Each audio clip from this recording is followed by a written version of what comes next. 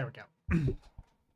I started adding a timer thing so I can like press it and it will add a timer note thingy mabob.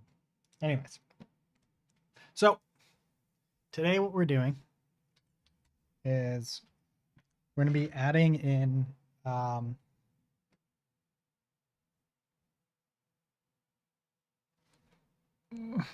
sorry.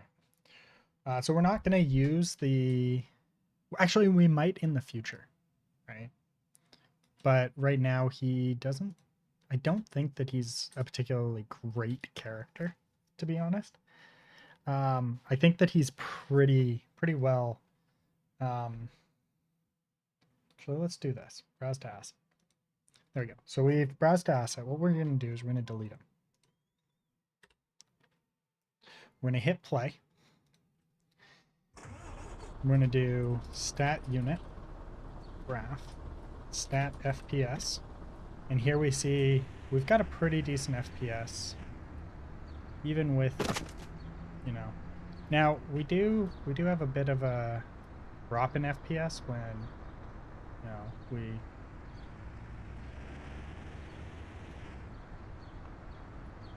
Okay, so we're still at a pretty decent FPS here. There's quite a few of them too. Right, I forgot I haven't fixed that yet. Okay, so that's kind of cool. But if I go to here and we go to the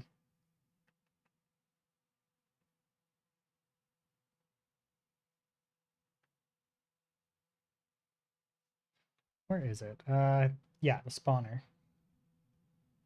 Edit blueprint. Actors. We replace them with this, and then we hit play. How good or bad is the API? It's actually pretty good. It's better than I was expecting. It's still substantially worse than I. Is it just working?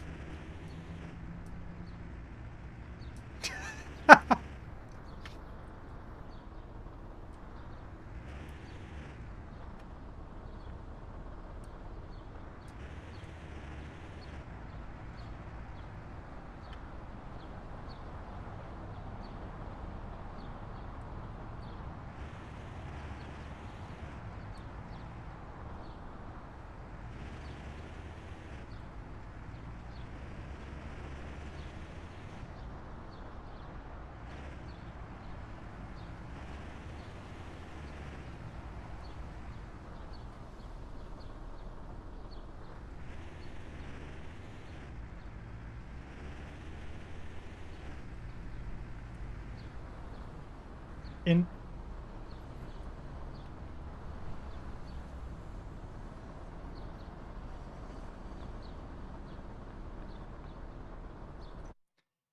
okay. That was a thing that happened. All right, so we're definitely gonna do it with hittable characters. We're gonna do this entirely with hittable characters. What we're gonna do though is we're going to add a box to our truck, right?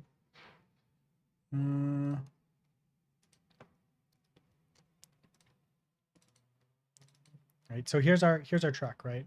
What we're gonna do is we're gonna just not do this. We're gonna add a box, which we have, which is this box here, right? We're gonna actually scale this down so it's the default box, like just big enough for the character here. And the only reason why we're gonna do this like this is because we want to be able to have this.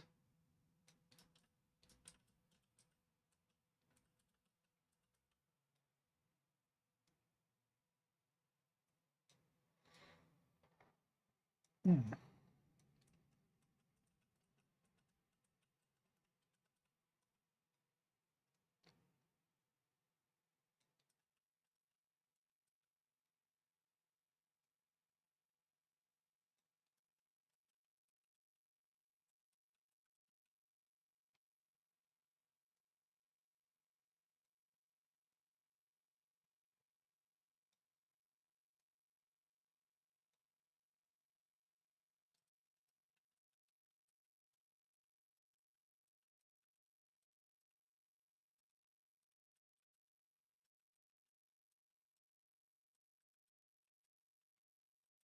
There we go. This will be an on overlap thing, right?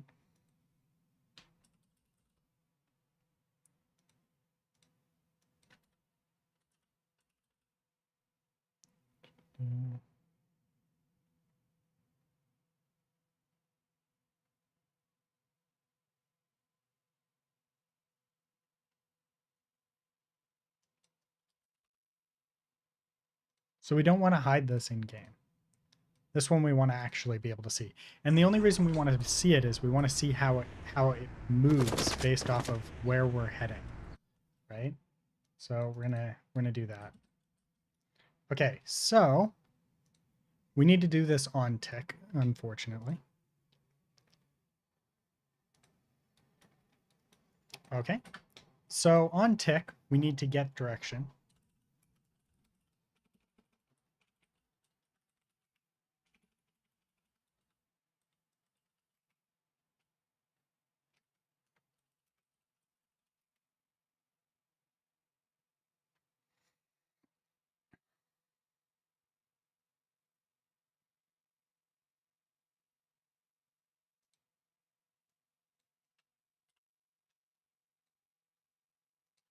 Mm.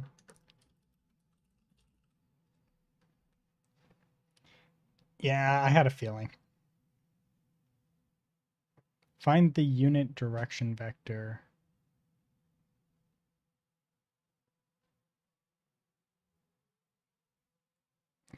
Damn. Okay, so we get uh get world location.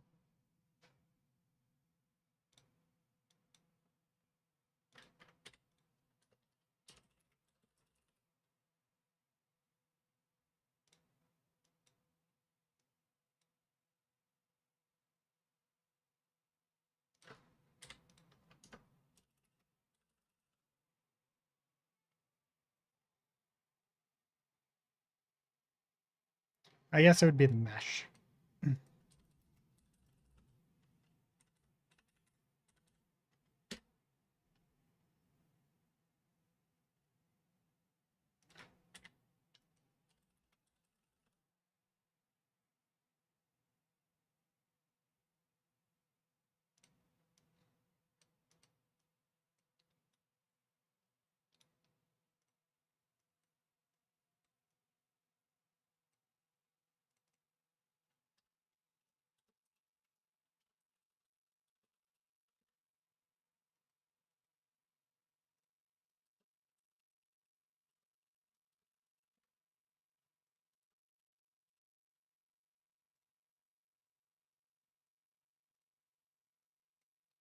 We need a begin play.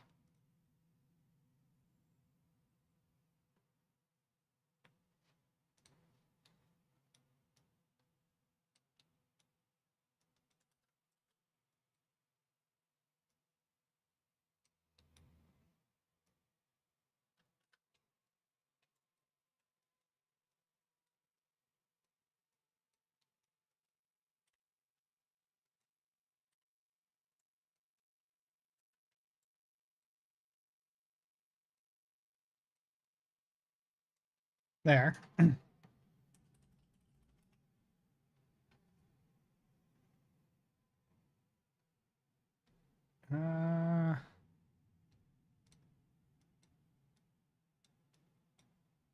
uh oops.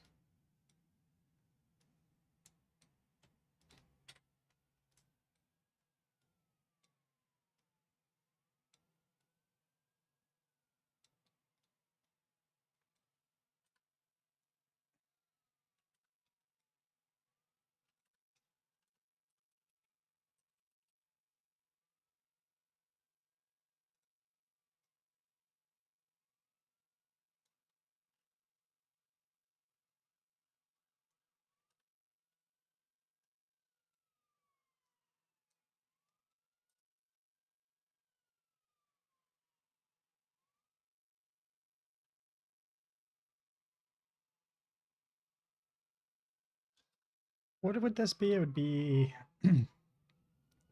box extent.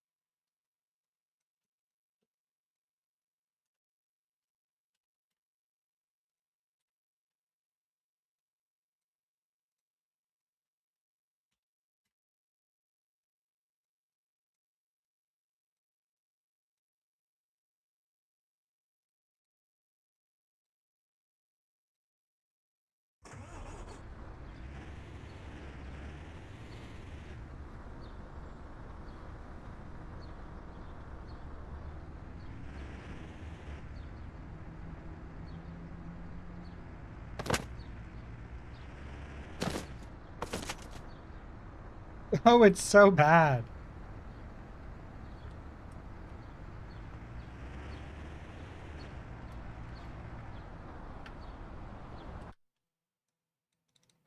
Oh, right. This needs to be...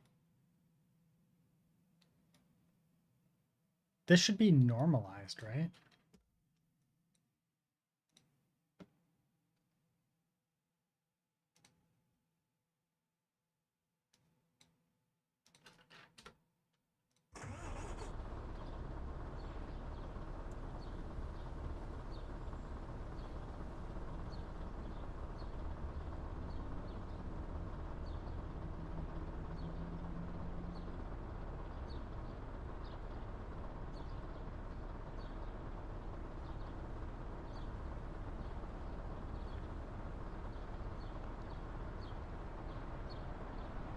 Hmm.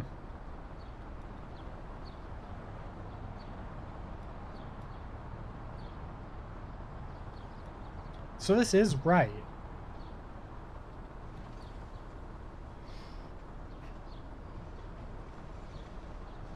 This is wrong.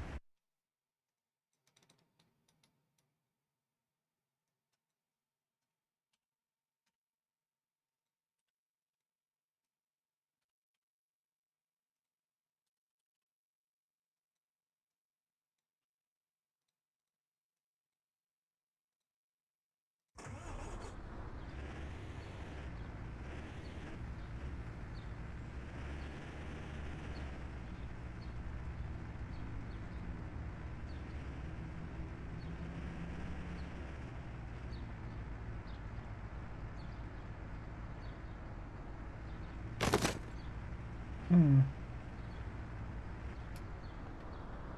It's weird.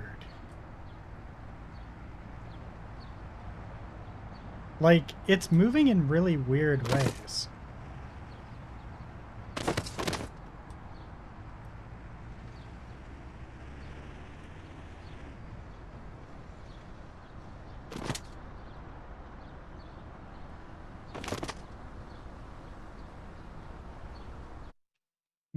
Maybe, what if we just go out from this to this directly? What happens? Wow, it's huge. So this is what they're saying that it should be. But like, this isn't really what we want either. Because like, it should be shifting around. Oh, wait, that's why.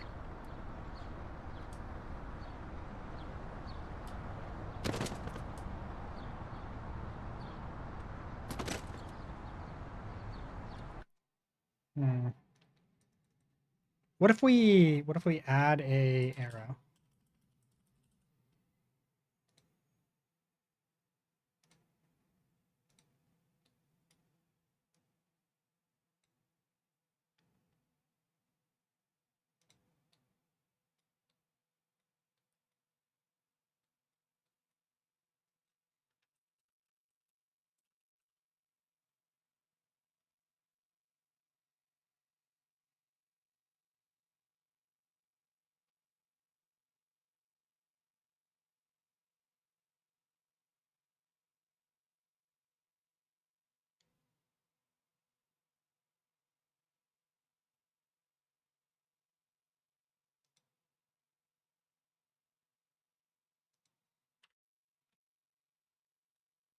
Hmm. This needs to be the rotation.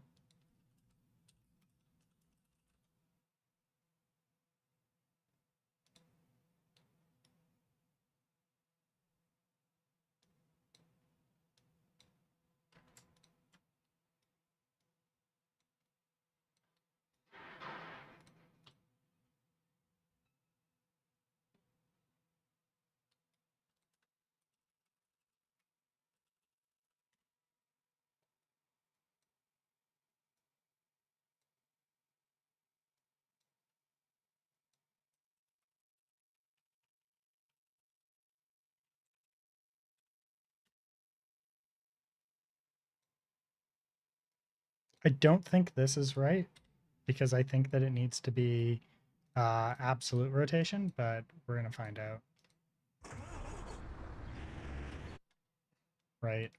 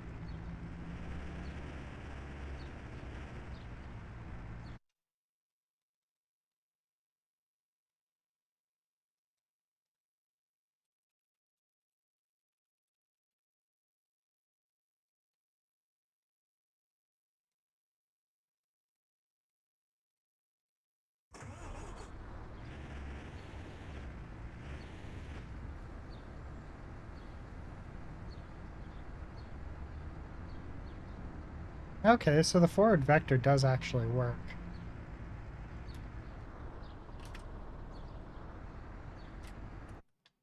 Okie dokie. So we don't need this, don't need this, don't need this. We grab this here, we pipe this into here, then we do this.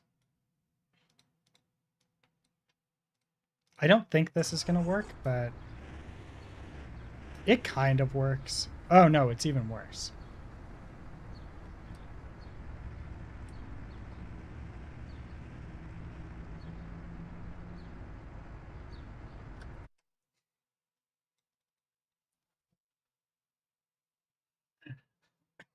The problem is that we need to extend it out in whichever direction that it's moving, but only pull it out in that direction, right?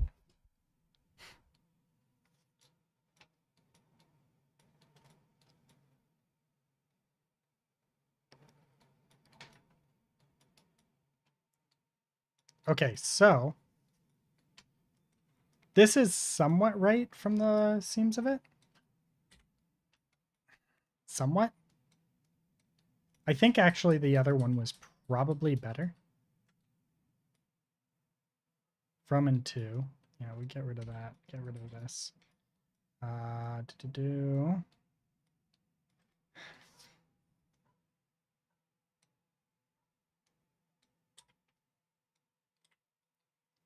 Oh wait. Let's add the base. We do an add here.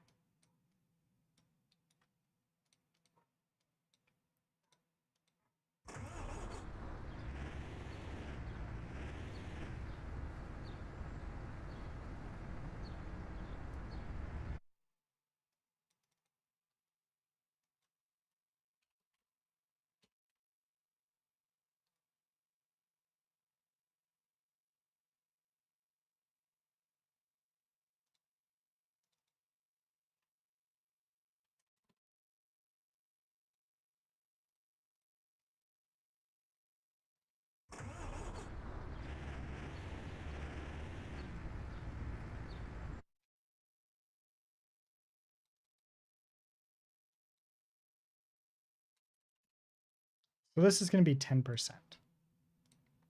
10% of the speed. Let's see how well this one works.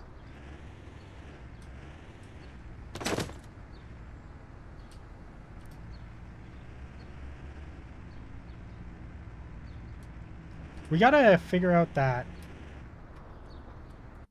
Yeah, we gotta figure out the one where it squishes down. And I think that has to do with I'm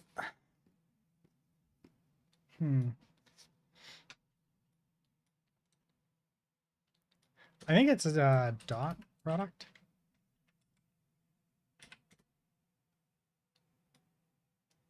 It's probably what we want.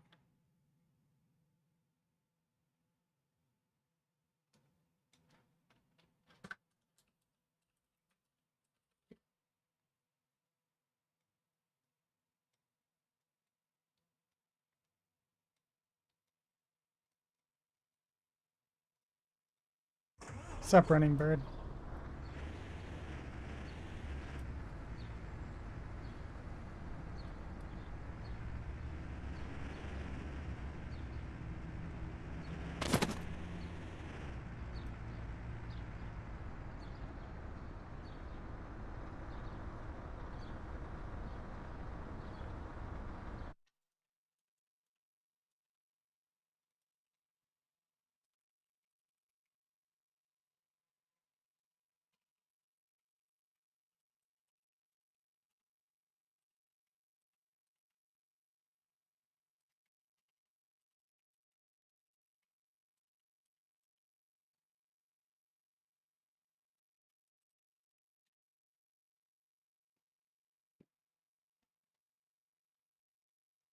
How are things going?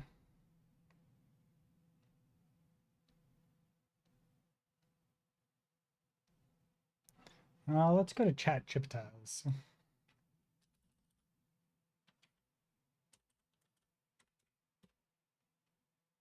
damn it.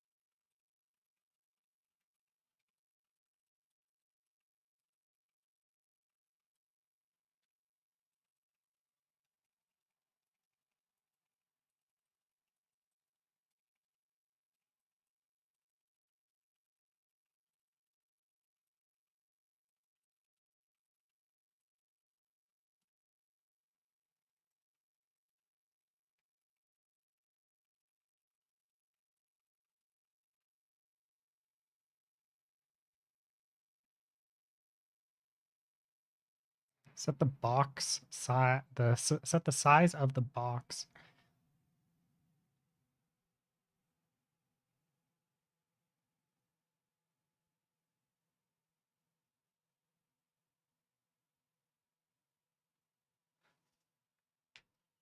Determine the direction of movement.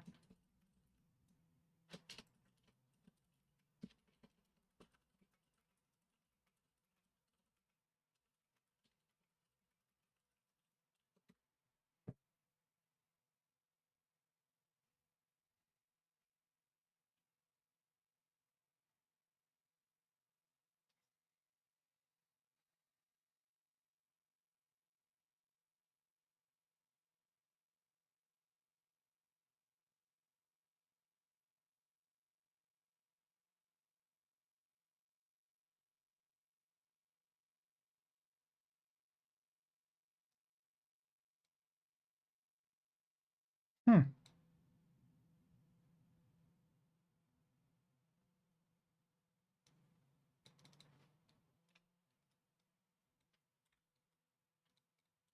Okay, let's try this.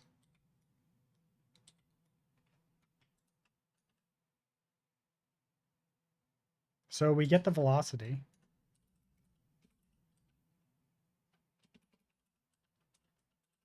Get velocity.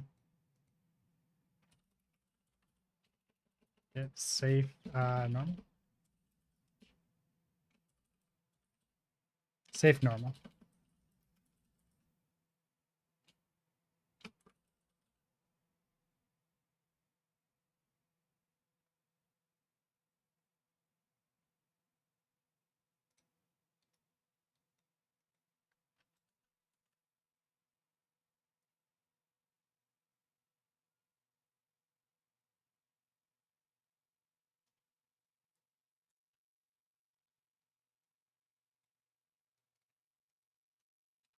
I think it was an add, right?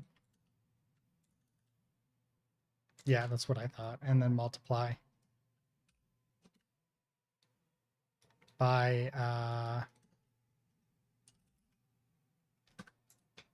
what was it multiplied by?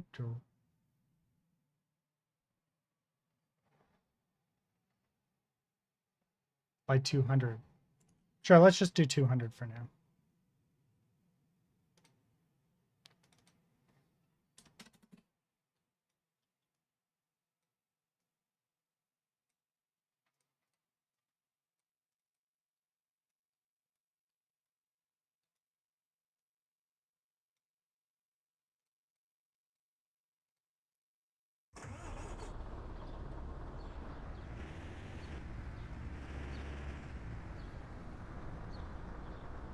Look how big that is.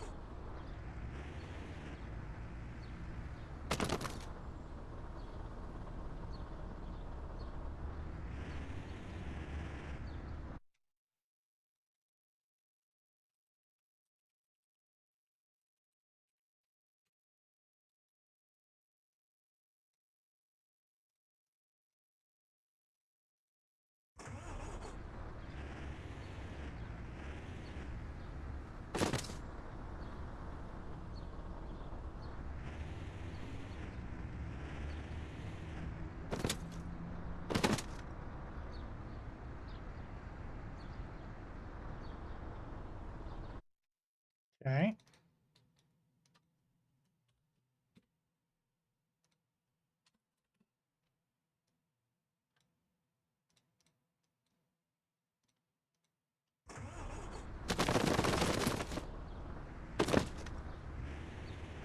Oof, that's really bad. Okay, so it's 0.01.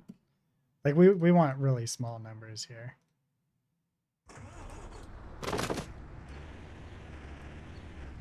That's still too big. Wow. This is much smaller. We need it much, much smaller.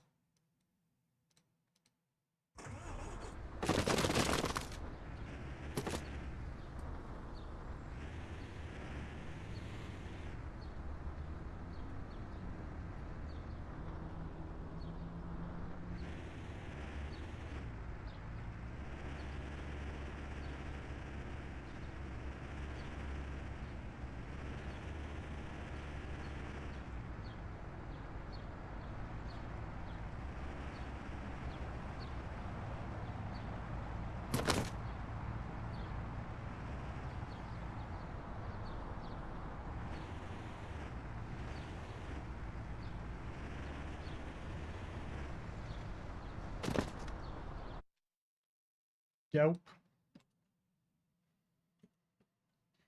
So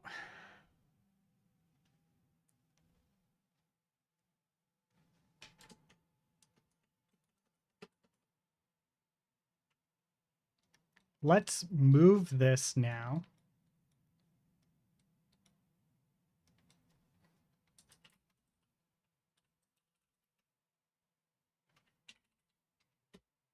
We do set relative location.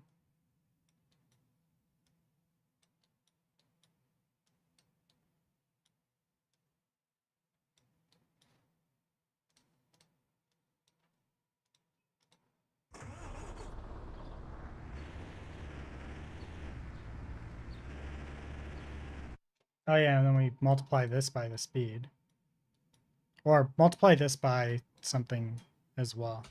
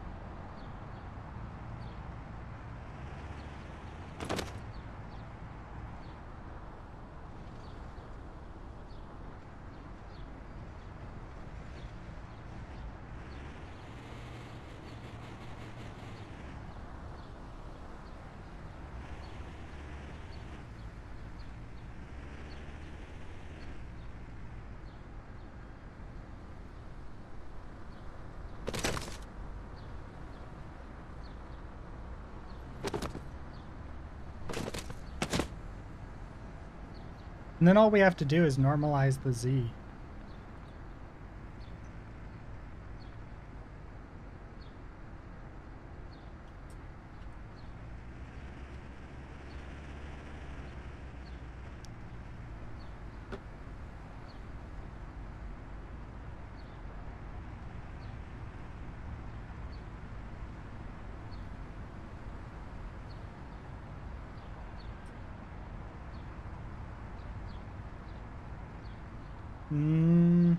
It doesn't move fast enough.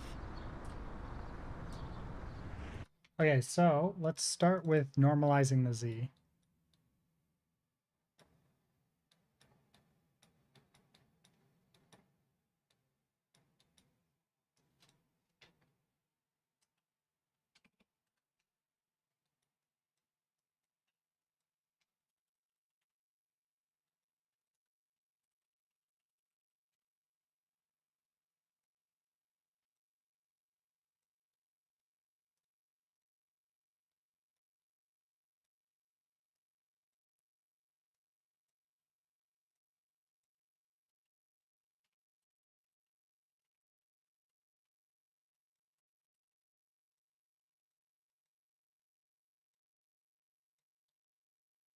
Oh, wait.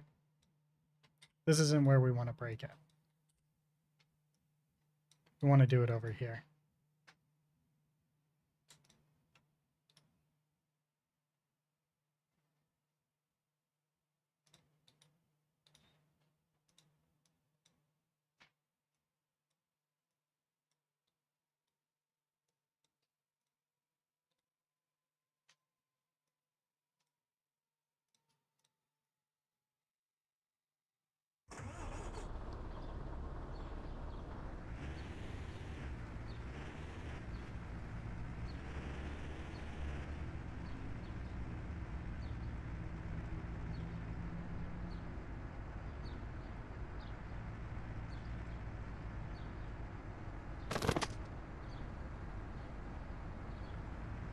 You know what, though? Like, the sides have not really been too much of an issue.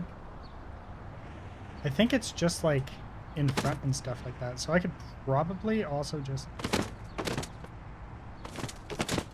Yeah, and I gotta do set location here.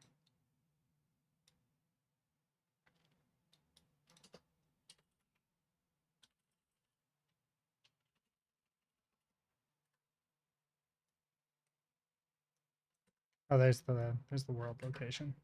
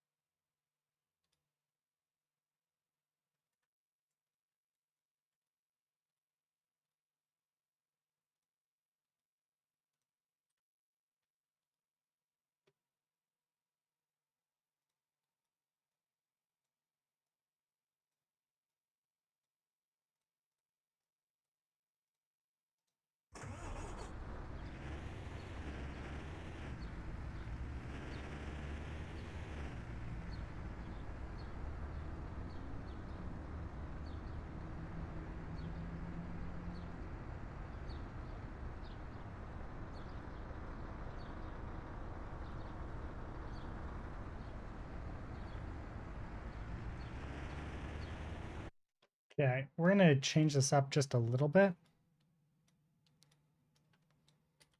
Because I don't think, well, I don't think that we need this, and this is going to cause problems going forward. Really, all we need is the X.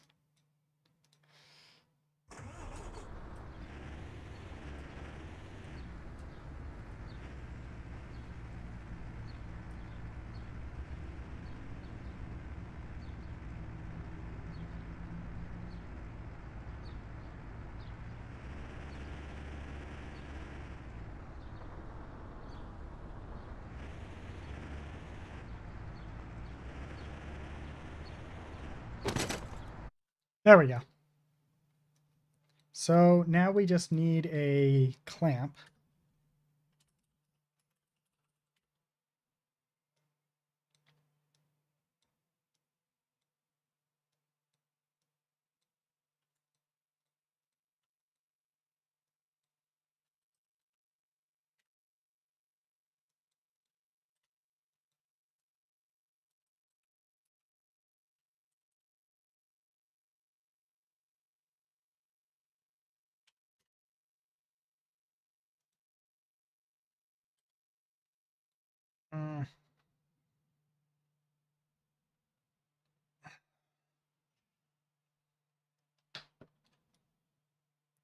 I do want this here specifically to be driven by, let's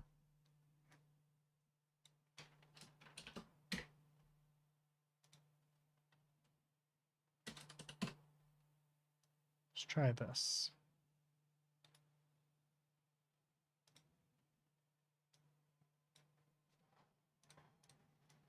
Let's see what this looks like. We're gonna have to clamp all of these, right? So we have a minimum. Okay, yeah, that does work. Okay, so now what we need to do is we need to do a clamp. So we can't do that.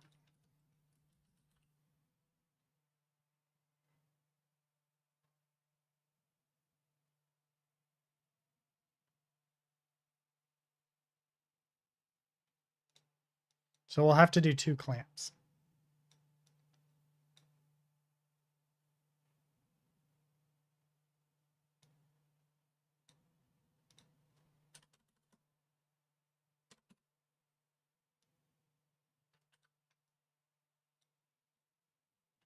Oh, wait. Is there just a min?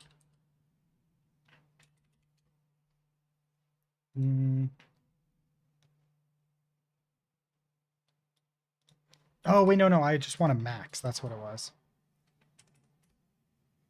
It's not a clamp I want. It's a max I want.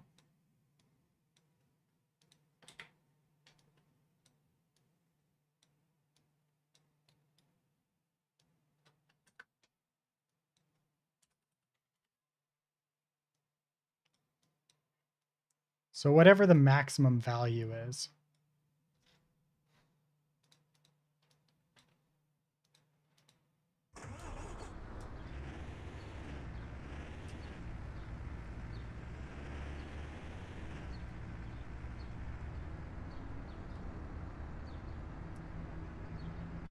Sweet.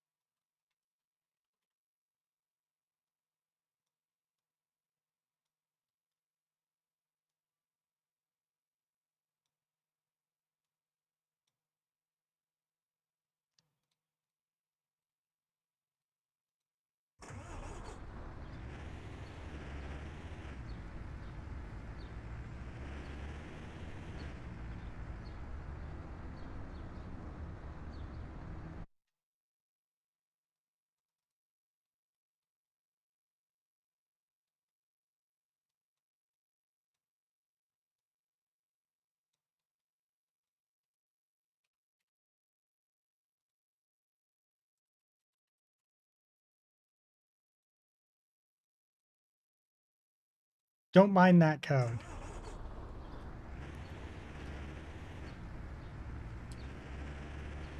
There we go.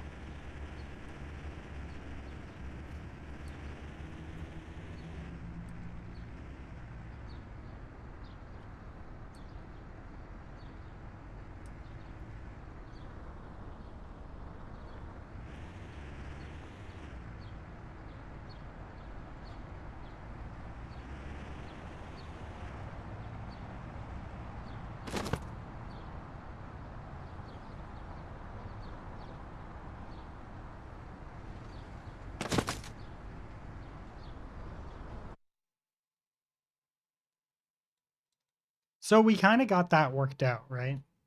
We have general ideas of how much we're going to work with here.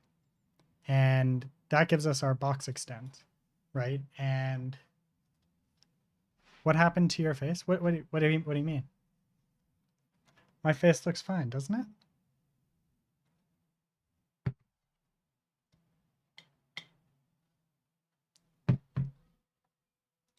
I don't have anything on my face.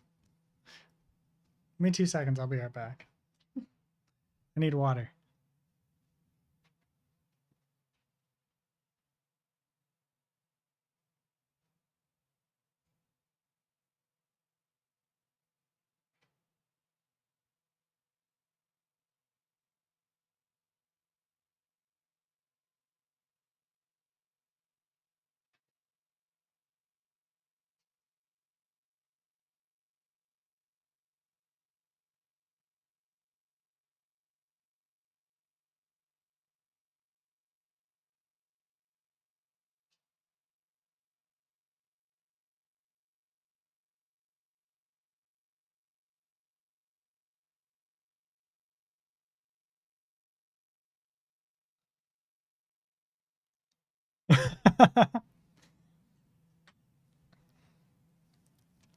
you mean I shaved?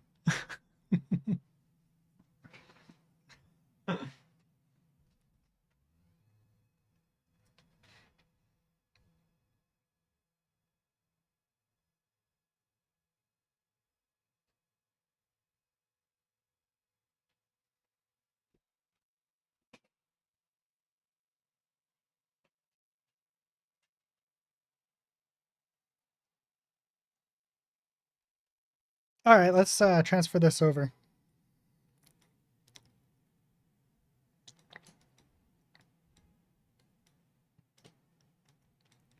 Transfer it over to C++. And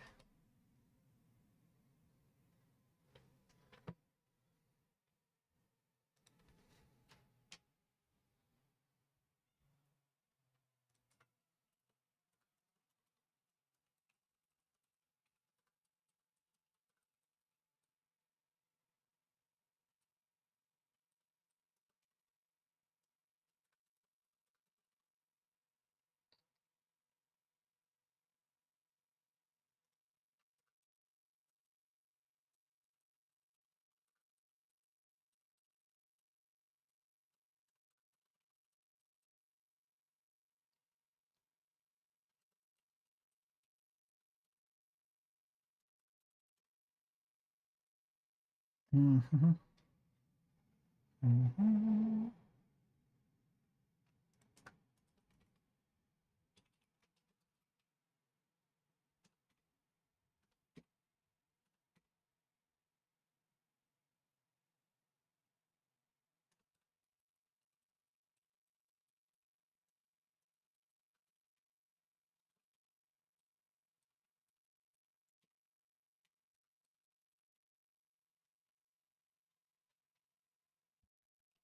How old did I look before, Lemon? How old did I look before I shaved?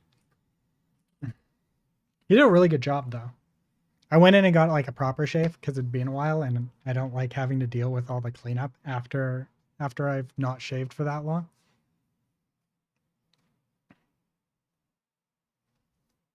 But I do need to shave again if I want to keep this up.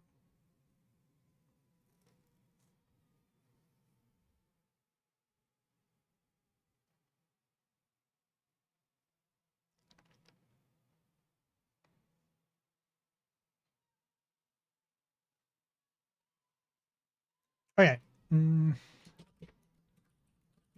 Then we go down to our tech.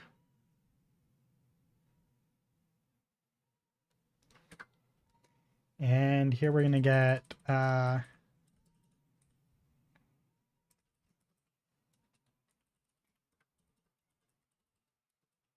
velocity.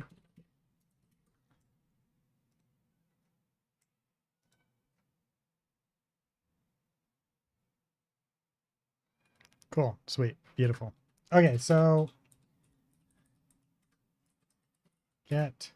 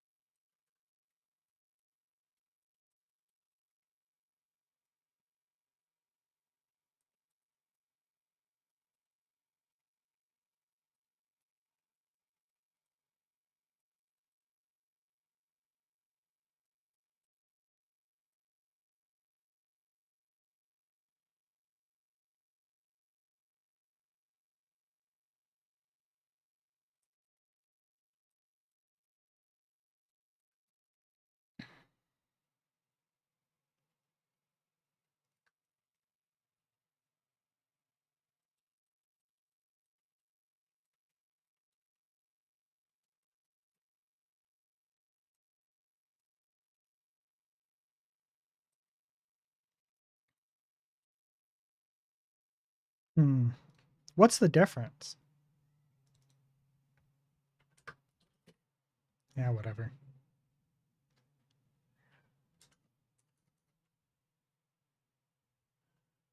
Set box extend.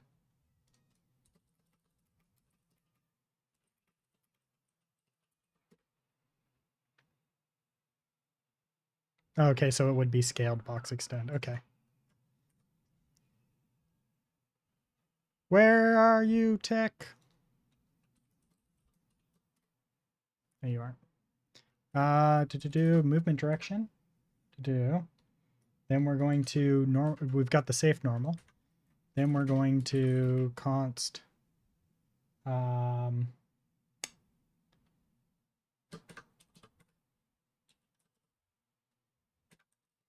const f vector base offset.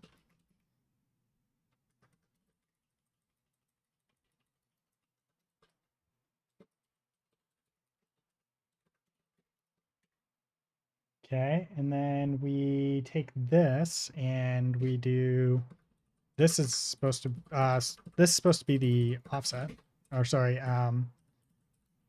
new new box stem.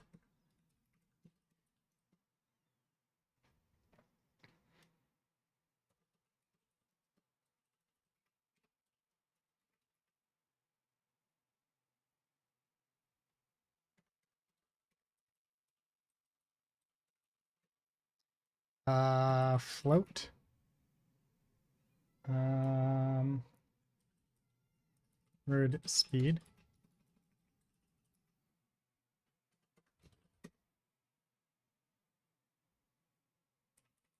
That's not it.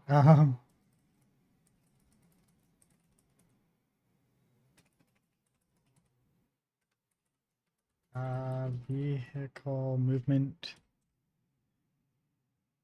What would it be? Chaos vehicle. Vehicle movement. Get forward speed.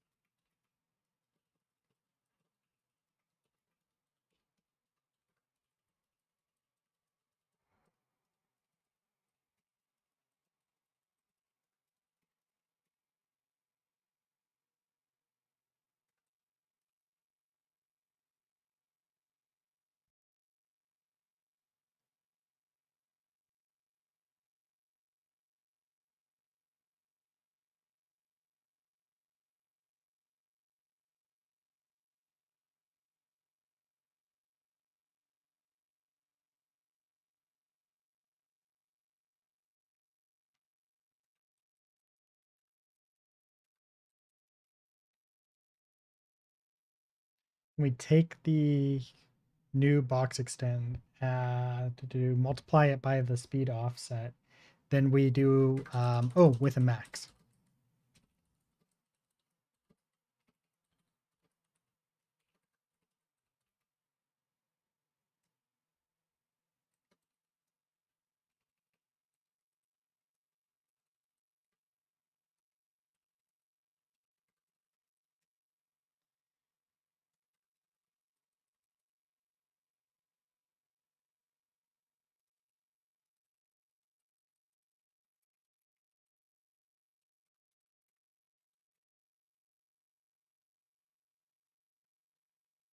And then we set box extend. Mm.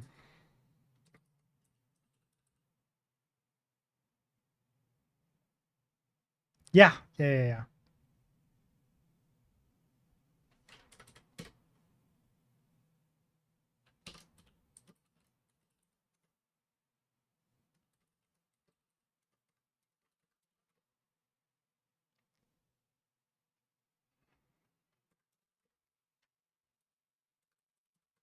I'll show you what it looks like right now.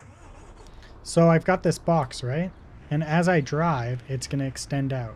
And this is going to give me a little bit of time to figure out, to adjust to trigger it ahead of time, right?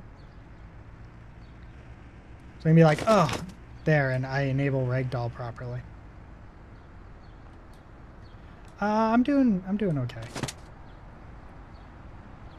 Yeah, so I can start applying the Ragdoll right away. And then it won't do that weirdness that it was doing before.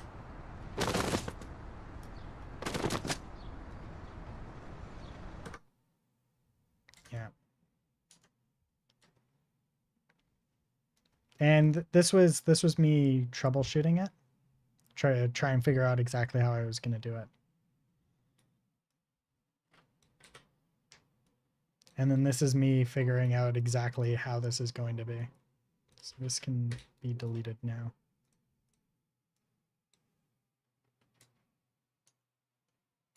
Yeah, this I think this will probably figure out the clipping problem.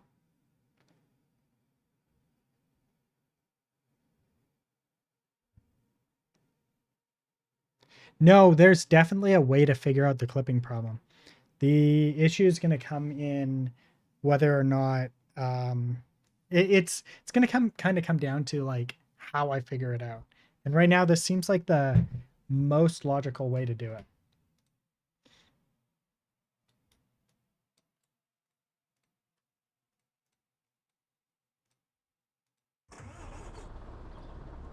So this box is not there anymore. So we don't need this box anymore. So we just do that. And then we go to the Ragdoll box component. And we go game. And we go like that. And then we go to our box here. We close this and we go to our base extend and we copy. We come up to this Ragdoll extend here and we paste it in. There we go. And then we just need to move it out.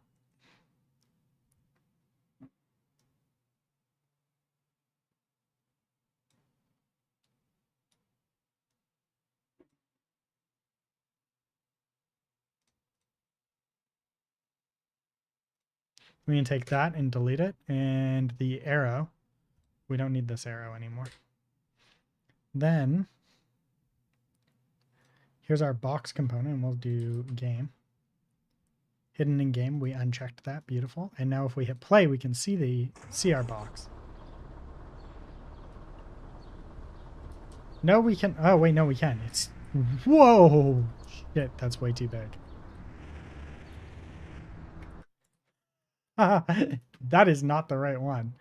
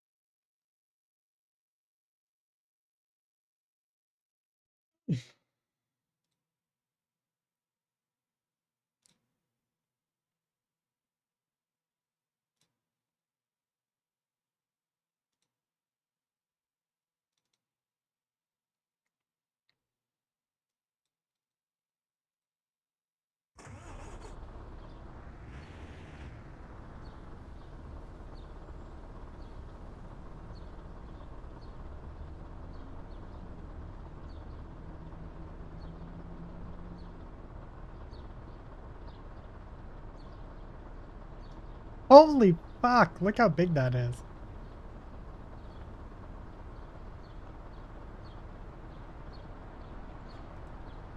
That's not even a little bit right. There should be...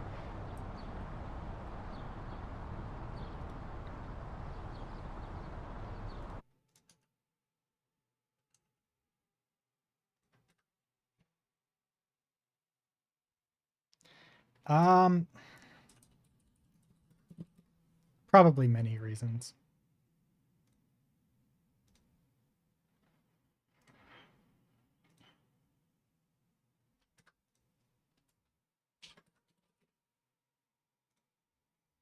If I don't have a good way of doing it here, we're just gonna go in and do it. Um, we're gonna just do it in Blueprint.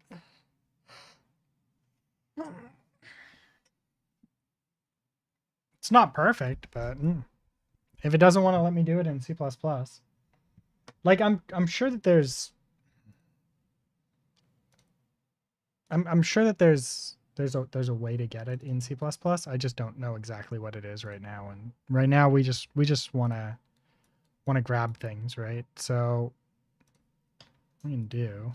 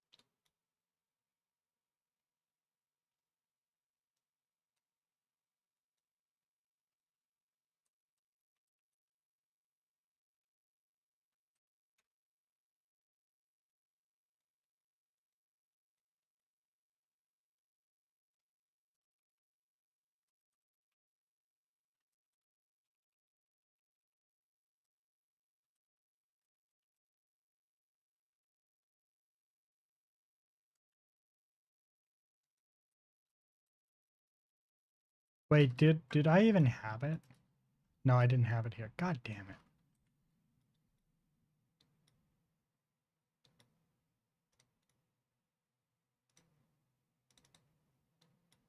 Oh yeah, this one. Wait, so if I used the unscaled, why is it so big?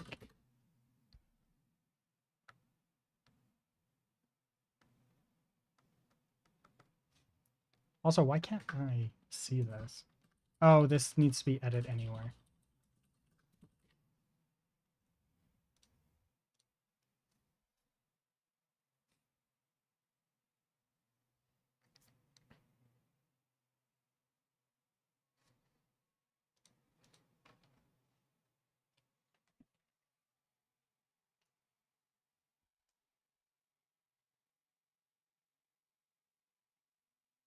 It's either that or my math is wrong, which is also very likely. Yeah, I have a feeling it's the math.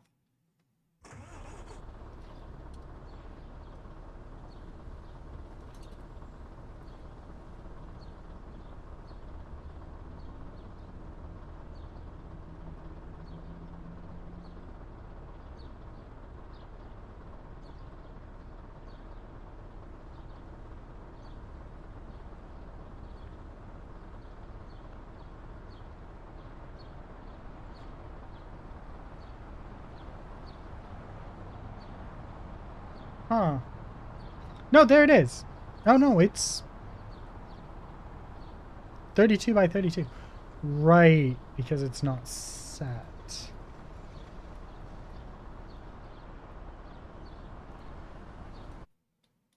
So here we would have to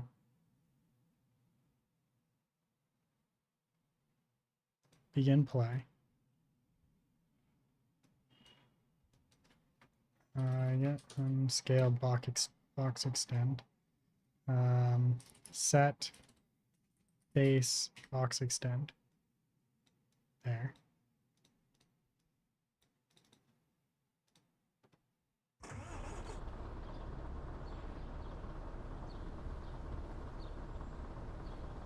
This is not correct. It is not supposed to be 32 by 32.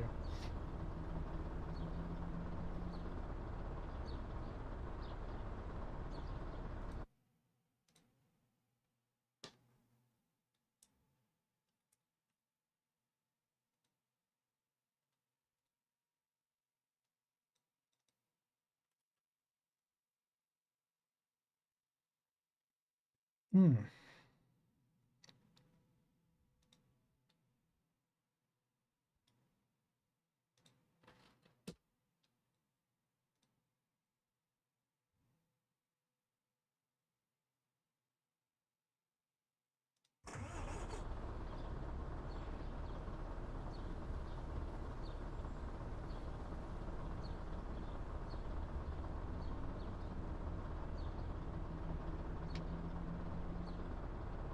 Oh, wait.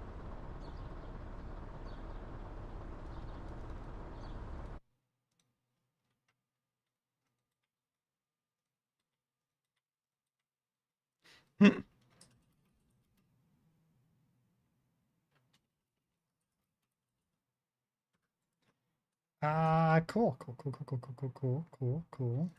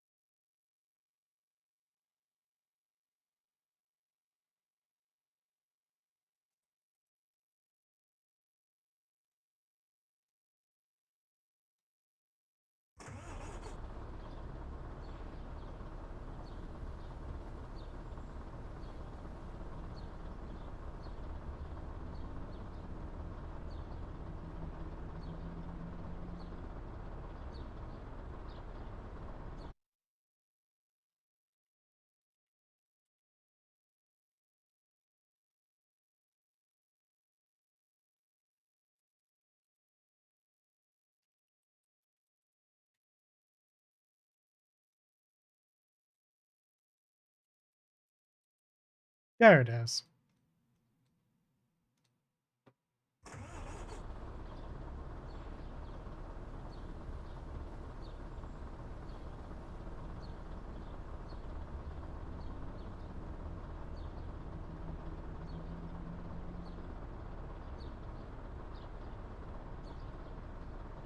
That's correct. That's wrong. So that means that if I F8, we start driving, look how big it is. It means that my math is wrong.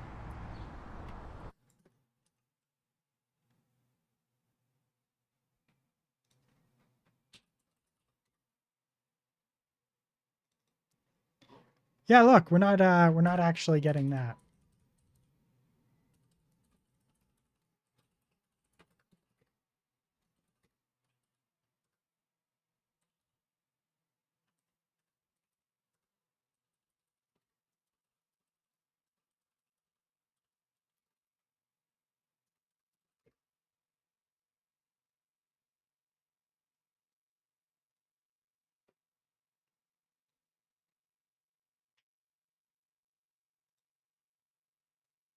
There we go.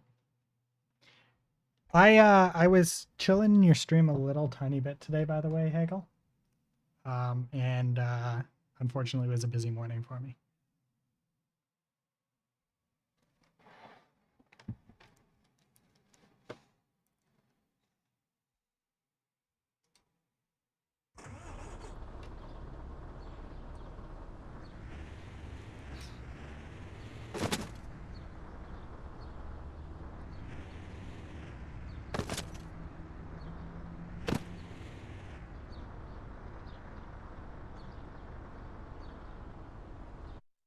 So my math is all kinds of wrong, apparently.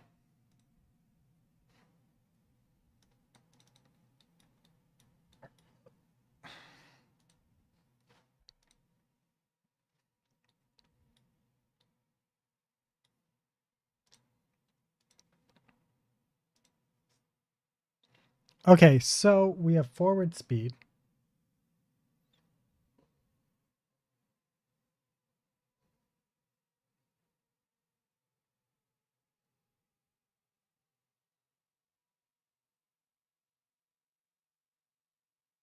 Nice. Okay, so we get the velocity. From the velocity, we get the safe normal.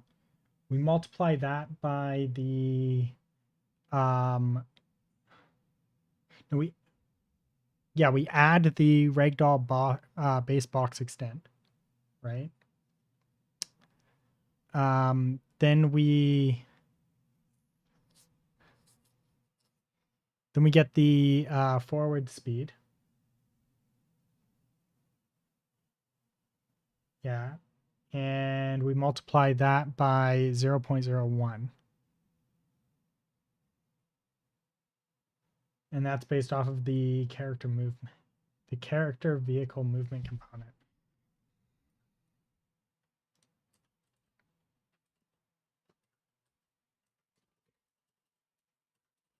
And we get the forward speed, yeah.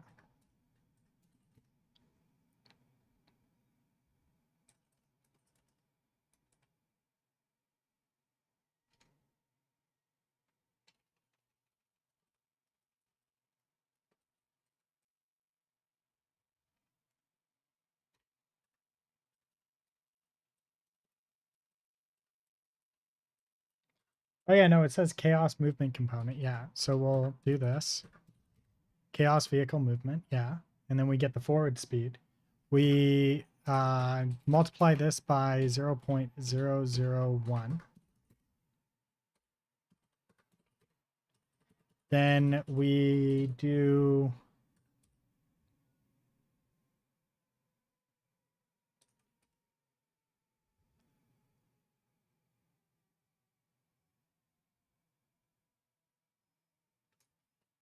forward speed times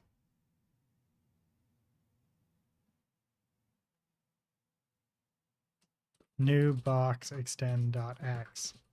This is what I was doing wrong.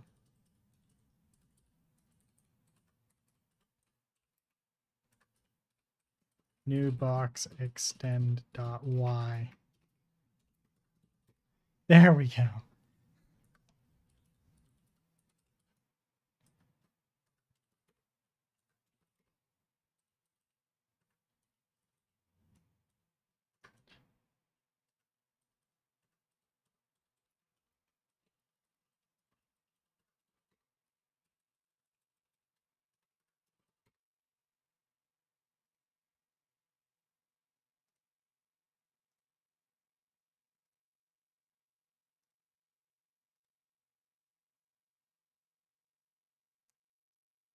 Oh, that's why. Fuck, I did this wrong.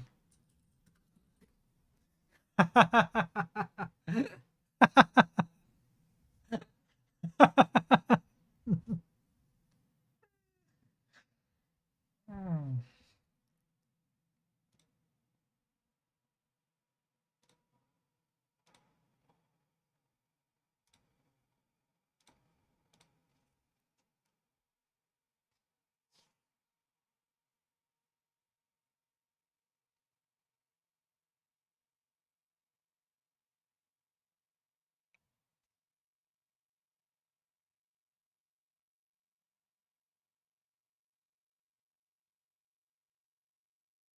There we go. This should fix the problem.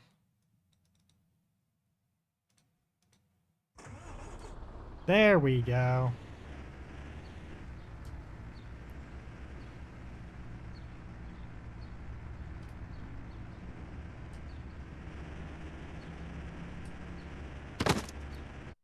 Beautiful. Just freaking beautiful. Here we go.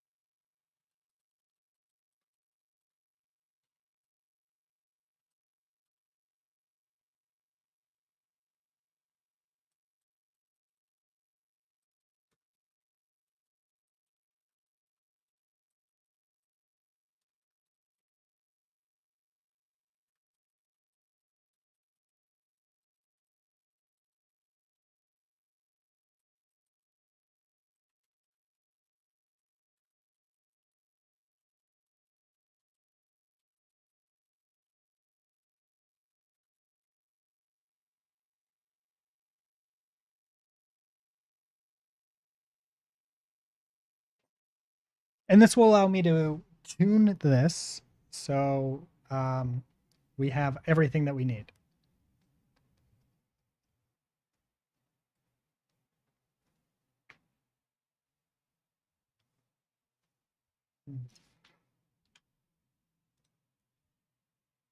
Oh, excuse me.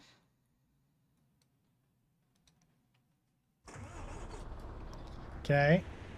Here we go. Oh, it's working.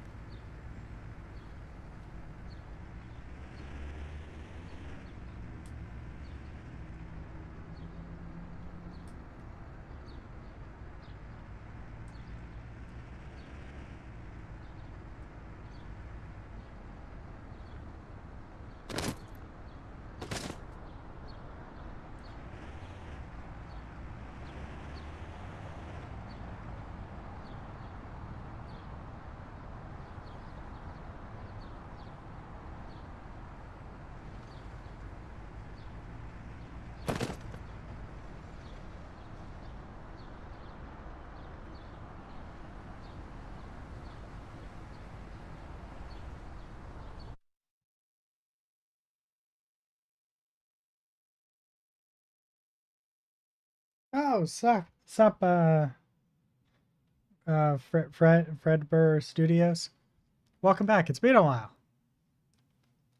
How are you feeling? Don't forget, guys, there's both YouTube and Twitch.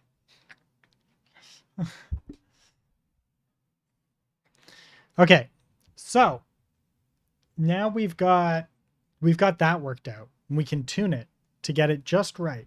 And so that means that the next step is going to be going in and sorry, so that's worked out.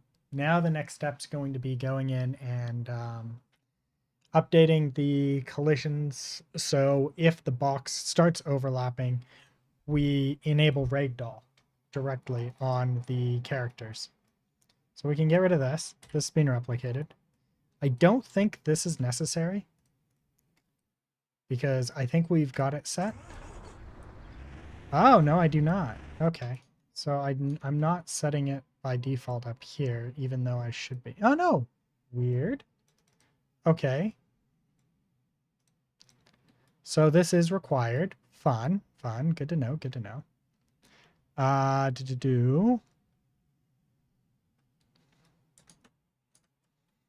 Now what we want to do is on the overlap. So on the overlap, we want to flag them for collision. And when they stop overlapping, we flag them out of collision. And we start Ragdoll. But give me 1 second.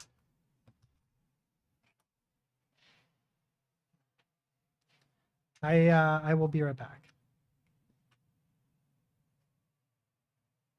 Sorry, I haven't been hopping on streams lately. My mental health is kind of meh recently. That is not good. I'm sorry to hear that. I hope that you start feeling better soon.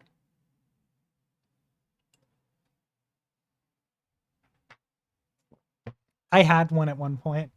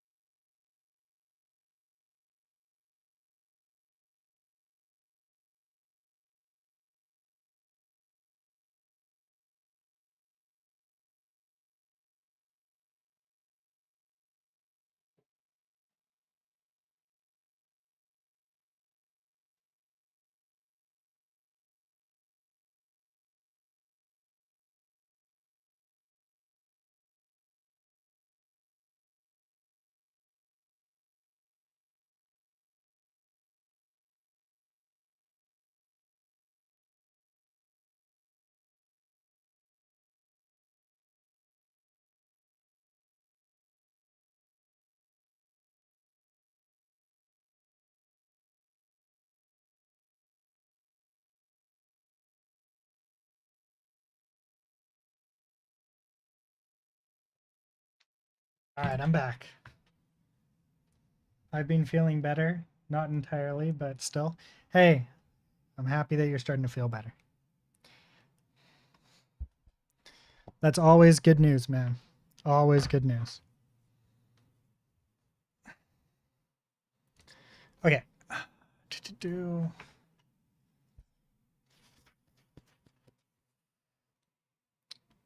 Now, where was I on this? Right, we're going to get rid of the old one. The sphere collider. We don't need this anymore.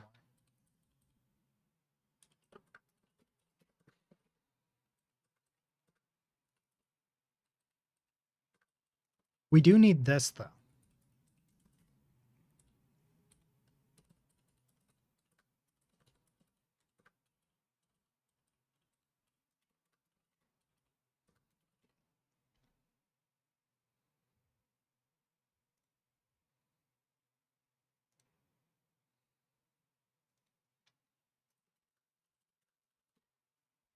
I've been feel. Oh wait, I already read that. Yeah, like sorry, twitch.tv/.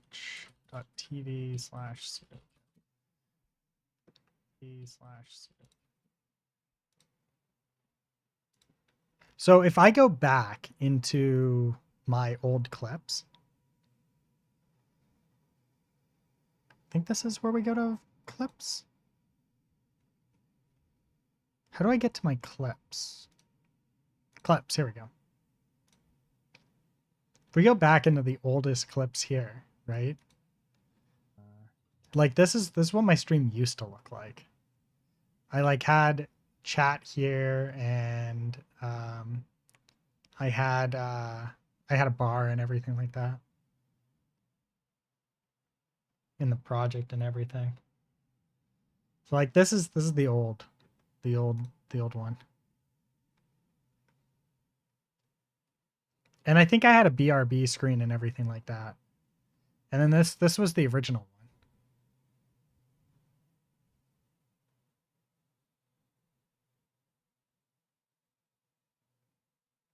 I don't have it anymore.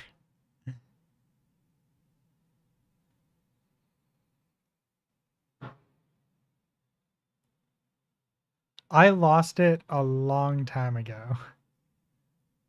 Both. Actually, no, I think I still have this one. Um, or I've got a version of it. Give me a second.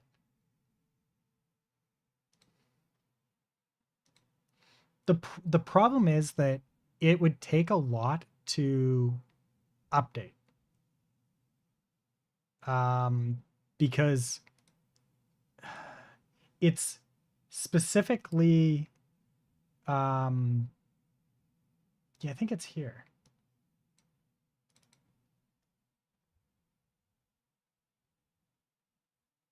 Oh, I think it's broken.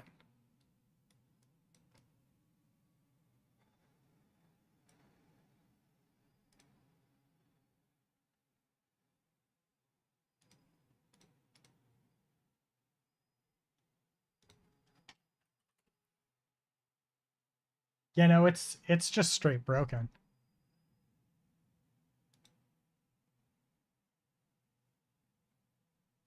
I can I can easily replicate that. That's fair. So okay,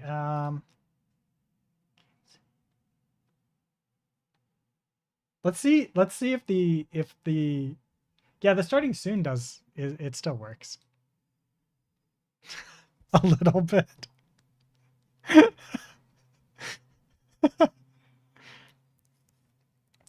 Okay, so the reason why it's all broken and doesn't work anymore is because it's the CSS has changed and none of my overlays. So okay. So if we go back to here, uh, this overlay is not a graphical effect, right? This entire thing is not graphical effects. It is entirely, this is a website that is overlaid on top of the stream, right? It's a web browser. So it's entirely dynamic. It can be changed at any time. It has it's hooked up to um uh um it's hooked up to like events and stuff like that. Right, right. What you use to stream? OBS. I'm using OBS at the moment, but I have been thinking about using vMix for a couple vMix is interesting for a couple of reasons. The main thing that makes me consider vMix is that it has two things that I really like. One being it has support out of the box for my microphone, which OBS I have to install a third party plugin for. Which like it's on its surface, like installing third party plugins not that hard, right? And I just have to make sure that anytime I update OBS, I go and I pull down the third party plugin to make sure that everything actually continues to work. Kind of sucks, but it is what it is. The other one is I want to be able to record just the screen without all the overlays and stuff like that. So if I need to go back and make a video out of it, I don't have to worry about stuff. And I have clean output. And I can do it with multiple scenes, right? If I have the the pro version of this or whatever, right? So it kind of pushes me in the idea of like this could be it, right?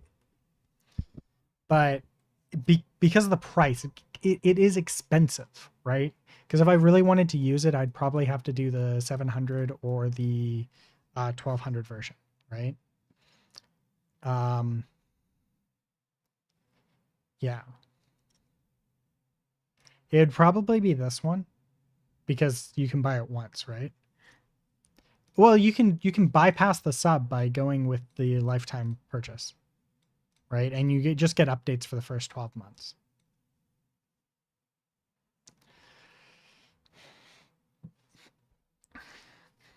So that's kind of like what I would, if I was to do it, I'd probably either go with the 1200 or the $700 version.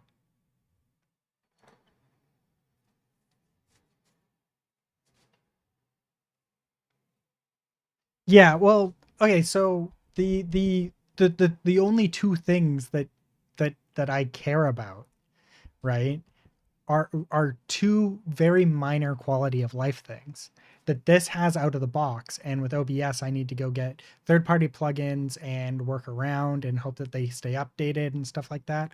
Or else then I have to go hunt down new versions of them and stuff like that, or stay on an older version of OBS. Um, that may or may not be broken, or I might need new features or something like that in the future. Um, so it's like it's a really minor quality of life thing, and I don't know, and right now I don't know if I can justify the price, and that's why I haven't bit the bullet, right? But I'm gonna test it because they've got a 30-day free trial, so I'm gonna test it out, and if I really like it, I might switch. And at least it's a one-time purchase that's a maximum of 1200 USD. A maximum of 1200 USD because I only need a year of updates anyways. So that'll be the worst case scenario.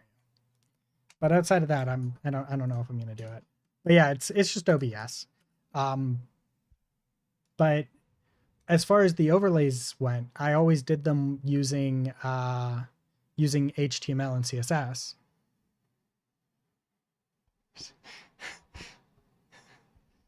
Oh yeah, no, I know.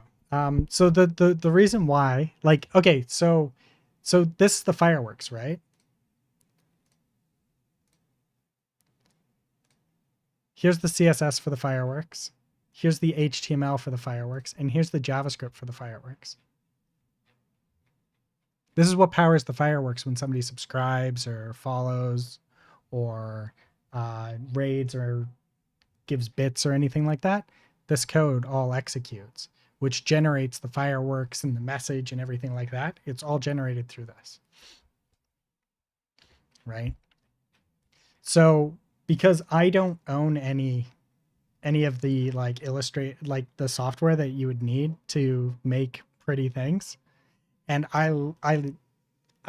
so what I did was I had a designer mock up some stuff essentially, and then I took it and I turned everything into HTML, actual HTML, and I just did it as a website. But the downside is that it's now broken. Oh wait, no, it's not broken anymore. There it is. Yeah, so here we can see all the layers that go into this, right? So there's worthwhile investments, which I haven't worked on in a long time. The image there, right? Like I did that. Um, but then if I go into settings, I can open up the editor, and here we can see like all the main scene stuff. And like all these backgrounds and like this here being this shape and stuff like that. This is a box with rounded corners, like an actual div, an HTML div with rounded corners and a certain thickness. So it's edited in here.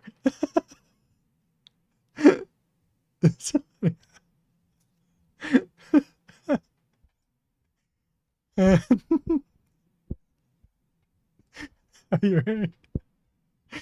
yeah, and then here's the JavaScript to populate down here.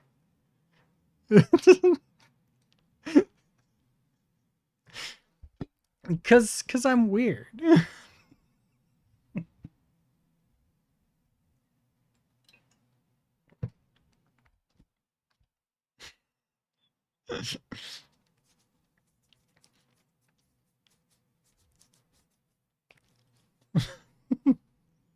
Yeah, I'm just like, this is it. No, it makes sense. I used to know about CSS and HTML way long ago. I stopped using it, and lost it. It's an easy thing to lose. I haven't really done a whole lot. I haven't done CSS in so many years now. I really don't touch CSS at work. So, but yeah, like the entirety of it is entirely based off of this. Also means that I could take the fireworks and shim them into this, and it would all be in one page. Now the downside here is that this stuff here, like the follow, new subscriber, recent cheers, top cheer, and all that stuff is entirely based off of it only works for Twitch and doesn't work for YouTube, right? So I'd have to figure out different things to add YouTube support because I can't have the new follower / YouTube subscriber be here and stuff like that. Like all of that stuff has to be done differently. So I'm just like, I don't know. It also cuts off a lot of the stream. So I'm just like, I'll figure something out eventually.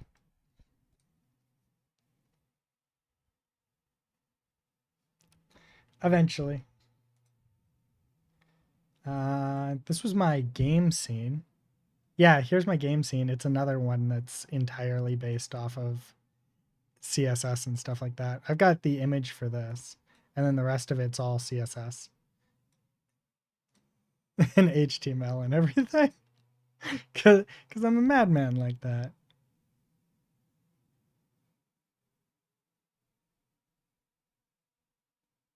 By people who actually stream and multi-platform stream should be way more supported in it. Yeah. There's probably a couple.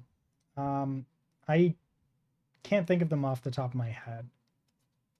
I've been looking into it periodically, so definitely with you on that. Let's rename these.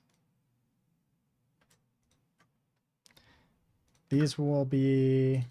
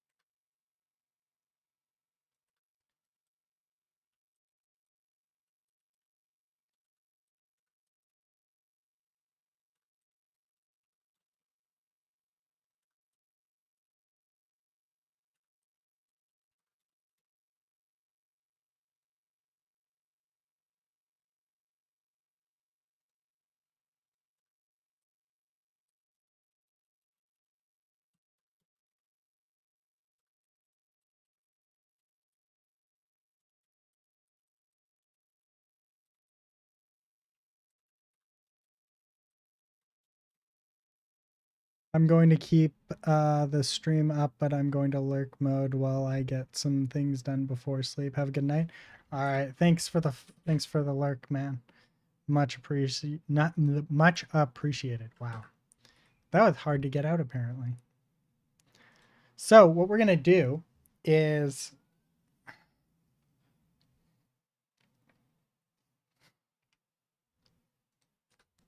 when this happens, we're going to do the collision stuff. But first things first, I want to go to target character.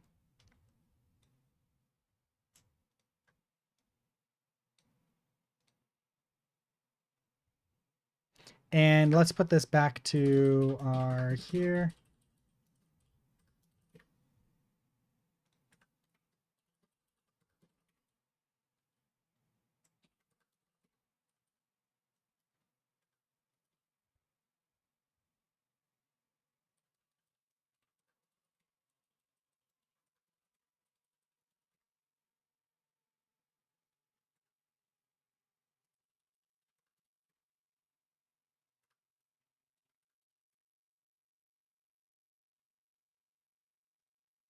Here we're going to add our impulse.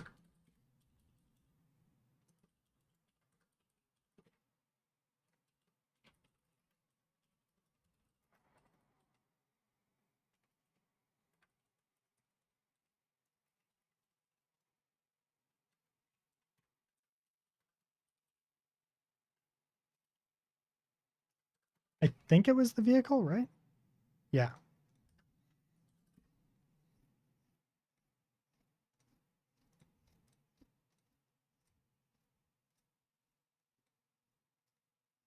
Oops.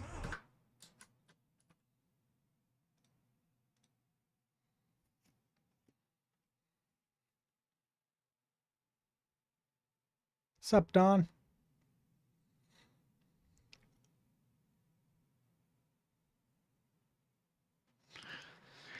How's life treating you?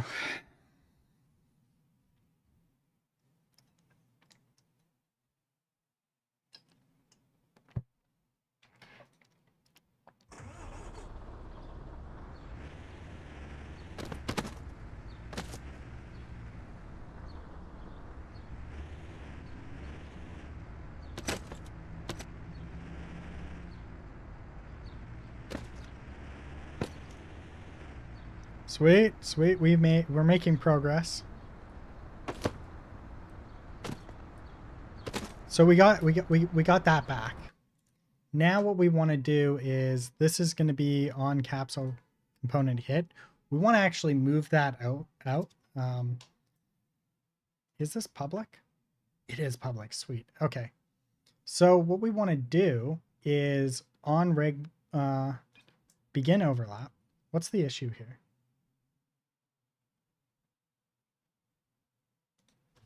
What do you mean not implemented?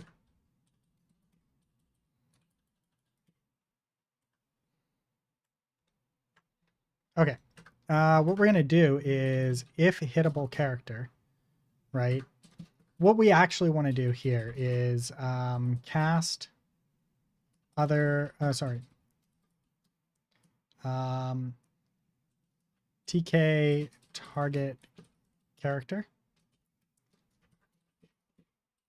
If not target character, return. Target character on capsule component hit, which is the only part that we care about. No. Fuck.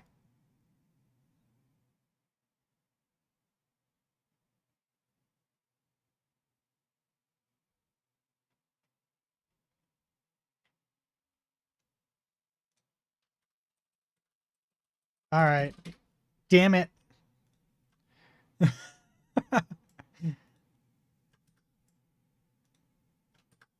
Oh, this is the H. Okay.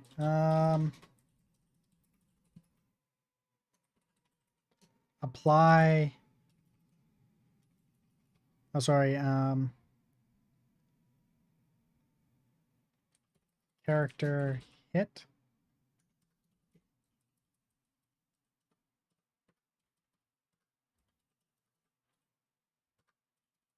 Wait, no. It would be like apply impulse.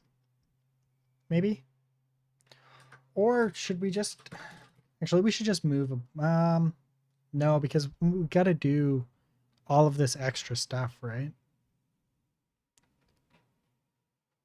It's all of this stuff here that we need to worry about. The launch direction. What's this hit being used for right now? Oh yeah. We don't really care about this right now. So I can do this. No, we do need the hit.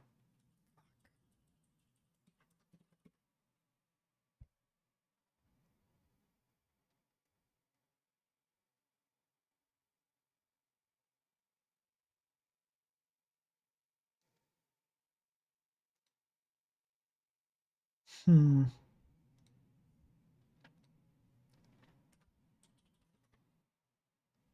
I know how we're gonna do it. Get uh, hit um, trace trace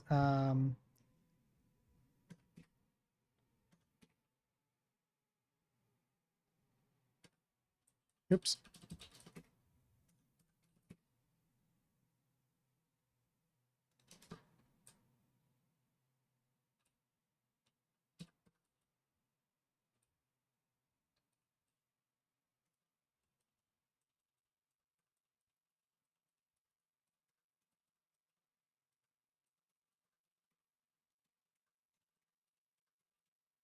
Here we go.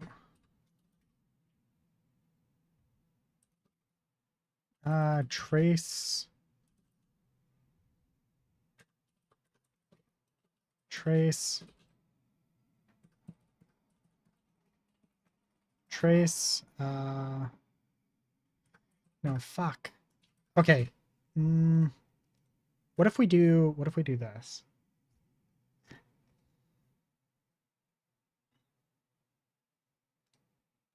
Yeah, instead of set simulation, what if we sorry, instead of set simulation,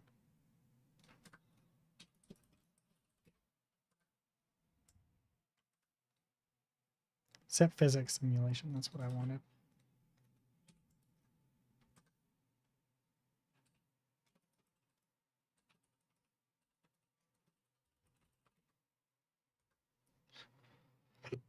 What?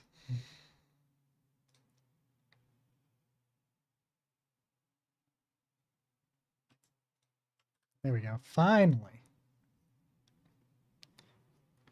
Okay, so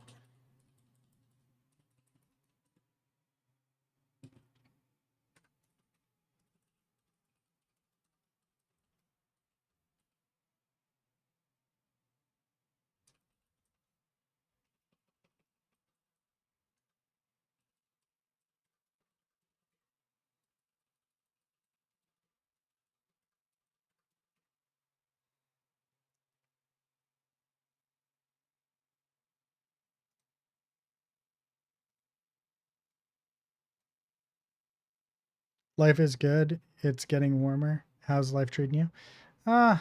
Things are okay. Been fighting with this ragdoll system for a while. Now I got to do some major code cleanup.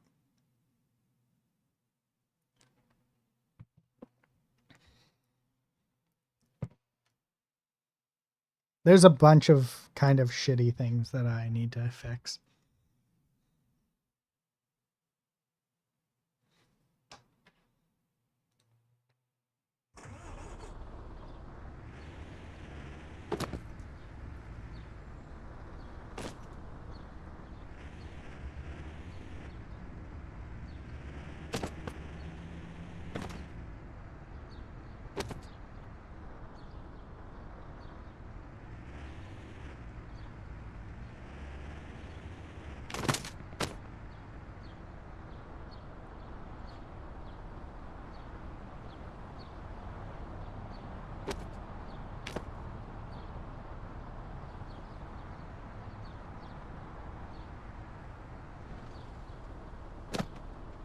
What the hell?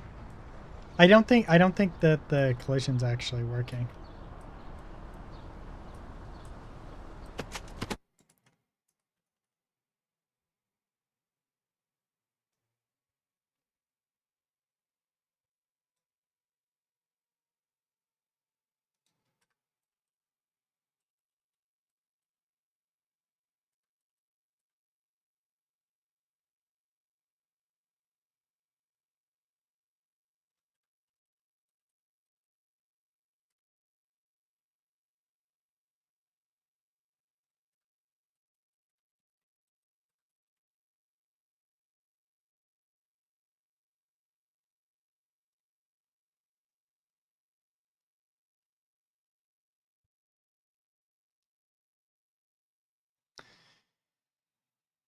It's getting warmer up here too, and I don't like it. But it's still like on the fence of like it. Some days it's like really chilly, and then other days it's like really warm. I really should have added a log to see whether or not it was working. Let's make that a little bit bigger. Clear.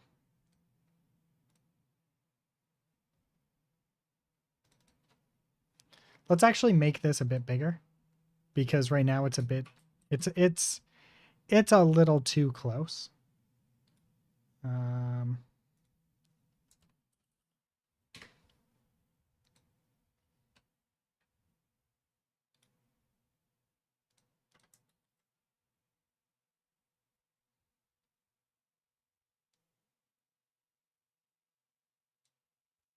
Because this should be triggering them to ragdoll even when I'm far away.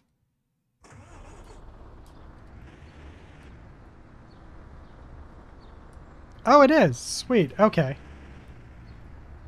So, this is definitely interesting.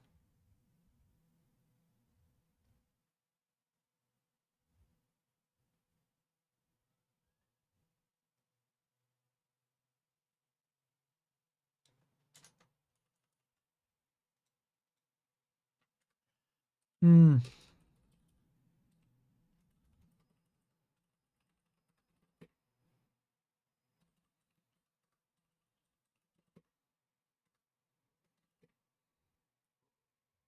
It's this.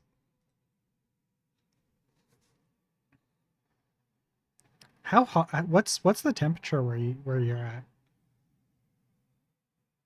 Let me change this. It's 73 in my room right now. I don't like 73 is not too bad.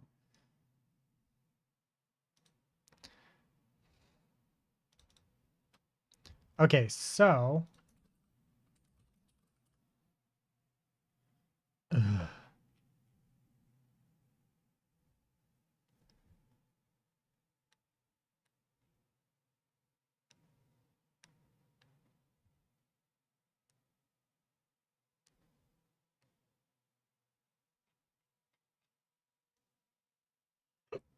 Mm.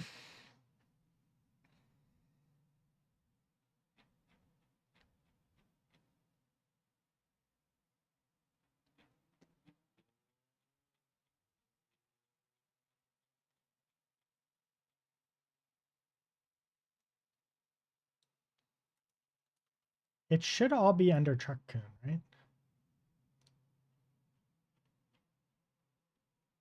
Yeah, there's category truck coon.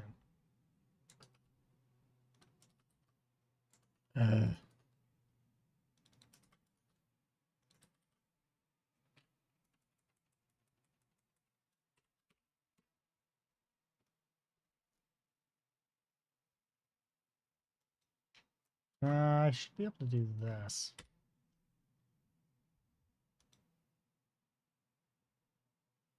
There it is.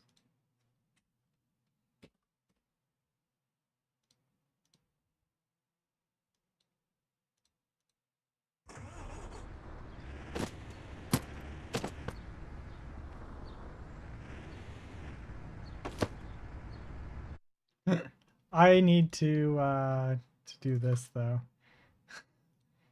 Um,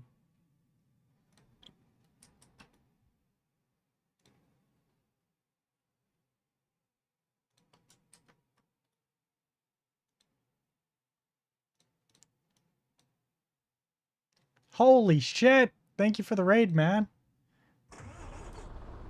How are things? Okay, so that's still not enough.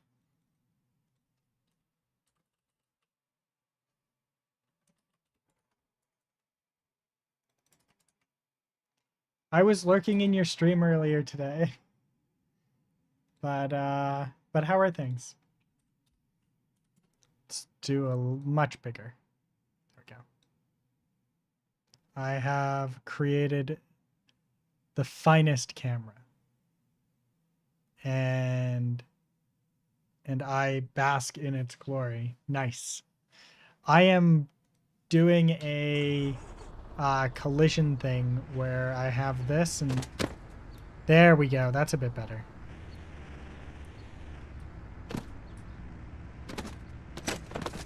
It's still not quite there.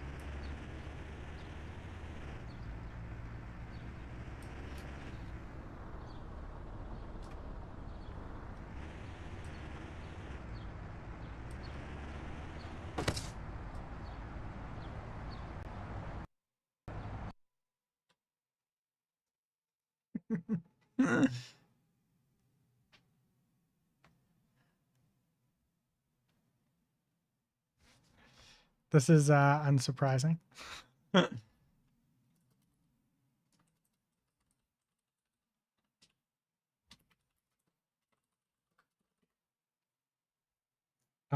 Did you have a nice stream? Got a power up on food? All right. Well, thank you for stopping by. It's good to see you again.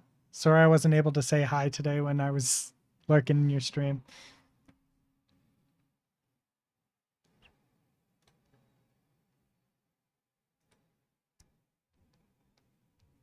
I hope you enjoyed your fireworks. Give me one sec. I gotta reset something quickly here. So those fireworks cause a little bit of a problem. There we go. The streaks from the fireworks never go away. I gotta figure out how to fix that. But it's the JavaScript for it's such a pain in the ass.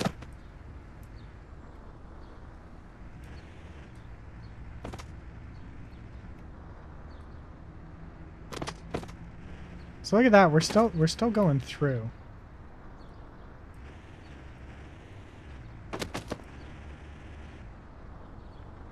Oh, is it because Ragdoll has no collision on me? So, oh, that's why they're going through.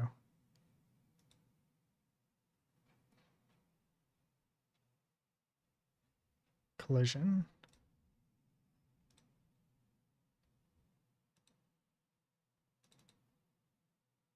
No, it has collision on vehicles.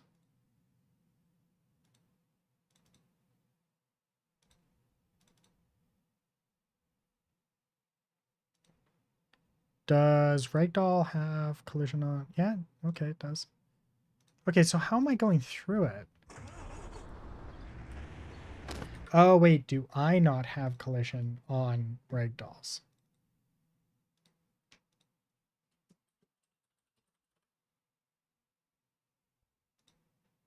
No, I have collision on Ragdolls. Okay.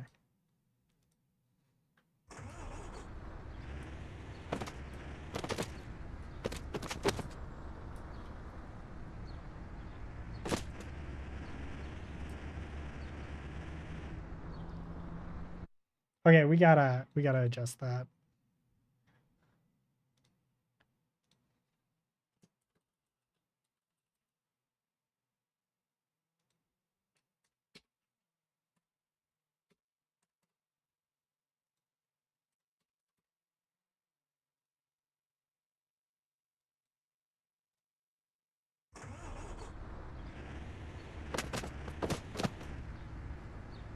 I really do need to work out the... I need to remove that. The screen debug stuff is more than just a little annoying.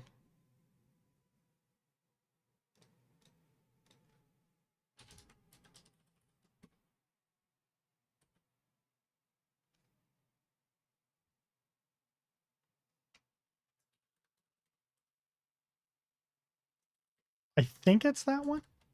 Let me just double check. Yeah, no, it's that one. Okay, then we're going to refresh.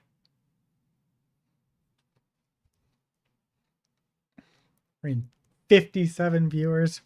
Mad lad. Oh, right. Well, you're all actually here. I should probably pimp my game just a little bit. So if you're interested, you can go and play the demo, the latest build, right there. I try to update it as often as possible.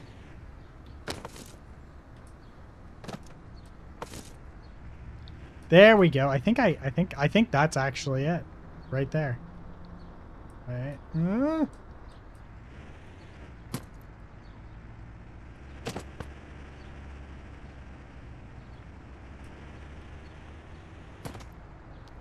That's it. Yes. I think I got it dialed in. She didn't go in. Oh my god, she didn't go in.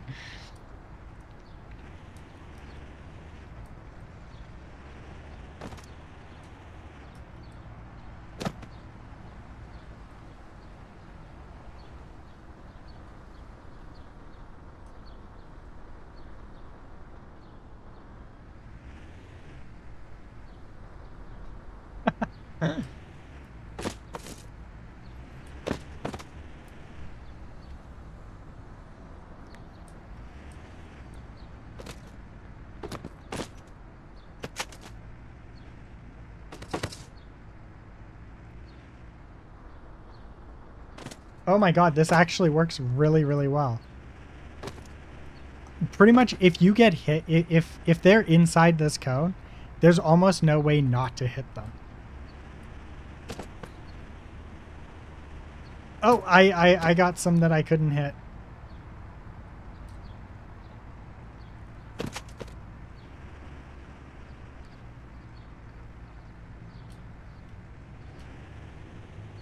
Ah, almost, almost. Oh, okay. There we go. It works. Oh my god, it actually works. It just fucking does it.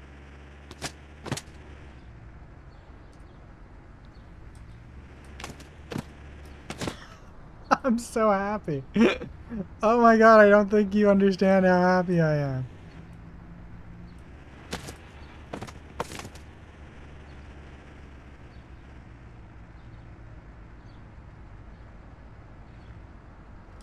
You gonna test it out? You got a new PC? Nice, nice.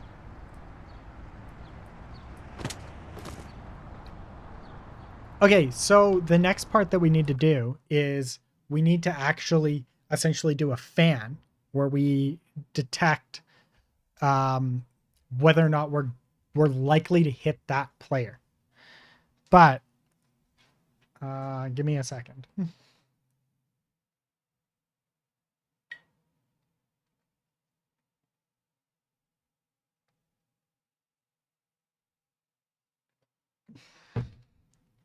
I will be right back.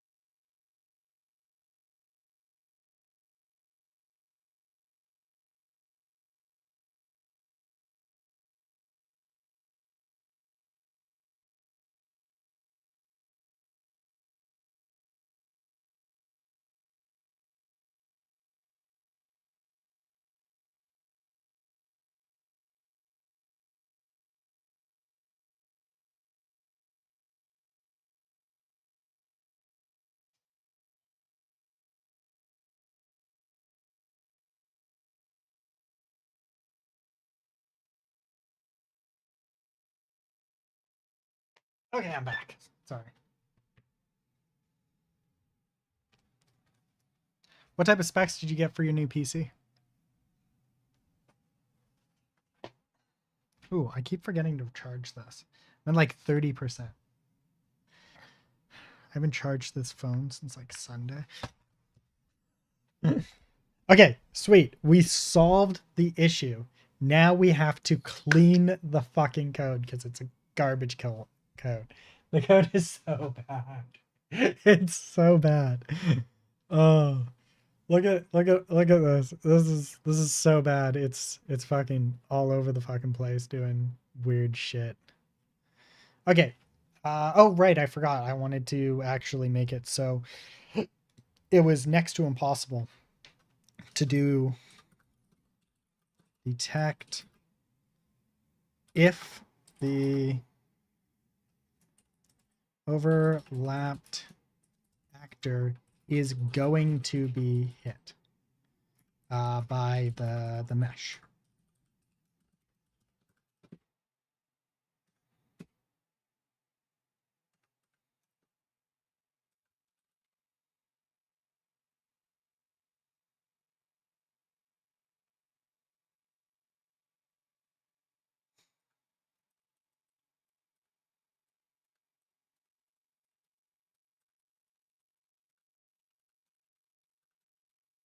Okay. Uh, get actor location.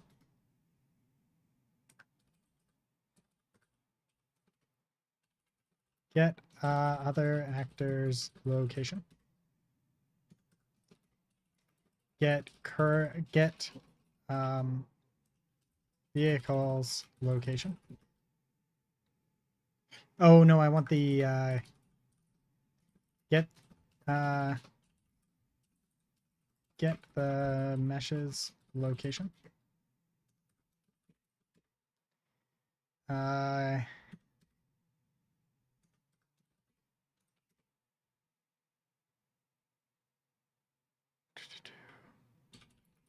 get the speed of the vehicle.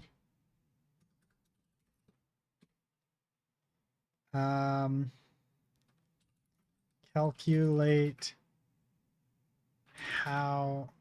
calculate if the vehicle is going to hit the other actor.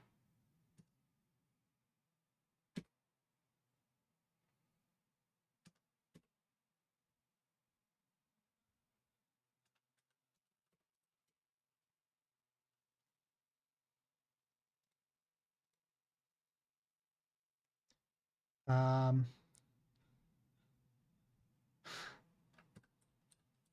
I don't care about the debug line.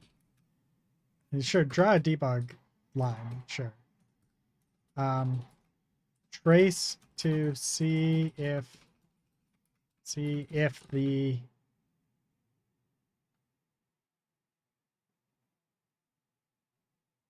vehicle is going to hit the other actor. Give me 1 second. Oh my god, it's just that's not it.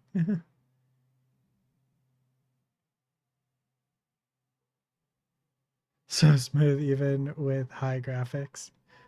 Also, I'm going to send the specs in pink wave. Oh hey! Shit. Welcome.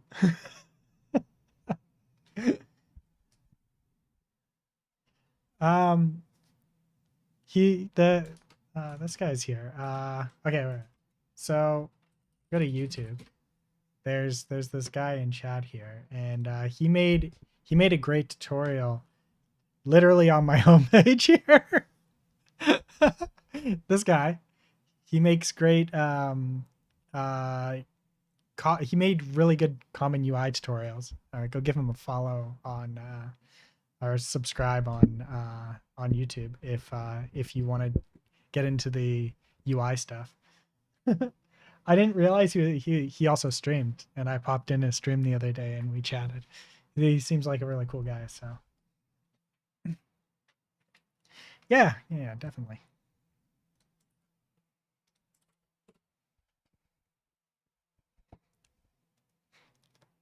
Yeah, so as you can see, I watched a couple of them. Uh, is this like all of them? Like I think this was a live stream. Anyways, like I watched quite a few of them. Um, Great stuff. Uh, really like his stuff. I can show you the craziness that I did with the HUD stuff now. There's a speedometer. Which one was it that had it? There was a specific one that had it.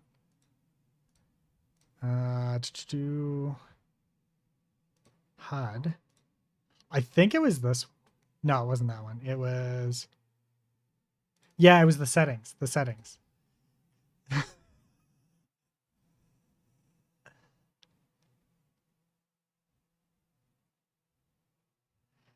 So this is what I did. From your video. This is what I created. So I didn't realize that I could do the drop down menus with Common UI. So because I wasn't 100% sure exactly how that would work, or even if Common UI would support it out of box, I ended up just using buttons. And I made the full like resolution. It's resolution. What's the full set here? Mm. All right, so it is. We have screen resolution. To do display mode, VSync, texture quality, max FPS, and then some buttons. It's very basic, very basic. But this is the navigation order. So it has all of the different buttons that you can navigate to. We've got the back buttons, the forward buttons kind of thing to cycle through them.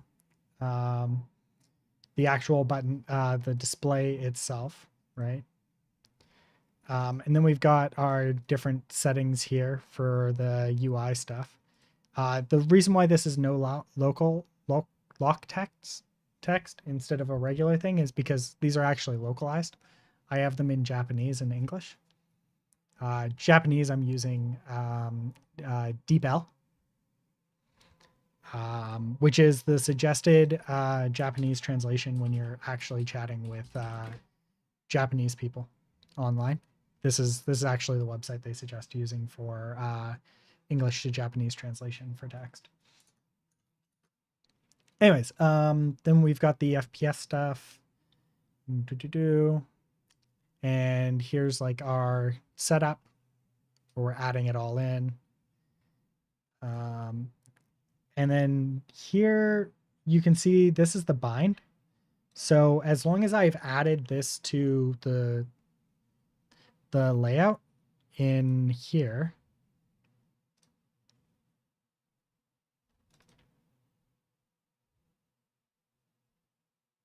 now where did I stash this? Yeah, I think it's a widget. Yeah, here it is. So as long as these common text, like the name of this, sorry, not that one. The name of this here, screen resolution display text, has to line up exactly with these. So here you'll see screen resolution display text. So the type and the name have to line up, or else this will throw an error. Right? And then like this is my graph of things that we're doing, which is pretty basic. And these could honestly be transferred over to BC++ as well.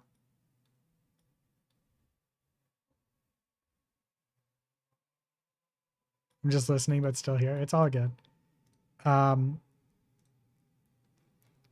But yeah, the thing that I wanted to show you the other day when you while you were streaming though was the navigation stuff that I did, which is like here, get up index, which is just like, this just returns all of the stuff, like all of the stuff that you need for it.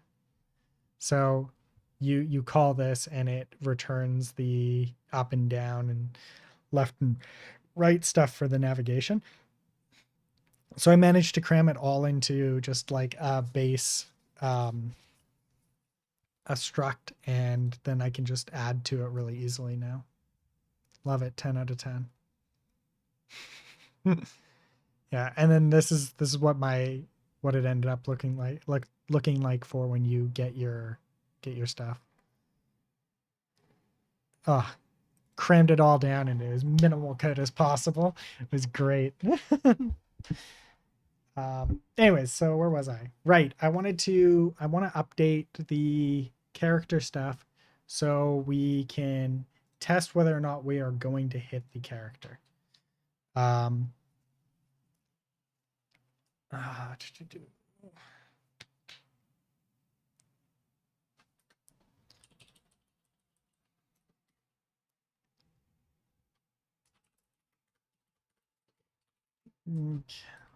calculate the amount of time.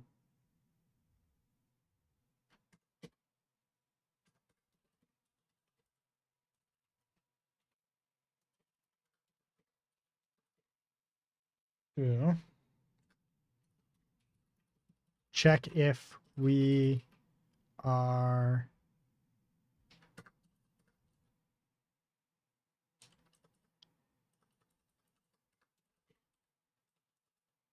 oh, here we go. We don't okay, yeah.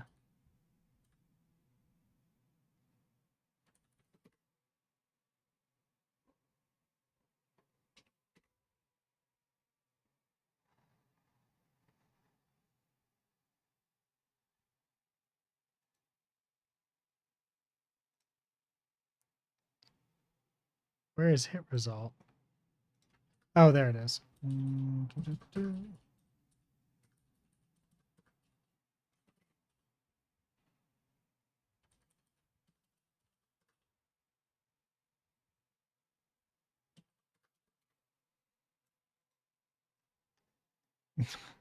That's not what I want.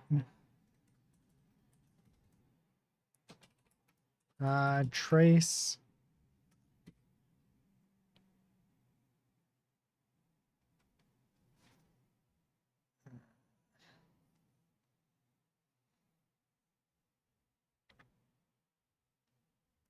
Oh, thank you for the follow, my Cree.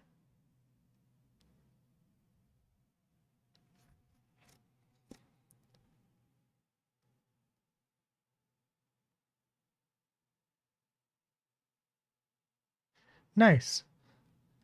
Not a bad little system. Trace channel.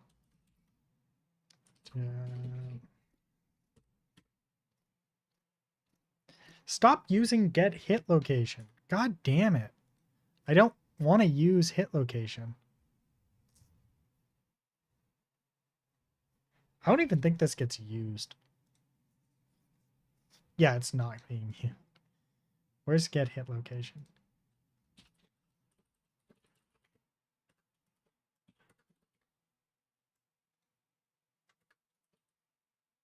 I don't think this is even being used, so we can do this.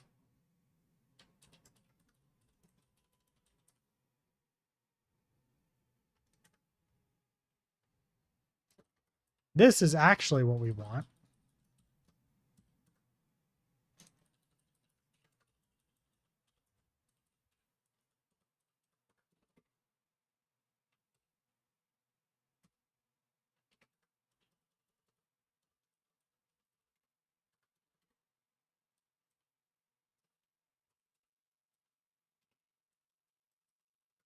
Hit result.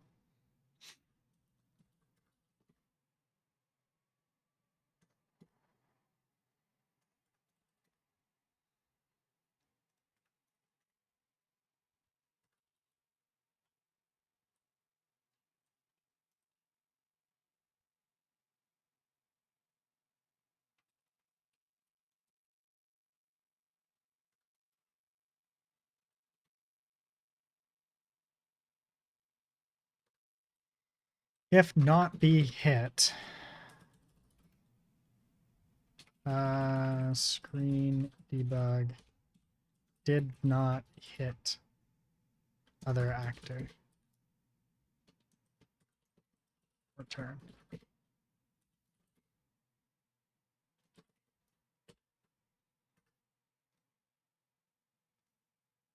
I think that we could probably do this here inside of yeah, I don't want to, because I don't want to have to like do this in.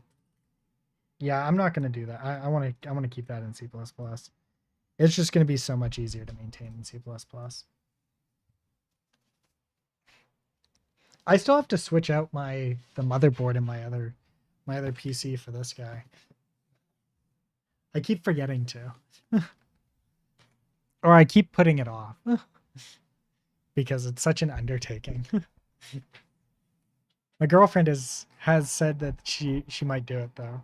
So I might use her to do it. Oh, interesting.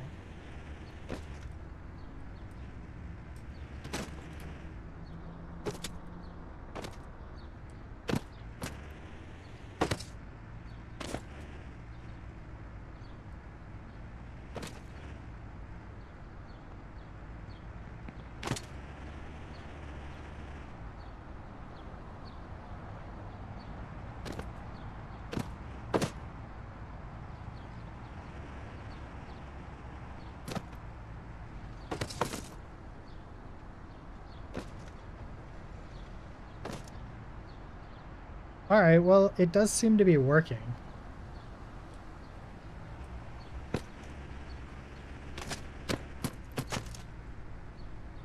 It's definitely not perfect. So I think what we need to do is figure out if they got hit, and if they got hit, then we flag them for ragdoll. Then on exit we don't flag them for ragdoll, or we flag them for get back up. Now,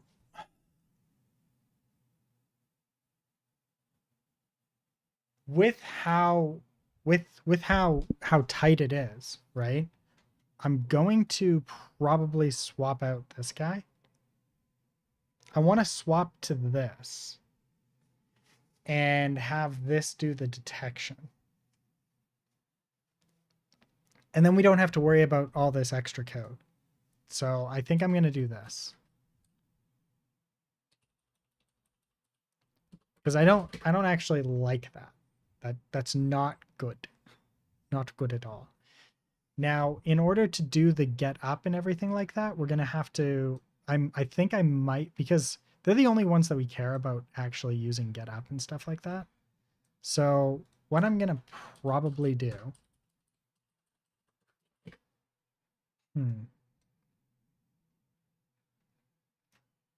Yeah, we're just gonna not do that.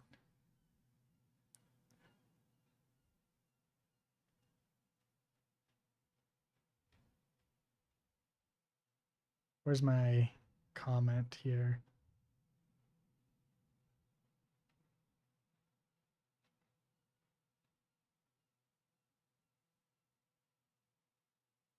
There, get hit location. I'm gonna remove that. So what we're gonna do is we're gonna leave that, and we're going to come into here. We're gonna grab this, then we're gonna come down to our spawner.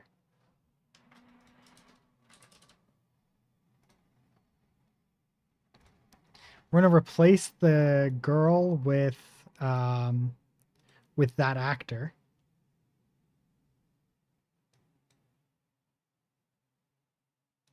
I do want him to be like a little bit less intense, but it is what it is, right? Browse asset. That's not at all what I wanted. I want this guy. Browse to asset, and then we're gonna drop him in there because he is a bit more, he has a lot more. Okay, so he should just hit. Yeah, just like that. Beautiful. Now, if we open him up, right, we have this on component hit stuff we can get rid of. And if we go over to our vehicle now,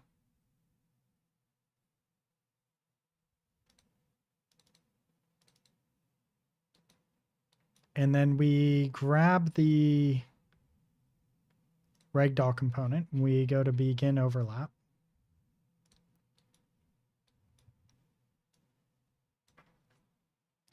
The other actor does implement interface, and the interface that we want to check for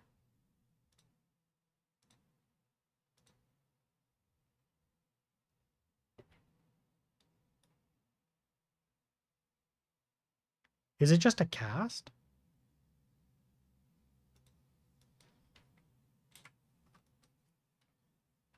Is cast to ALS character.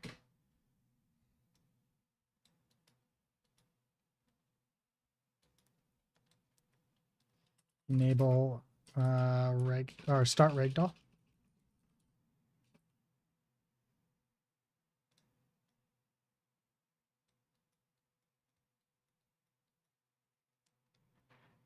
Set dead.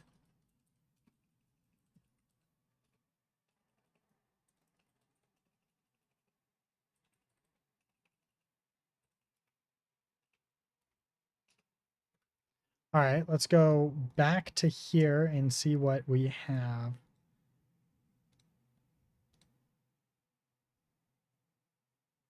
All right, so we can do that. And then on the exit, we can see whether or not it will work with the get out.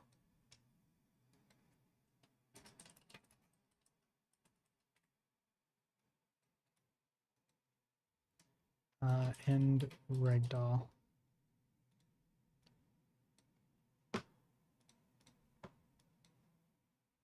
Let's see if this works.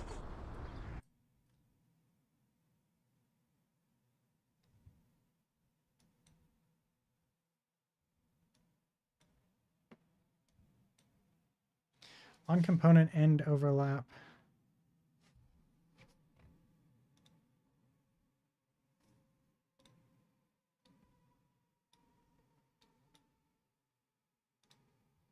How is that an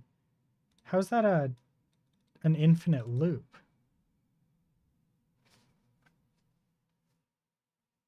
Where's our infinite loop here? I don't see an infinite loop.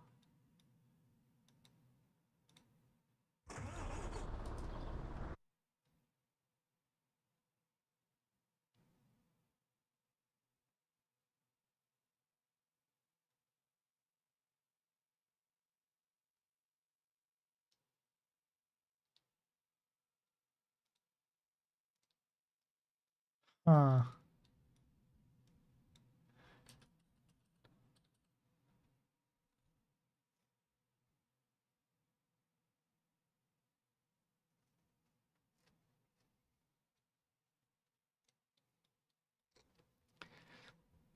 Oh, is this because of the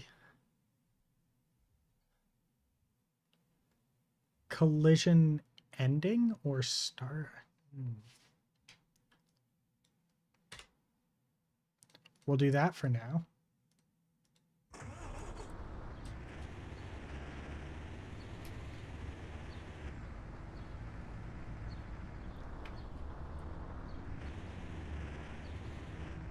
Oh, right, I forgot they do that weird thing.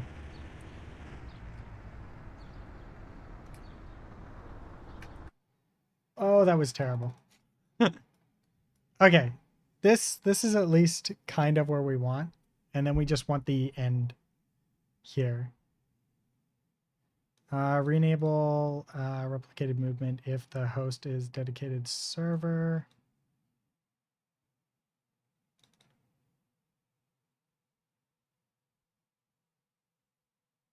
Revert back to default settings. So what all is being done in the Ragdoll start?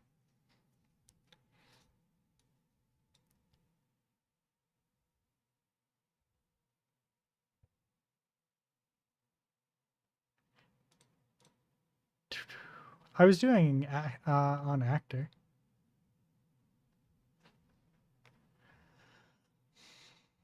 I think it's because the collisions are being changed. So when the collisions change, it causes the end overlap to start, and then the end overlap is causing that to tick over, and it's ticking back and forth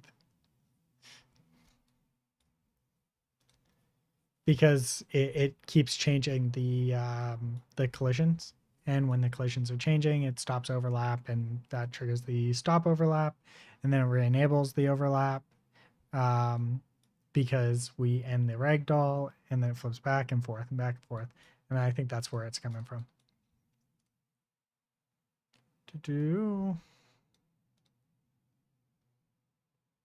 I got to figure out why we're getting the weirdness though. This weirdness is actually what's bugging me here. So if I hit him, he's going to start doing really weird things.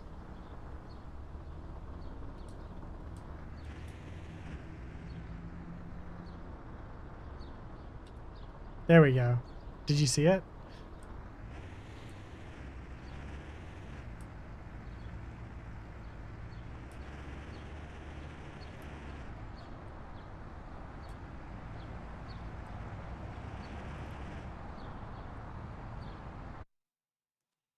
All right. So what we have to do is we have to do a get up because I'm not going to do it here. I don't think I'm going to use these. These ragdolls are a bit too expensive. But I also want to shift. I want to shift this in the. I want to shift this a little bit to not have such a huge tail when I'm going forward. So I might make some changes there as well. But we'll worry about that later. First things first, we want the target spawner here. And we're going to go to our character and we're going to put it back to her. There. And now it will work.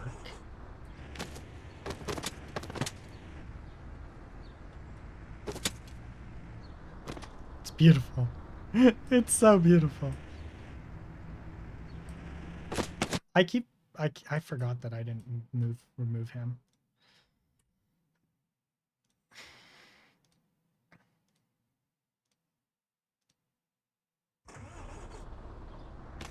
Yeah. I'm a big fan, you know.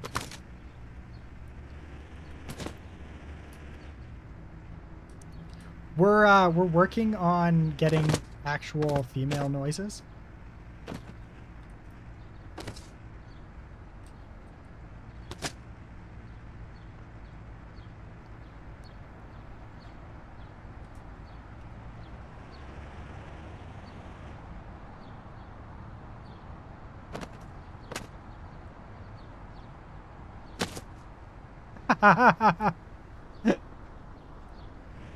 That was beautiful.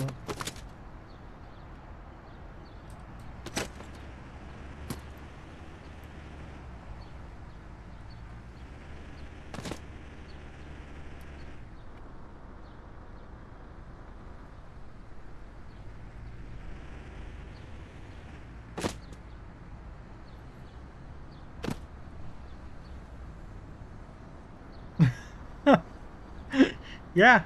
Yeah.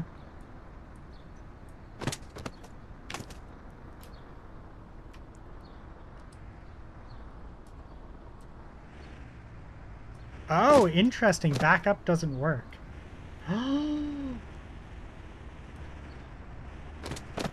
Yeah, we're gonna have to fix that.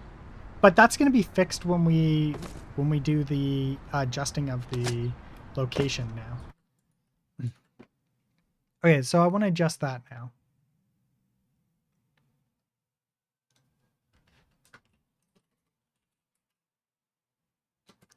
So if we do this,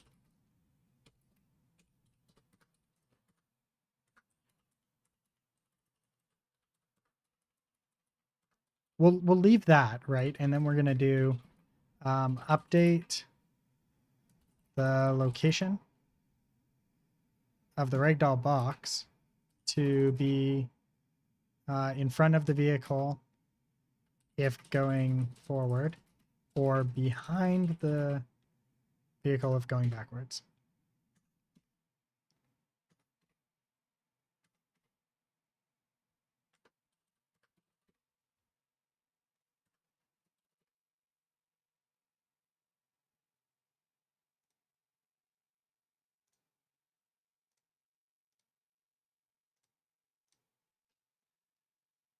Mm. Yeah, I'm working on getting a some actual voice acting. Um, there's a VTuber that I reached out to that said that she'll ask her boyfriend, and as long as her boyfriend is okay with it, she's gonna do it.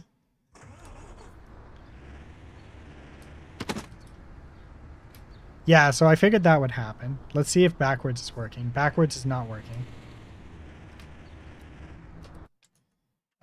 That's unsurprising. Get actor location. Uh,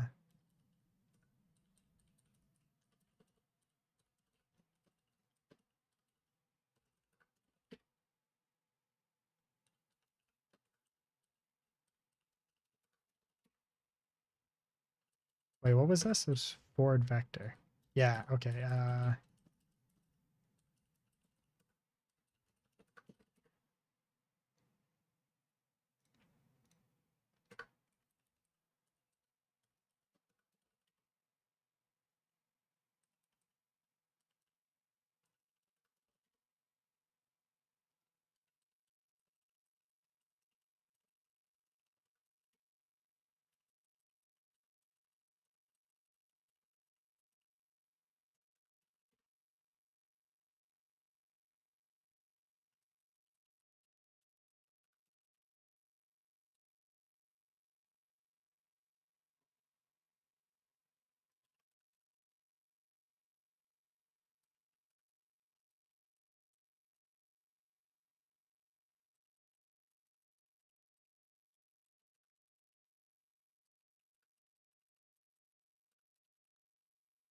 Mm,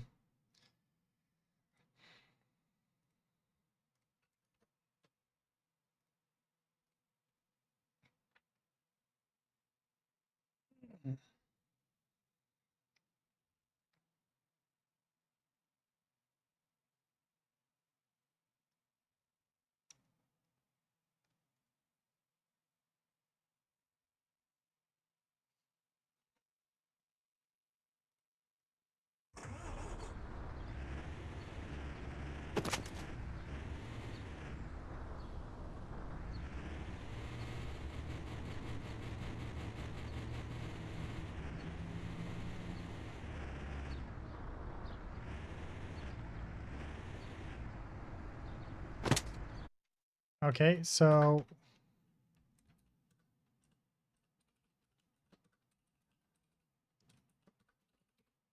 there we go.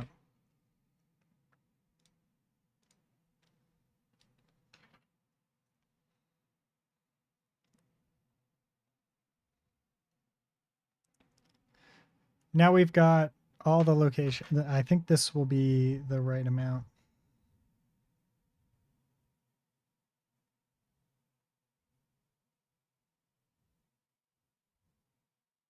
Give me 1 second here.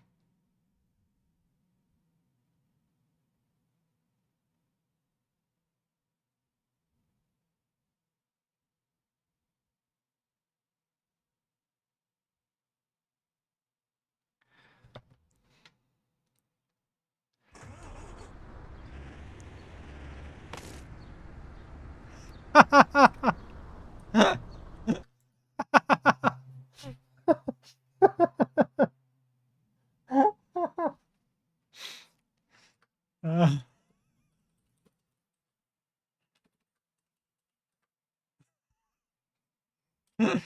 um, box, ragdoll,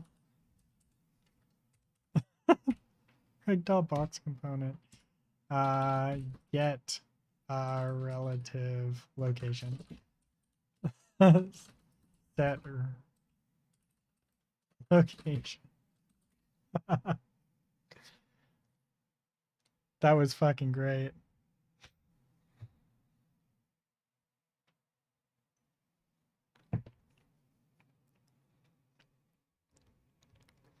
Good news. I may have somebody that will be able to help me with roads.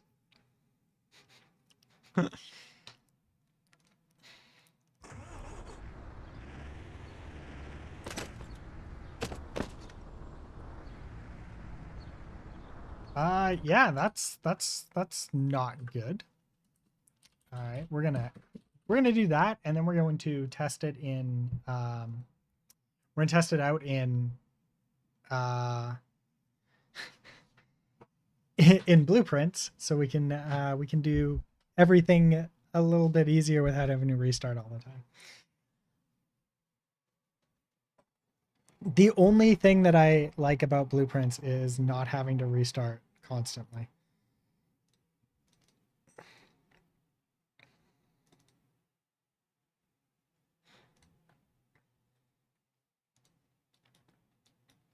Tick. Okay. Get velocity. Get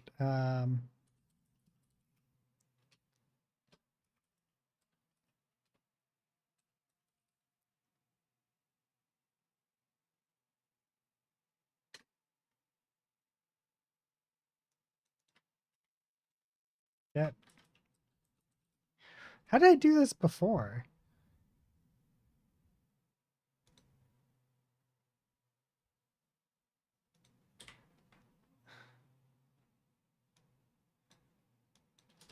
Get velocity. Yeah, I think it was just this. Normalize.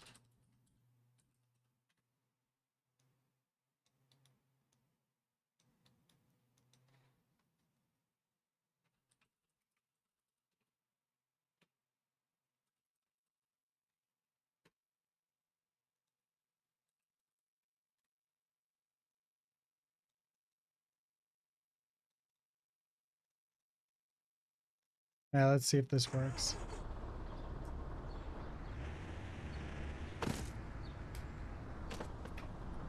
That was definitely not it. Get velocity. Yeah, it should just be get velocity. Oh, now it's working. Jeepers creepers. It's pure node. Uh, don't drag off the execution line. Well, that's fair. There we go. So if we take this and we break, or split, sorry, and we multiply this by 100, and then we split this,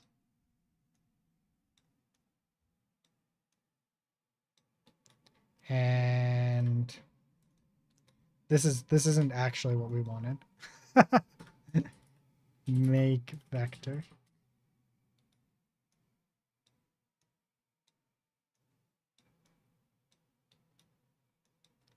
Then we can grab this one here, set relative location.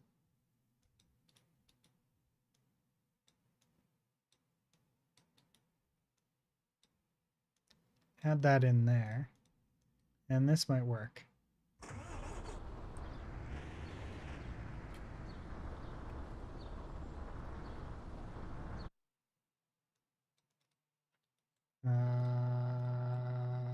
right.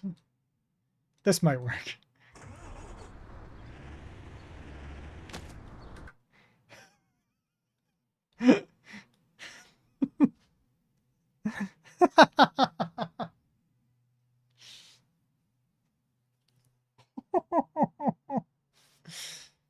Right, I forgot to do something. Recombine struct. Get normal. Normalize, sorry.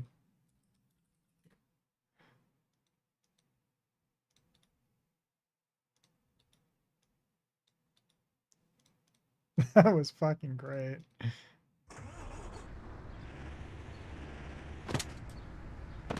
I'm fairly certain that this is kind of working. Oh no, it needs to be negated. Um,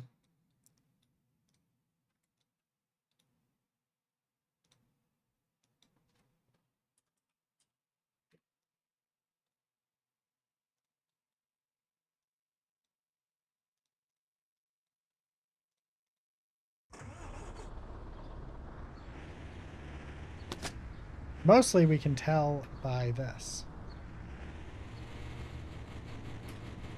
That's not quite working.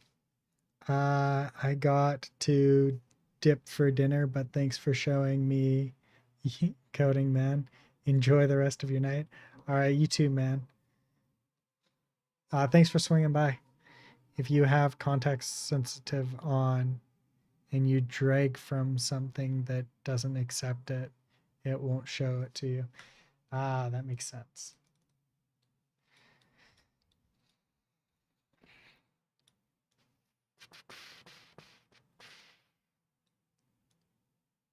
All right, let's see here. My vector math is way off. All right, so we do this. The only thing that I don't really like about this being, okay, wait. So if I back up, this should be, this is not, the backing up is not doing what I want. But this also might need to be 200. Maybe 300?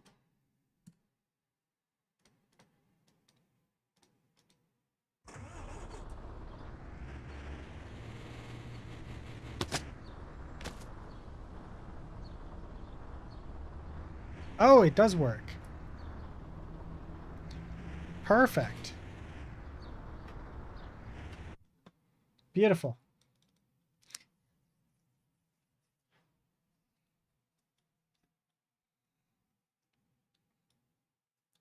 So what we actually want to do is, I think we want to get the base, no, Ragdoll. What is it? It's where is it? Ragdoll box component.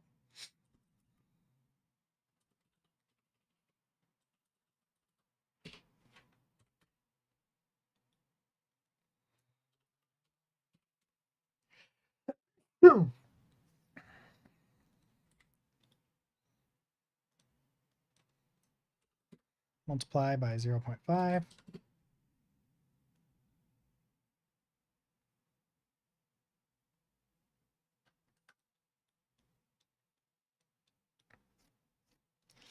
If we are going forward, we don't need to negate this anymore. We just need to, we need to do a split here. And then if greater than or equal to, greater than, actually, no. Yeah, we want this. Greater than,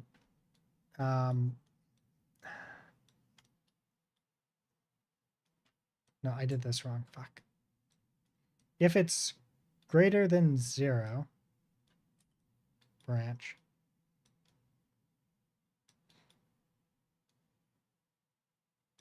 We do this.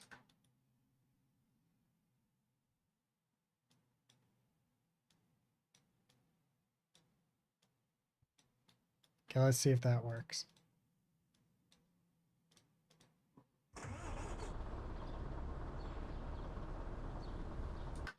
Right. I didn't actually want any of that, and I just wanted this. There we go. Did I give it the wrong one?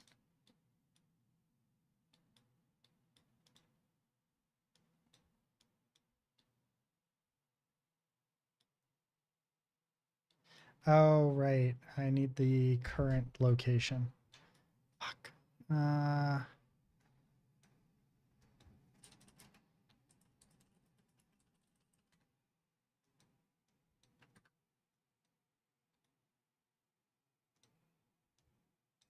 Don't worry, I'm going to switch this all over to C++ after.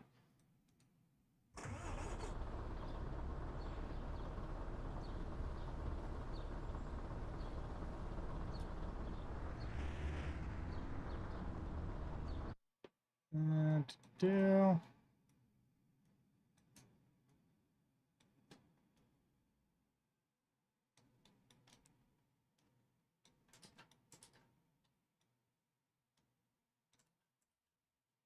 We don't care about the print.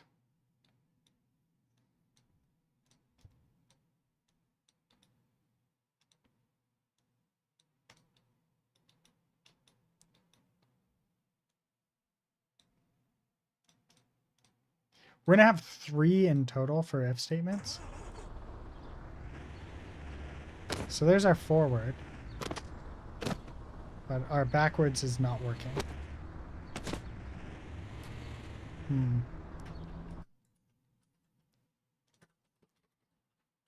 Get the... Check if the vehicle...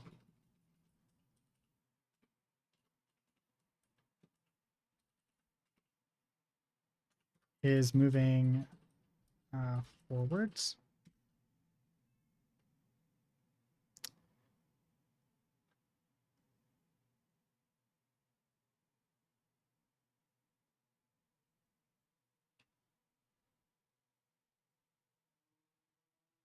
That's not it.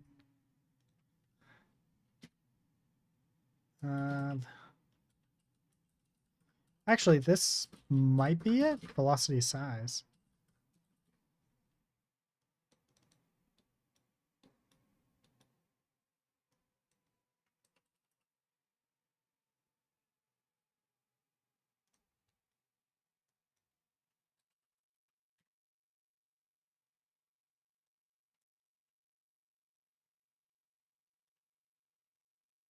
Let's test that.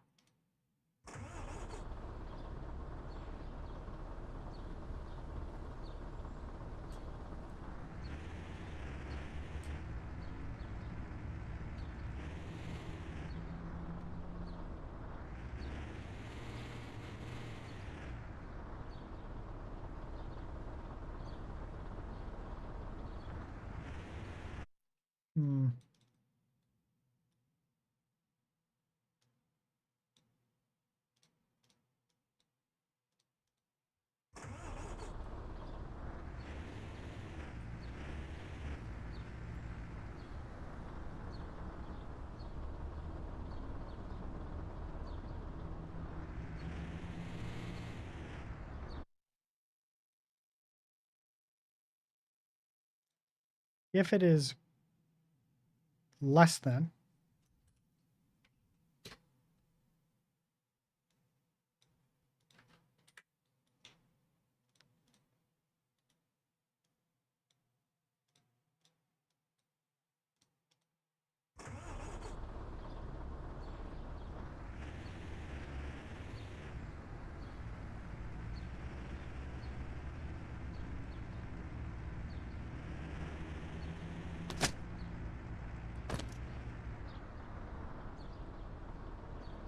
there, and then if it is greater than,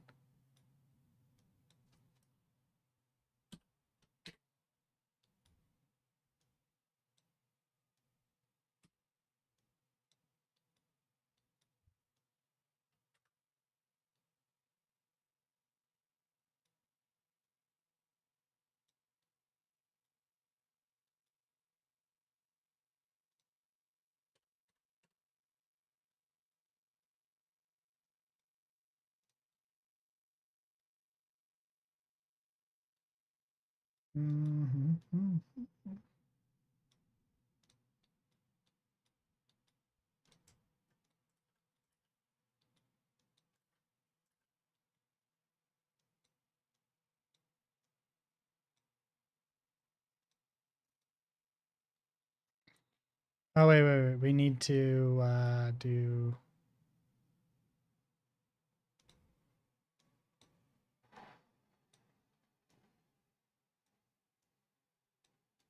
There we go.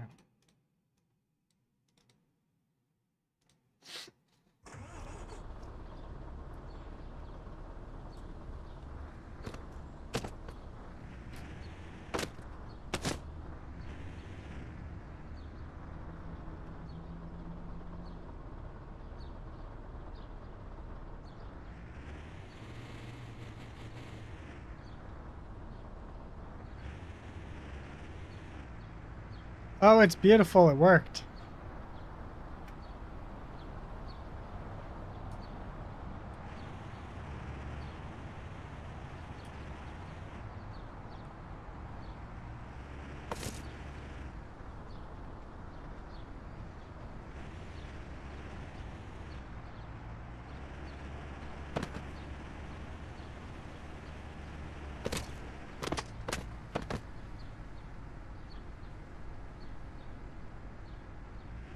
Tell me your system specs.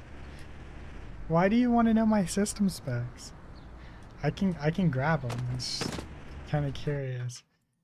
YouTube seems to like system specs.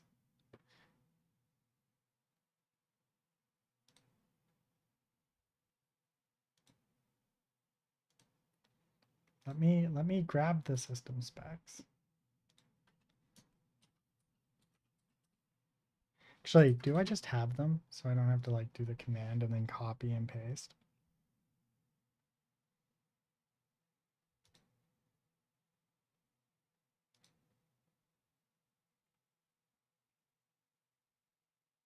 Oh, I don't have them.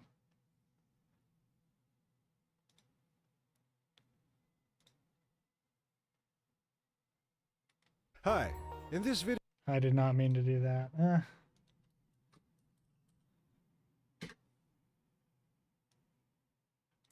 There we go. There you go.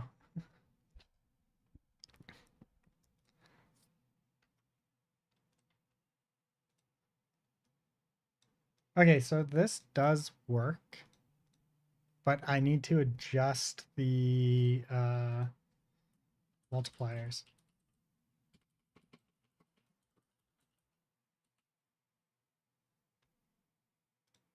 So this could probably be 0.1 now. Let's see if that fixes the problem.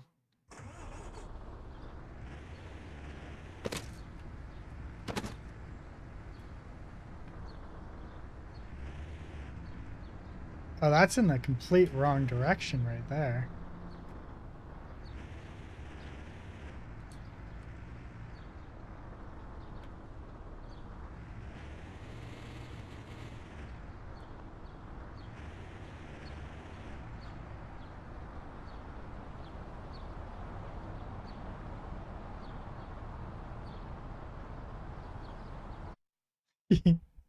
$69 times. I feel like that's an exaggeration.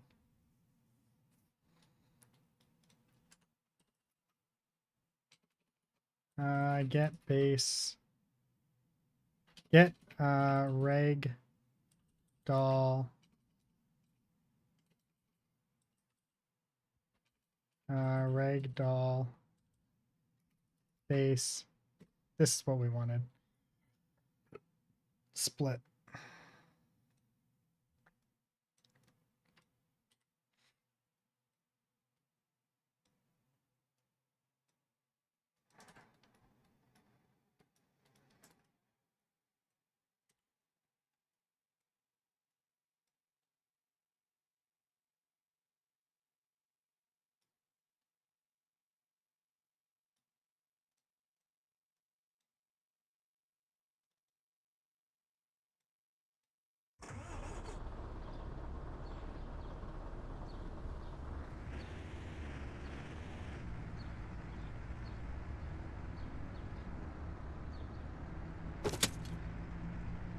Yeah, like this is completely the wrong direction now.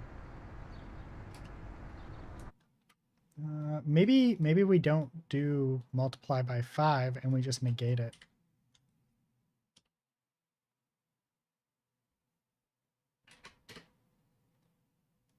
Uh,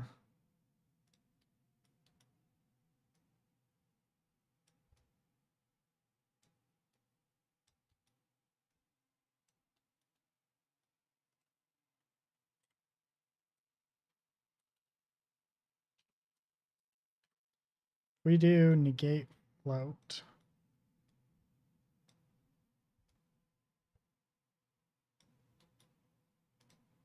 Oh wait, no, we don't want to negate this one. That's right. We just want this one to go straight in. We're just not going to multiply it.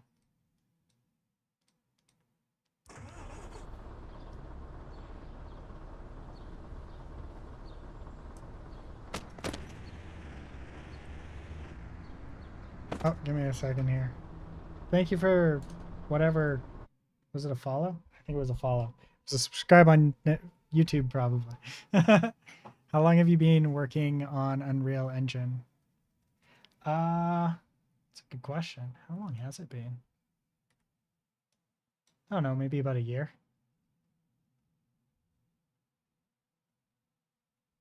Yeah, probably about a year. Let's go with that. Let's go with a year. let's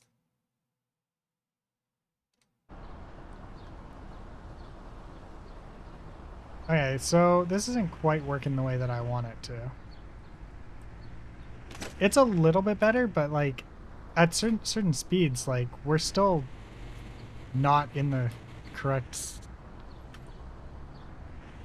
We're all over the not correct here. What? Uh, like perhaps maybe two if we go really extreme here. Um,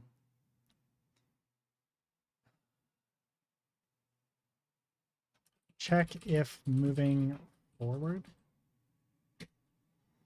I might have to do something different here. Yeah, I think we're gonna have to just make a Boolean for moving. Because the vehicle doesn't really have a way of checking if you're forward or backwards.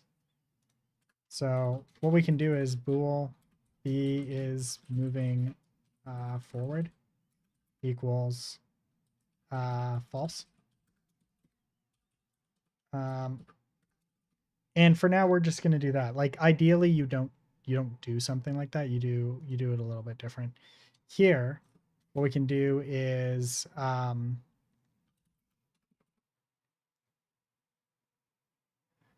so throttle I think here is if there, right? We do this. And then if we come up here, we want to check if we're moving forward. And if we're moving forward, we push the box collider forward. And if we're moving back, which one is better, Blueprints or C++? It depends. It depends on what you're doing. Okay, so it depends on a couple of things. One, what are you doing? And how performant does it need to be? Right? So if you need to squeeze every possible performance gain out of it, you have to do it in C++. You've got no other choice. If it is replicated and touches on networking stuff, it's better to do it in C++ than Blueprints. If it is iterating over a fast loop like tick, you should probably do it in C++ because you're going to be running into more bottlenecks with Blueprints. But at the end of the day, the answer, the real definitive answer to the question is to when should I use Blueprints and when should I use C++? Unless you have a hard preference to doing things in C++, the answer is when you hit stat unit graph and stat FPS. When your FPS is below, right? When this FPS is below acceptable amounts for your game, you measure, and if it is logic that is in Blueprints right now, you switch it to C++. After you attempt to optimize your code in Blueprints first. And that's the answer for a single player game. For a single player game, if it's performing enough in Blueprints and you enjoy working with Blueprints and your code's not overly messy with Blueprints isn't the reason your code is messy, then there's no point in doing C++. If you really need the performance and there's a reason to switch to C++, then C++ is probably where you should be for that thing. The reason why I'm doing this entire game does not require C++. I could probably do it 100% in Blueprints. But I don't really enjoy programming in Blueprints. My FPS always under 30. Well, it could be a number of different things, right? So like, for example, some things that you should try to avoid doing are casts, right? So you should avoid casting things, right? So if I've got, if I come to here and I scroll down and I do begin overlap, right? And here I do a cast. Sure. This will never pass, but whatever. This cast here is going to, casts in Blueprints are really slow. So I've got to cast to this blueprint every single time that I run this overlap, regardless of what I'm hitting. This is casting. Casts are really expensive in Blueprint. I would have to see if I can figure out a way to get around it.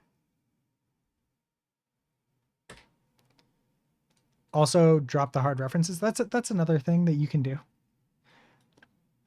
Hard references versus soft references is a big, can potentially be a big one, depending on like, but then when you're doing hard and soft references, the casting will also load all the content connected references into memory. That's true.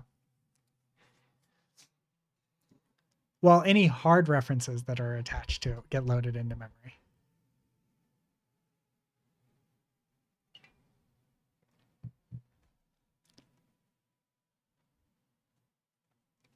Yeah. No, soft references, hard references are a big thing to consider. But I wouldn't start there. You don't start with your soft and hard like switching everything over to soft references. And you should be picky. Ideally, you would not use a hard reference unless there's a reason to. Right? I'm new to your channel. Can you explain what game you're working on? Is it long story or short one? It's a Truck Coon game. So actually, it's playable. There's a playable demo. I will pop this back in. Essentially, it's still early stages, but all you're doing is you're driving around and you have your targets, you run them over, and you win the game that way. I'm trying to fix some of the collision issues that I was having, because at high speeds, when you're moving at high speeds, the character is the target character can sometimes have collisions. So this character here, right? If she was here and I was moving at say 120 kilometers an hour, her collision might get picked up inside of my cab, and then she'll get pushed out the back, and it doesn't feel good. Like, it doesn't feel terrible. Like, it still feels fun, but it doesn't feel good. So I've been trying to fix that collision issue. But unfortunately, Unreal 5, at least, I don't know if Unreal 4 suffers from this because I haven't tried it in 4, but Unreal 5, and specifically 5.3, does suffer from this issue. And I haven't been able to get it to work. And I've tried a bunch of different things and suggestions from other people, doing a bunch of research online, whittling down how many things are detecting and simulating physics and everything like that, and just nothing's working. So I'm like, fuck. All right. Maybe the answer is to start the Ragdoll ahead of time, based off of a tutorial that I found related to a plugin that I'm not going to use. This one, by by the fine gentleman that is Code Like Me.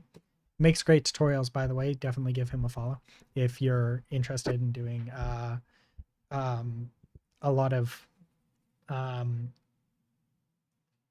getting into Unreal. He's a great person to follow. So he was suggesting putting a box collider out in the front, and then when you hit, you start simulating physics before you hit them, and then when you hit them, right, they won't be a brick wall. Yes, I'm currently on both. If you pay very close attention to this chat, every now and then somebody on Twitch will show up.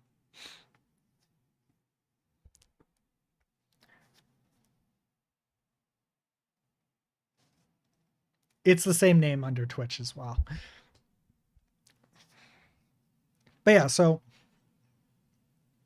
he suggested doing that, and I was like, oh, that might actually work, because then the collisions will start, right? The Ragdoll will start, and I won't have that collision issue, because the primary issue that I think that I'm having is that when the collider starts, like when you start colliding with the character mesh, the character mesh switches from being no collision to having collision.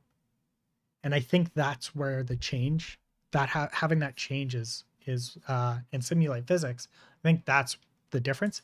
And so far it's working, but with if I come back to here and I don't do this, we get this like really long tail.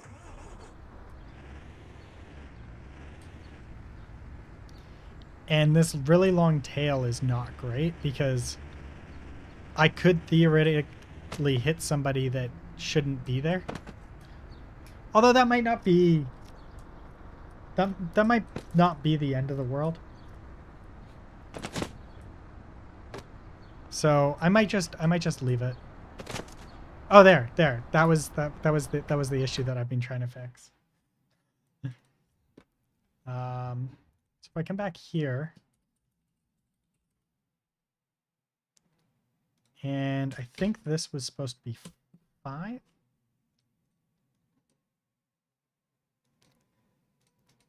And so far, this seems to feel the best. No, 5 was too much. 4.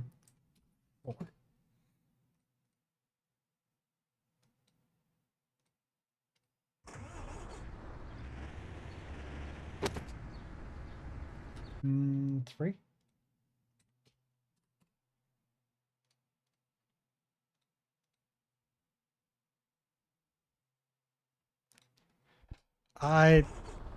Female characters are easier to find in the style that I was looking for. Yeah,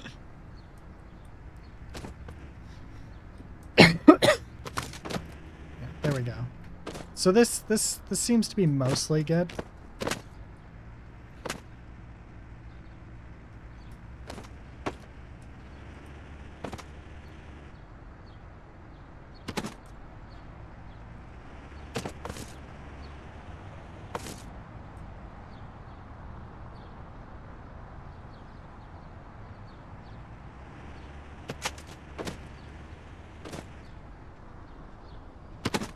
No. Easier to find that I don't have to make.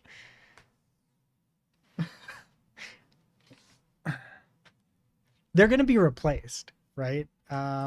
This is the truck that we're going to be replacing the current truck with once it's done. Obviously, you can see that it is not complete yet.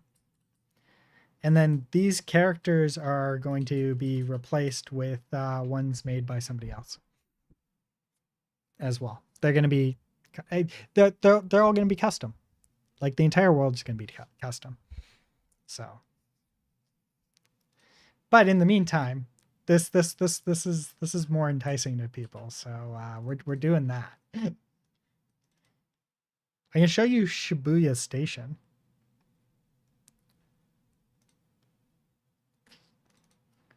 We have multiple maps right now. Oh, and full controller support.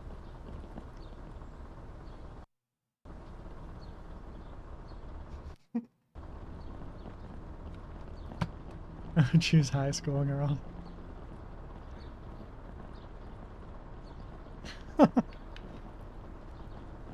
This actually is full. One sec. Let it pick up my controller.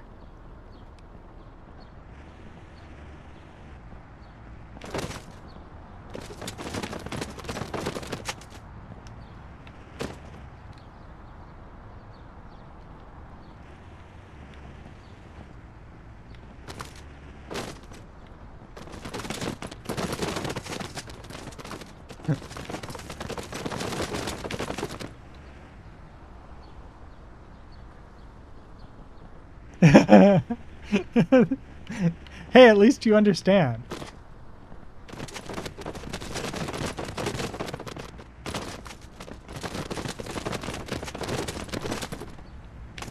I don't know why that's happening right now, but I'll fix it.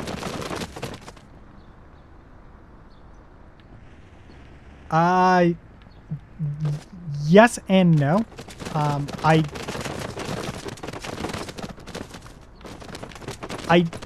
I didn't actually explicitly use the one from the mass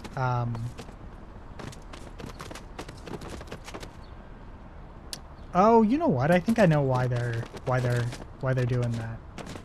By the way, I forgot to check whether or not they would actually avoid me now. Because I think I've got it set up now. They do! Look at that. They're being good. Not really, but they're being okay.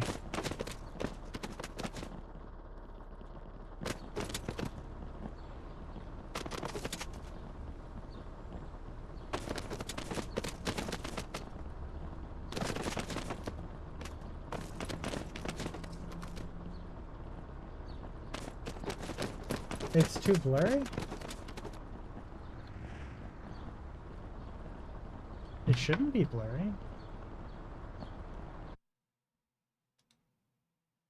Oh wow, it really is blurry.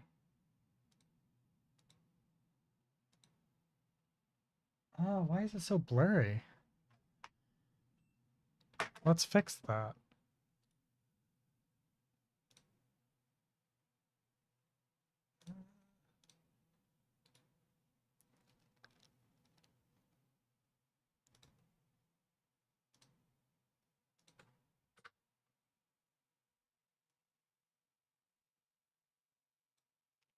There we go.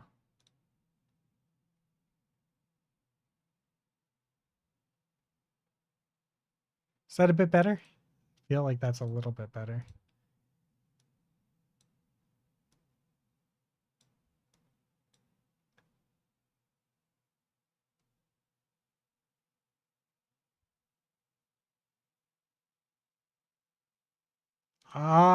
Shouldn't be.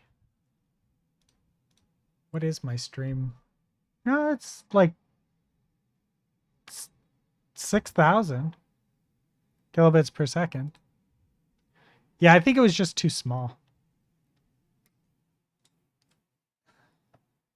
I don't know. I want to be able to stream a...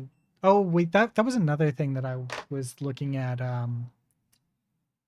Oops, which computer am I on? There was another thing I was looking at VStream for, or vMix for, is that you can do multiples.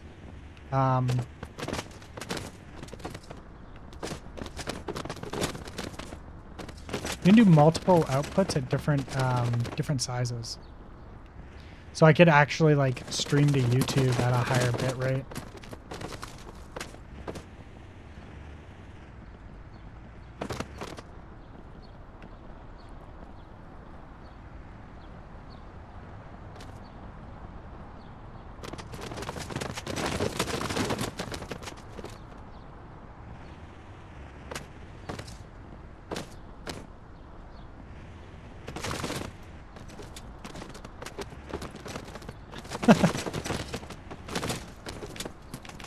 Anyways, so this is going to be the primary city with the primary game mode. It is actually Shibuya Station right now.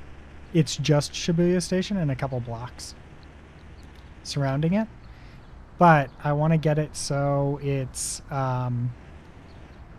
more than just Shibuya Station. It's like Shibuya and a little bit extra.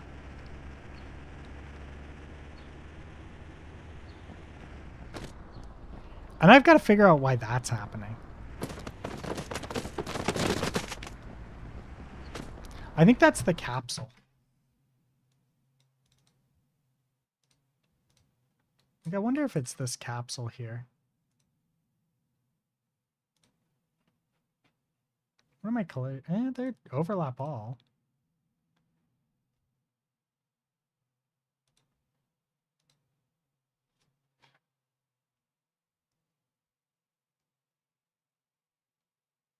So are you going to use low poly textures or... So textures and polys are different things.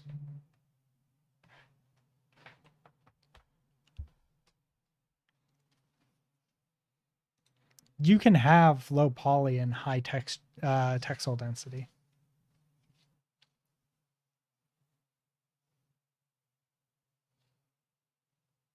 But I think I know what you mean. Oh, you mean models. Okay, yeah. They'll be relative. They'll be probably around the same as what they currently are. For texture though, the textures might be lower than they are now for the characters at least.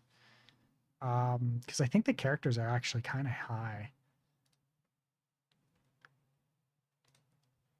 I actually haven't looked in a while. I don't think I actually ever looked at what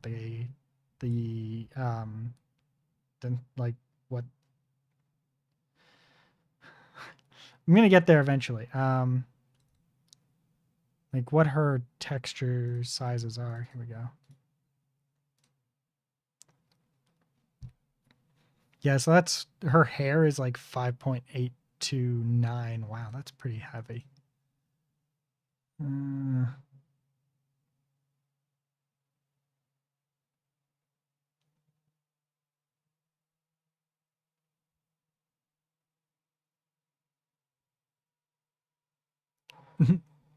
And then it breaks the entire purpose of the game. Oh, that's interesting. I've never actually looked at this.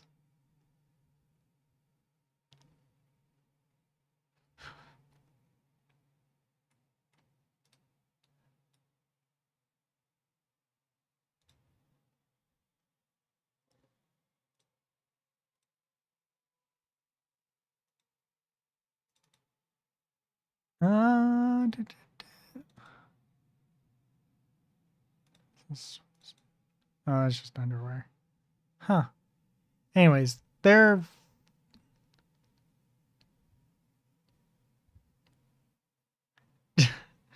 not nude. Like they're not actually nude. They have no no bits. They have all they are she is a Barbie doll underneath everything.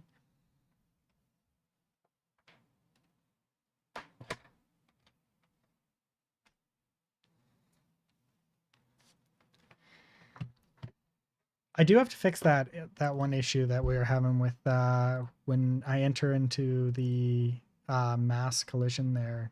You get some fucked up situations. Somebody asked me if it was mass, and it is the same system, but it's not. I don't actually pull it in from the demo. Yeah, that's what I was thinking. Okay, so To do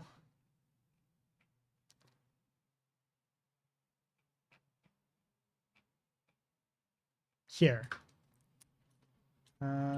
Check direction of the vehicle. Check if is moving forward.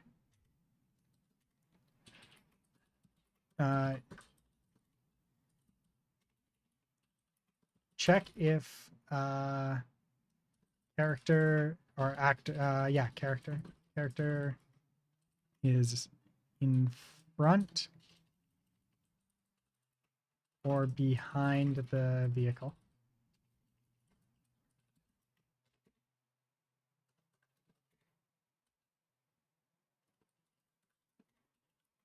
Check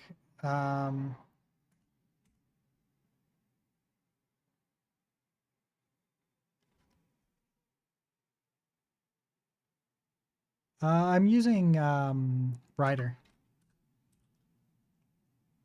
That's the that's not what I want. Get other let's get characters position or location, world location.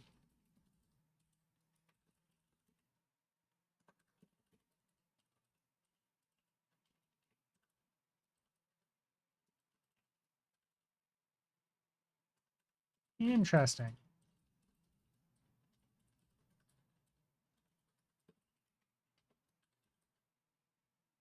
Get actor location. There we go. Check if character location is in front or behind the vehicle.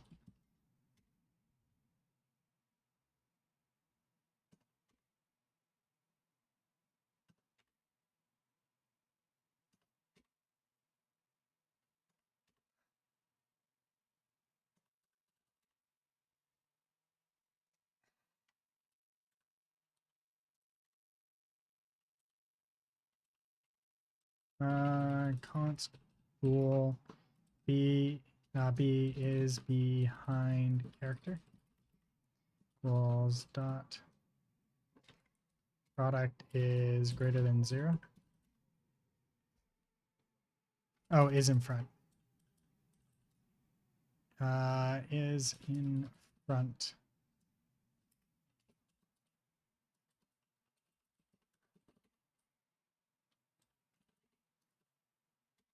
If B is moving forward and B is and not be in front of vehicle return.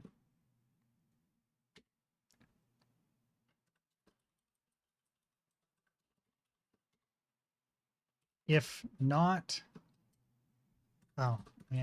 or not be moving forward. There we go.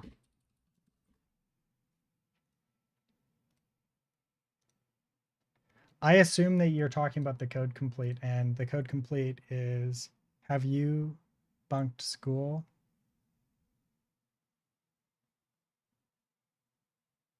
Have you? I don't understand your question.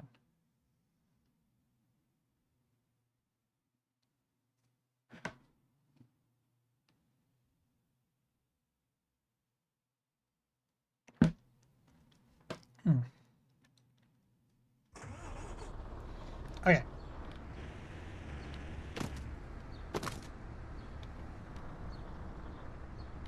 Yay!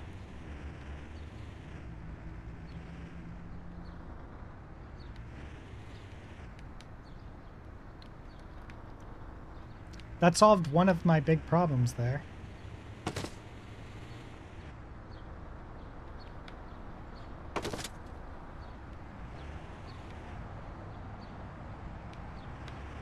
There we go. That solves this. This actually solves the complicated part that I didn't want to have to deal with. which was like adjusting this. We don't have to adjust the cube anymore, which is actually better. Cocoon, blueprints, vehicle.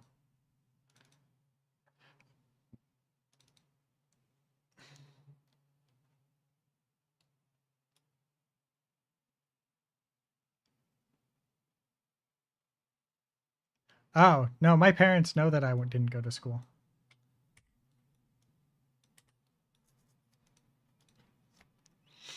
I never even applied. It was just never an option. My family never had the money for it.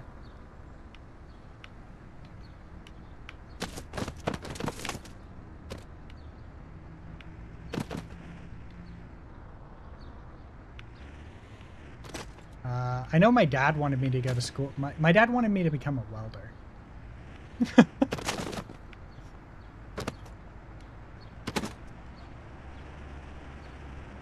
So I did find that issue, which is kind of fun. We're gonna have to do this. The issue that I just found here that I knew was gonna happen. No, I didn't do the whole school thing.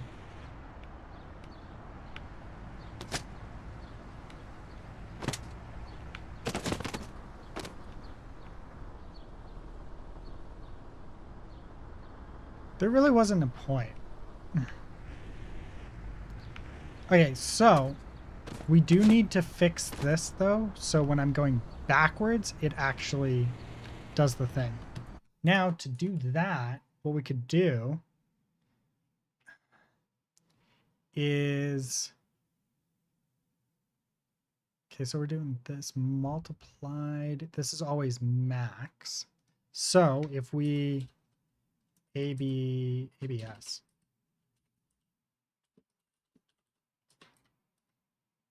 ABS. This solves that problem. What's up, Funky? How's the game coming? Slow and steady. Yeah, slow and steady.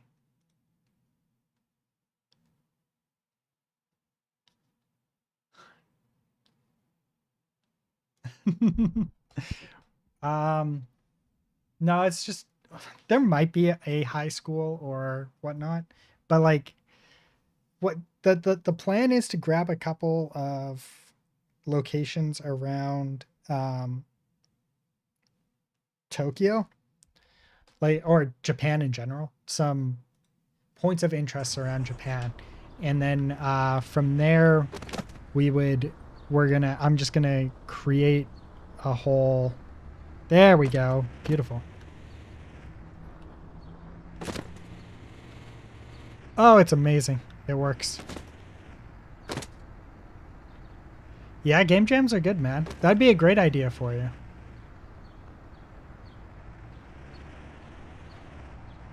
The plan is to grab a couple high schools.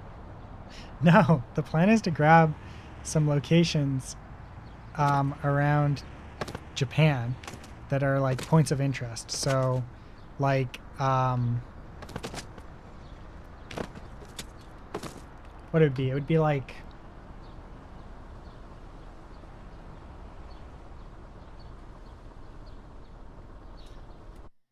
Shinjuku Station, and which we already have. What was it? There's a couple. There's a handful. I was thinking of grabbing like 6 iconic locations around Japan, maybe like downtown Hokkaido, or some spot in Hokkaido, and then like Osaka, some famous areas, right? And then we patch those together, and we kind of make like a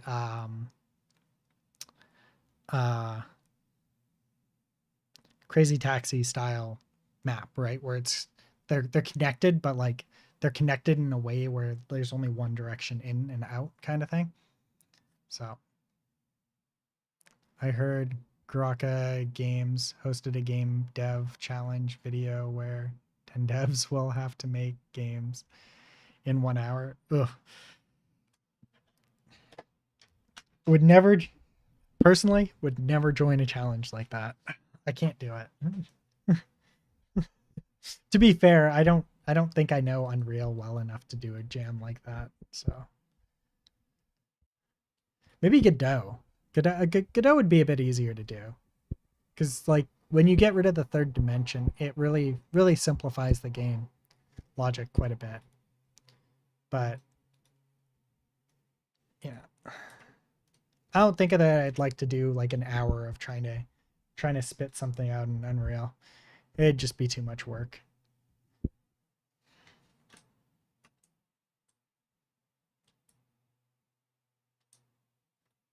Um, yeah, I used it for a day. I think I tried it out like 2 times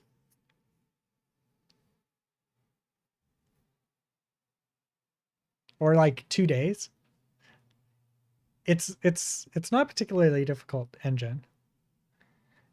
So I tried out Godot, I tried out Unity, and I stuck with Unreal because I just prefer Unreal.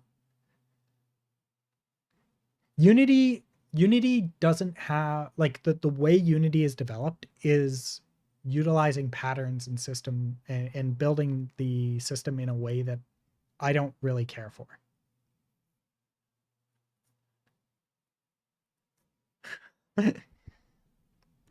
Yeah, so like Unity uses the way Unity is developed.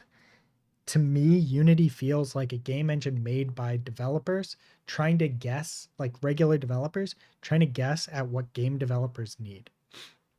Unreal feels like a game engine developed by game engine developers for um for de- for game developers that have to and they have to both use this engine, right? Like and to be fair, it is kind of more true, right? Unity doesn't make games with their engine.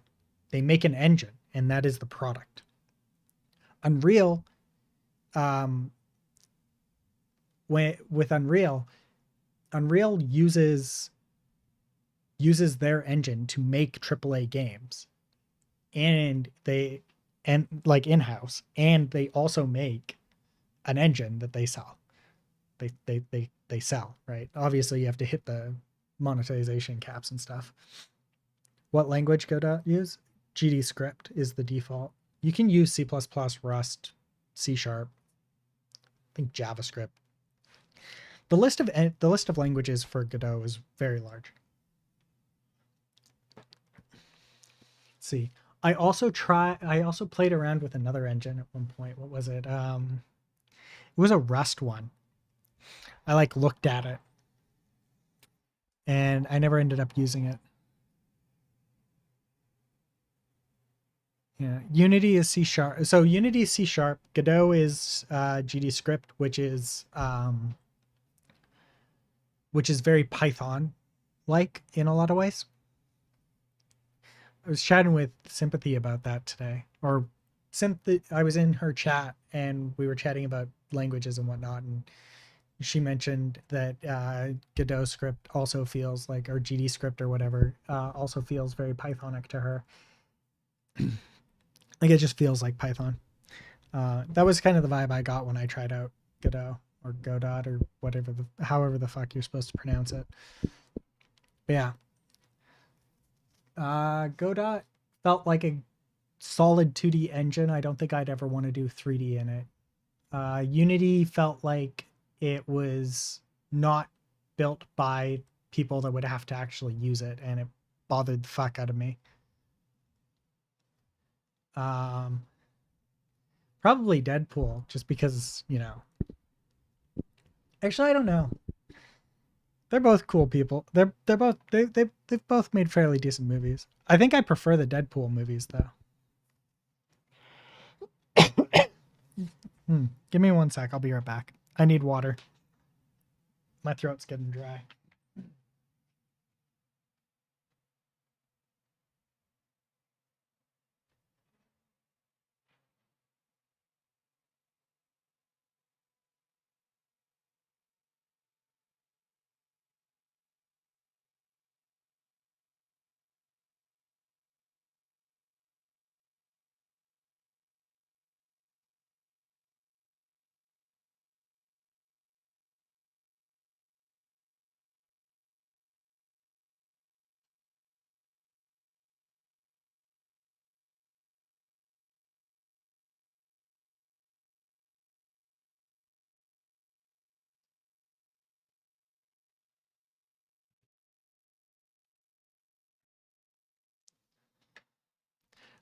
I did. I think I saw that Venom's getting a new movie though, aren't they?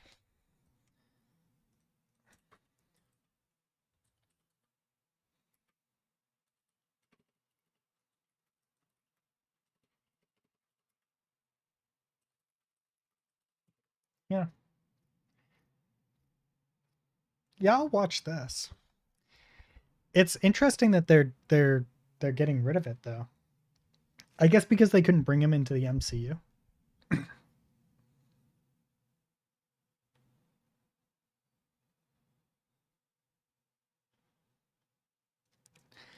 Um, then Deadpool and Wolverine. I wonder if this is still filmed in Vancouver. Oh. Oh no, yeah, it's still Vancouver. It's at least somewhat.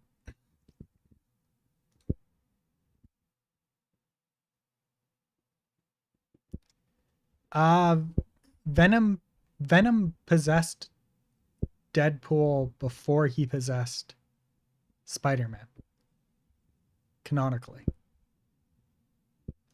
And the reason why Venom is the canonically the reason why Venom is supposed to be fucked up in the head is because of Deadpool.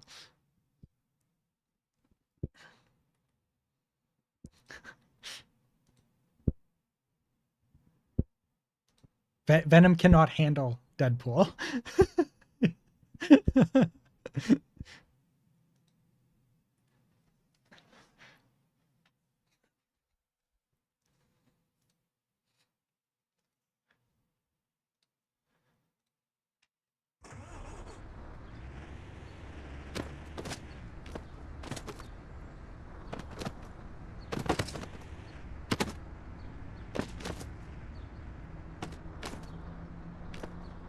All right, so next we need to do rag. So Unreal.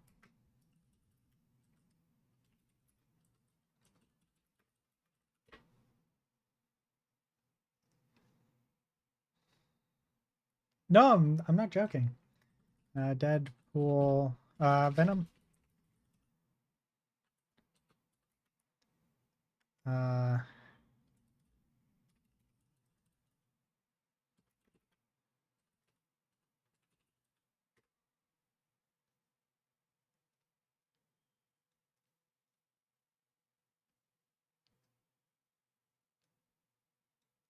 they're the the first time it happened. And there's probably multiple times. Um,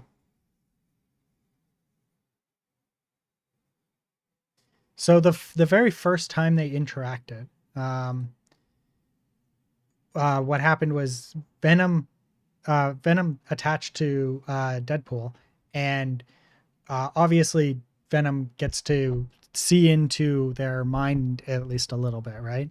And then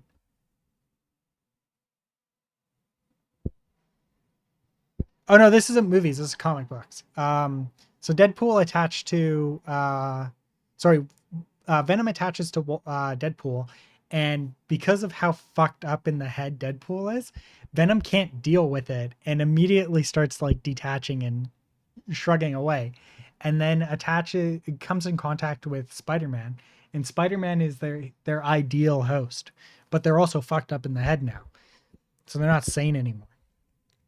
So the idea was that Venom was sane before he came in contact with Deadpool, and Deadpool drove him insane for the very brief time that they were in contact. Although this is an older story, I don't know if they've retconned it or anything like that. My ex was really big into fucking Marvel and DC and stuff like that, so I got to hear all about it.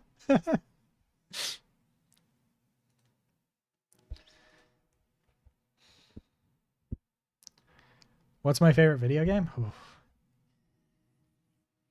It's a good question.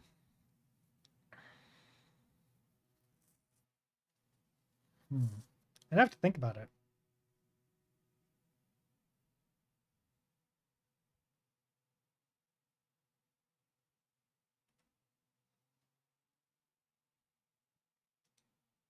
as some of you have requested, how to make the character get out after he is ragdolled.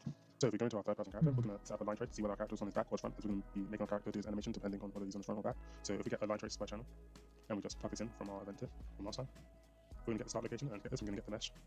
I'm going to get the socket location, and it's going to be over the pelvis. And we'll just plug this into our start. No, it's because it changes. It used to be WoW. For a long time, it was WoW. I don't know if I really have a favorite game. I like a lot of games. I like different things about video games, but they're always multiplayer. I've been playing a lot of survival games. Right now, we're playing Valheim.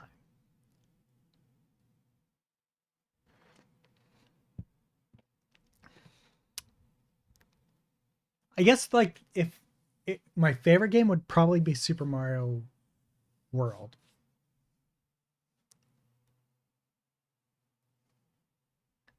I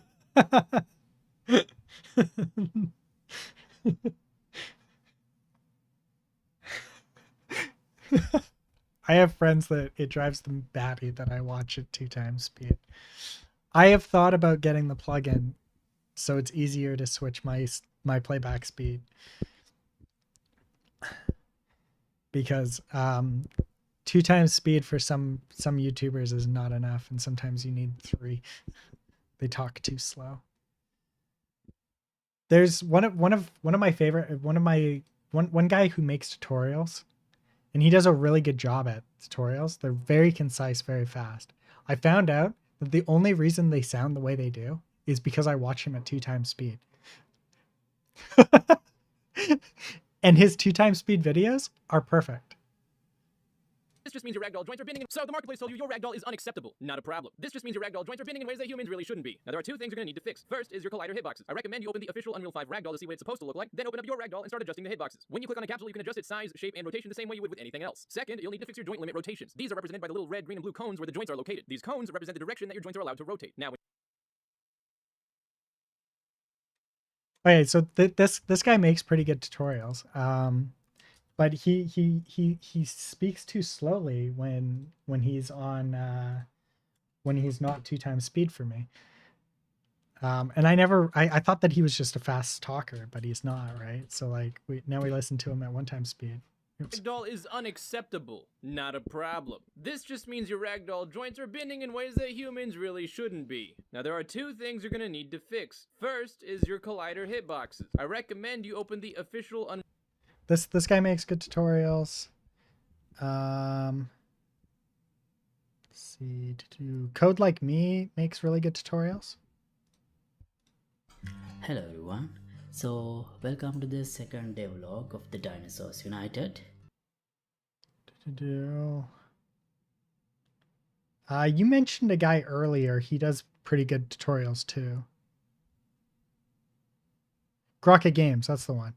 Actually, one of my tutorials is actually based off of Grokka Games.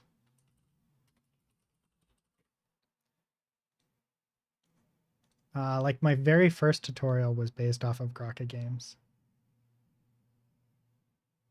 Yeah, coin pickup. What's up, everyone?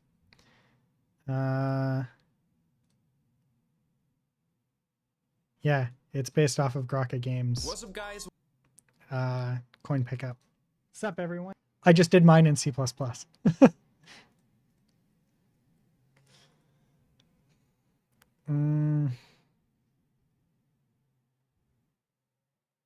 Trying to think of who else I would suggest, because I can't remember their names off the top of my head because I kind of come back to them when I need them. This guy's really good for graphics related stuff. Like, well, he does a lot of like material stuff and whatnot. He does really good stuff. Where is it? He was here. There was another guy. He was here earlier today. There he is. This guy is probably one of the better ones for UI stuff, other than Ben UI. I think it's Ben UI. This guy is the king of anything to do with UI and Unreal. by far like the absolute pinnacle of UI tutorials. The only problem is that they're very, very, very, very technical. This guy also does really good stuff. Although I don't end up needing what he's teaching 99% of the time, so I don't watch his stuff very often.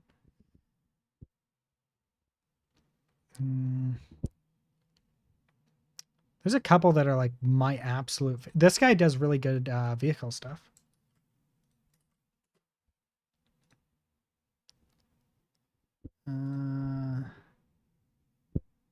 What's this guy do again? Oh yeah, this guy's great for Houdini. This guy, he knows his stuff around audio stuff pretty well.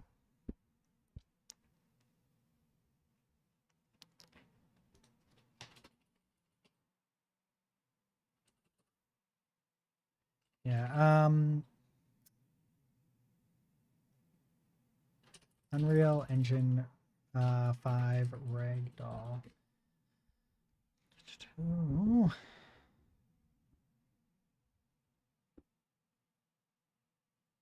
See if I can find one of my favorite guys here.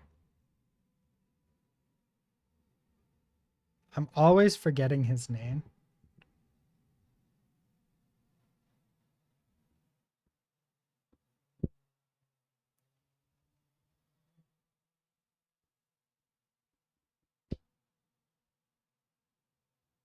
I will figure this out.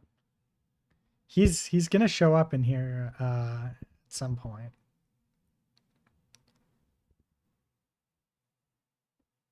Fuck, I know he made a ragdoll tutorial, I think. Is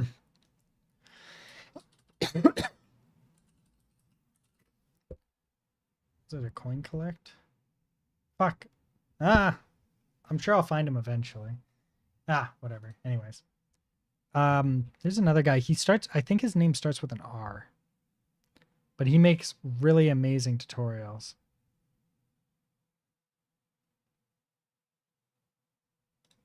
And I thought I was following. Maybe I'm not. Interesting. Apparently I'm not following all the guys that I like. I'll have to make sure to give them a follow next time I come across them.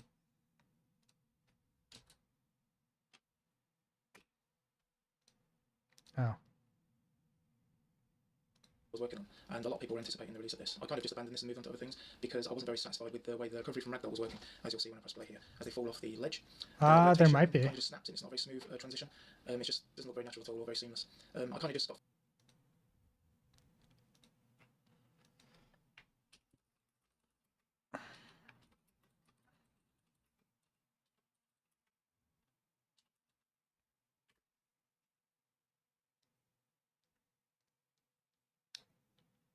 I think it's the active ragdoll stuff that I want for the get up. Yeah, I think it was this guy. In this video, we'll be going over how to add a get up animation after our character has ragdolled. This is a continuation of the last video I made on how to make a physics ragdoll, as some of you have requested how to make the character get up after he is ragdolled. So if we go into our third person character, we're going to set up a line trace to see whether our character is on his back or his front, as we're going to be making our character to his animation depending on whether he's on his front or back. So if we get a line trace by channel, and we just plug this in from our event tip from last time, we're going to get the start location, and to get this, we're going to get the mesh. I'm going to get the socket location, and it's going to be of the pelvis. And we'll just plug this into our start. And to get the end, we're going to add vector, perspective. I'm going to again get the mesh. I'm going to get the wild rotation of the socket. Sorry, get socket rotation. And this is going to be the pelvis. I'm going to get the right vector and multiply this by 50. And then just plug this into this, just going to do a line from our character's pelvis. And if it hits it, we're going to know our character's going to be on his front. So we just plug this into the end. And on return value, you go branch. So when this hits something, if it hits something, it probably means our character's on his front. So I'm just going to do a print string. And then I'll do on front, because when we hit something, it means our character's probably on his front. And we just duplicate this. Interesting. Plug this in. And I'm just going to write on back, that's probably no character's on his back. So if we click play, if we then ragdoll, our line trace can see that our character's on his back, and so we make our character do his get up from back animation. So we're just going to create a new variable, and I'm going to call this montage, because this is going to control our character's animation. So if we look for montage in the variable type, and search for anim montage, we just compile this, so it changes. And now we're going to set up our montage. So I have some animations for our characters. This one's actually pretty good too. I'll leave a link in the description of how to get them. These are just retargeted off the Let's Know Skeleton, and you want to create some random montages of them. I forgot my You can question. inside them. We can see Oh, that these are playing through the default slot value, so we can need to That's delete not this so good. our character can play them. So if you go to your character's animation blueprint, what we'll do is right click and stop. And this is going to be the default slot that we saw earlier, and we'll just connect it so that our character can play these montages. So we just compile to save that all. And if we go to a third person character in our montage, if we just drag this on and set montage, we should be able to see the montages that we just created. And I'll just create the forward one for that one. And I'll just do the same but select backward montage for this one. And backwards. I'm just going to delete these strings so we don't need them anymore. So now we have a reference to what montage to play depending on whether our character's in his front or back. So now let's switch this out so he can get up. So I'm going to make it on the R key. Our character's going to get up from his ragdoll. So when the R key is pressed, we're first going to do a branch to check that our character is in his ragdoll mode. And if he is in his ragdoll mode, we're going to start to implement the getting up. So when we do this, I'm going to disable his input because I don't want him to be able to move when he's getting up. So disable input, and I'll just get a reference to the player controller so we know who we're controlling. And then we're going to drag our mesh. And then we're going to do set simulate physics. And then we're not going to check this box so he can go back to normal. must have been a lie. I'm going to reference our mesh again. And I'm going to get the anim instance and cast to the third person animation blueprint. That's going to be referencing this on what montage to play. This isn't quite what I was looking for. You know what we might do?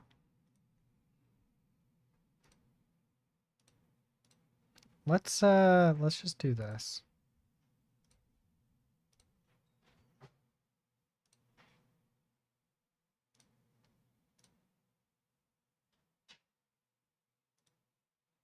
Oh no, that's truck cone. Do here.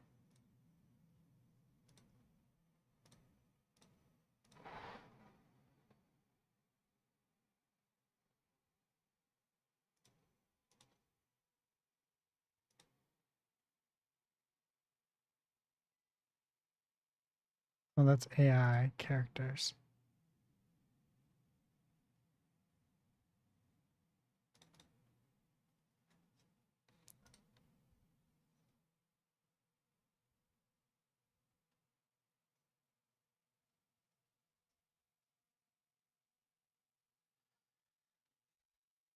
Hmm.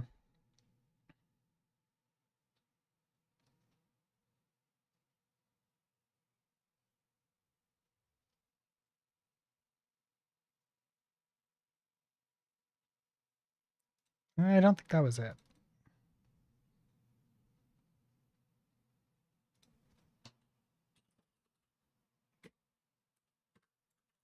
Might have been the base. Oh, there it is. Here's the start.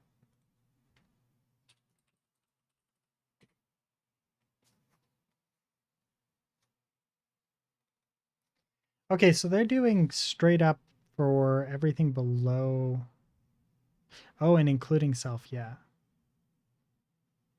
But we still lose the So what are we doing here? Enable update rate optimization. Ignore client move error checks. Only allow anonymous tick pose. Set replicate movement. I don't care about a lot of this. Step 1, save a snapshot of the current ragdoll pose for use in the animation blend. B, ragdoll on ground. This is what we care about here. Set move mode to walk.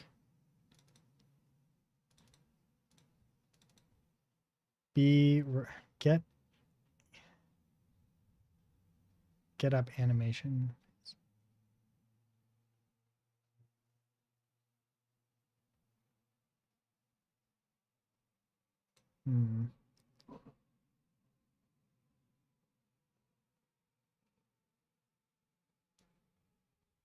Re-enable capsule collision and disable. Huh, how are they attaching it though?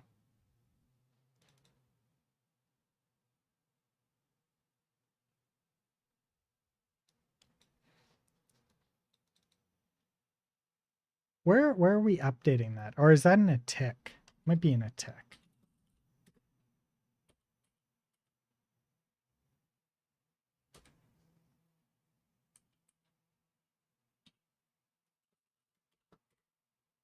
There we go. Update character movement.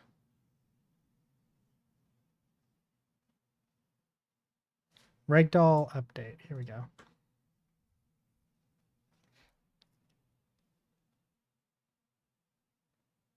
Get physics linear velocity from the root name, which is pelvis. Set the last ragdoll velocity.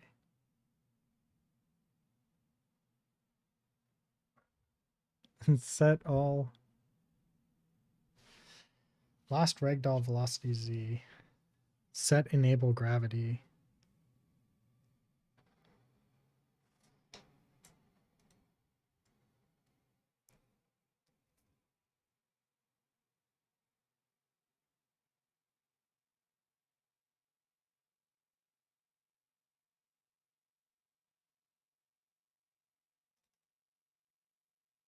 Hmm.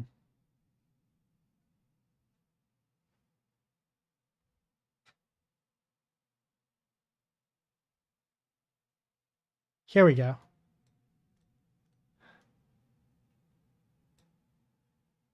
This is what we cared about. Oh no, this is get the capsule. But we're not attached to the capsule at this point. Hmm.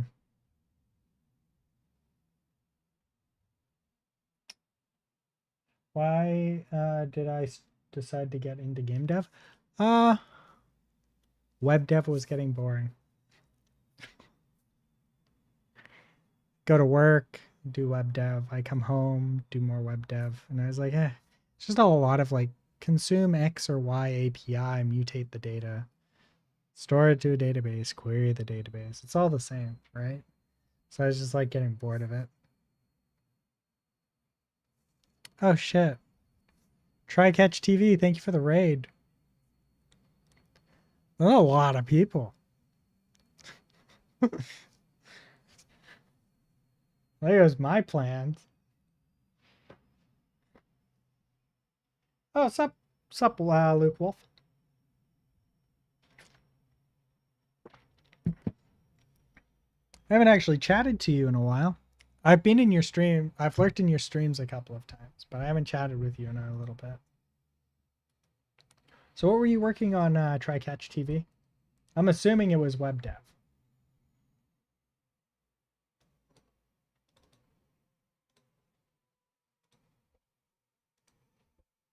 Or sorry, I'm assuming that it was development of some kind.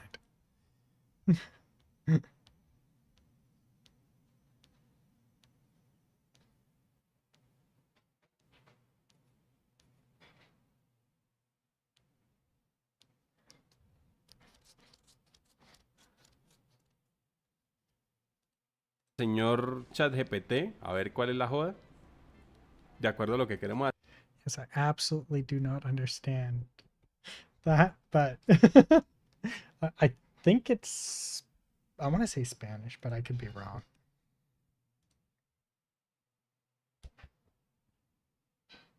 Been making, yes, I am web dev. You're a web developer? Sweet. Yeah. Well, Docker, right? No worries, friend. You can learn Spanish. I could. I do have some great resources.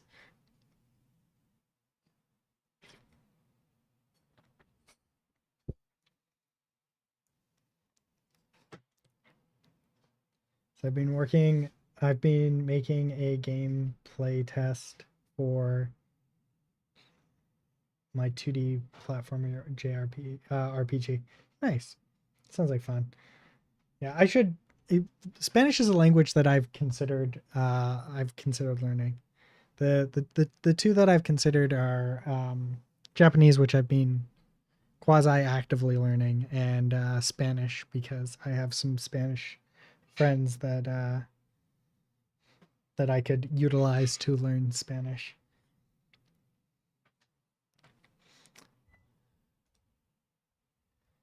And I've got some Spanish Twitch streamers that I watch. or I chill with. So this isn't quite what I think I'm looking for. Japanese is amazing. I wanted to learn it, but I had to prioritize English. Yeah, I get that. I very much so get that.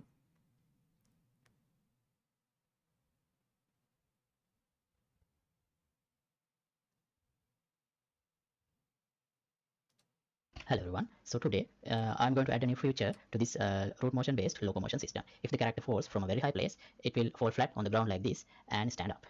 Let me show you again. Here, this is the feature I'm going to add today. So I had already implemented this. So if the character fall from a short distance, short height, let me show you. Like this, it will just do this, and if it falls a little more, it will do. What if I, yeah.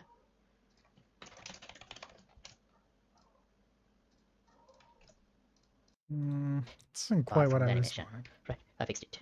I removed the Z component.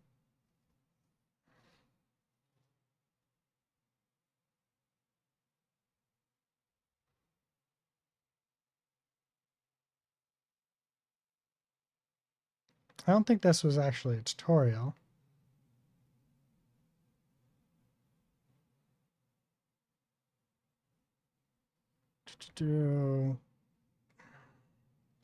There was a... Was it just this one? Hello, and then should be it. Should be connected like this. I was just testing if that. I feel like it was the advanced loco... sorry, not the advanced locomotion. It was the... There was a blend that you did to get them up.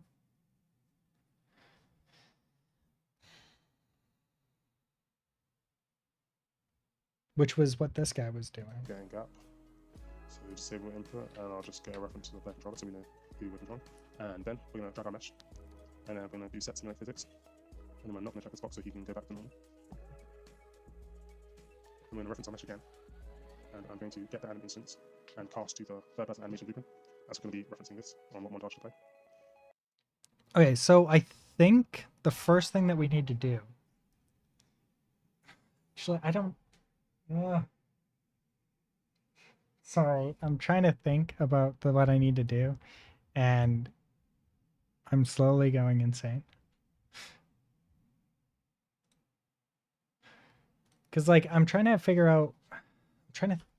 I had some tutorials that I was going to go through to do the get up. Because, like, what I want to do is have the Ragdolls...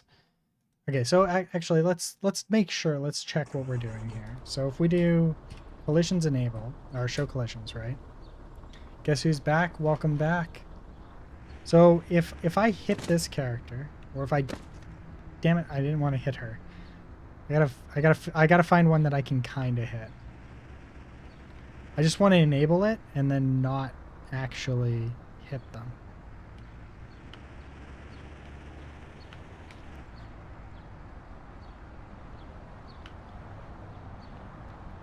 I'm gonna find one that I can do this with eventually.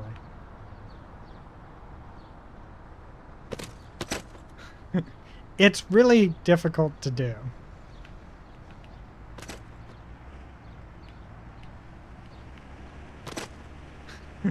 Damn it. Come on. Okay, there. I suppose. So, right there, right?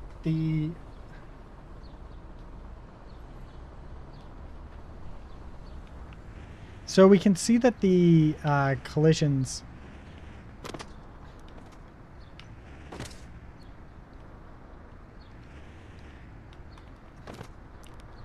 that we leave the capsule behind, and I think we have to bring the capsule with us. So what we're gonna do is we're gonna try and disable. We're gonna see what happens, right?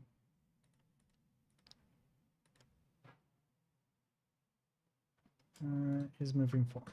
No, this one. And we'll get rid of that, and then we'll come back over to here.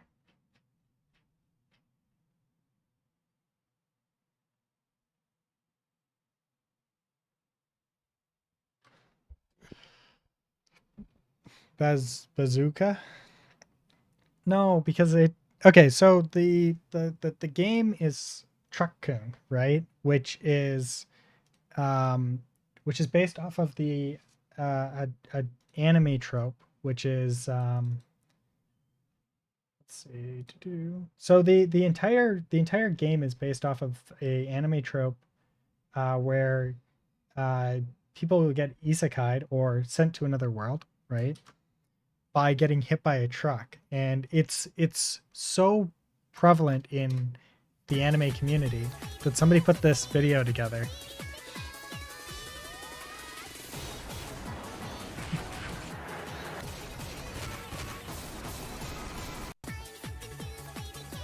So this is the entire premise of the game, is that you're saving another world by running people over to send them to another world with cheat skills that they then save that world. It's an anime trope, and it's very prevalent in the isekai genre.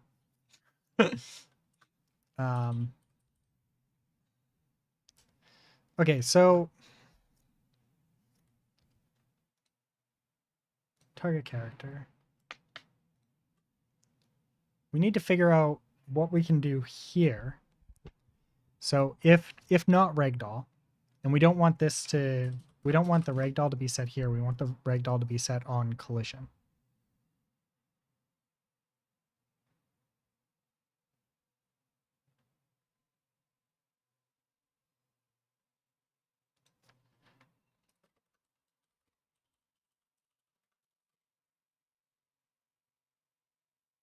We do after kidnapping them. I'm gonna call the cops. Nobody's kidnapping them. Okay, so we want to get rid of this.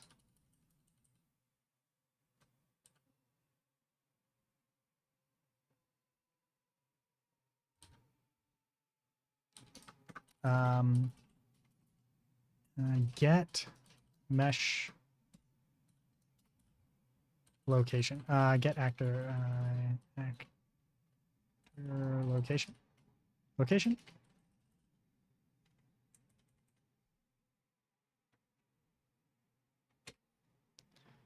Oh wait.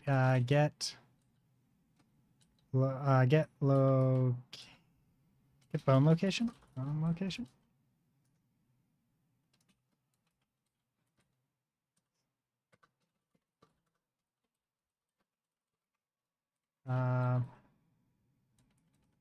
Location. Get this rotation. Update capsule location and rotation.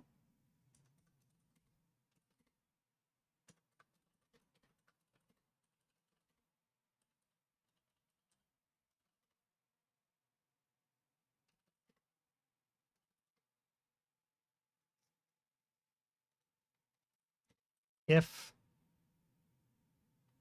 return, we can do this. There we go. Now this still might crash the editor because this sometimes does that.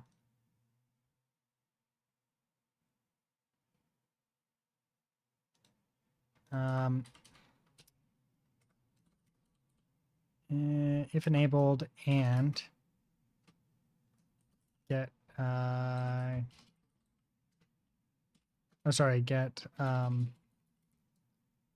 get mesh oh wait get is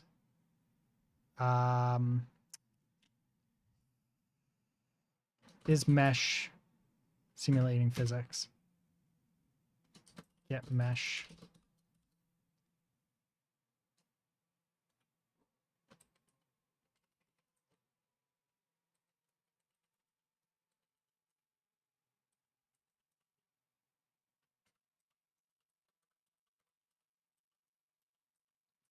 check if mesh is simulating physics.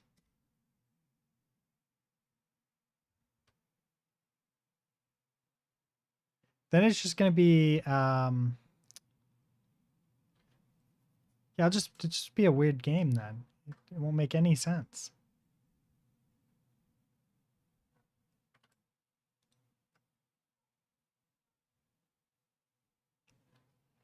Is running dedicated server to be simulate physics.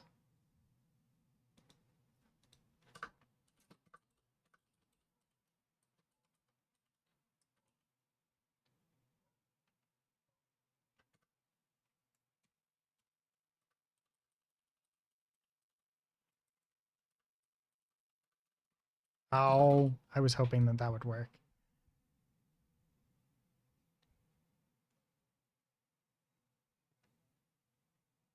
This is the one that I wanted.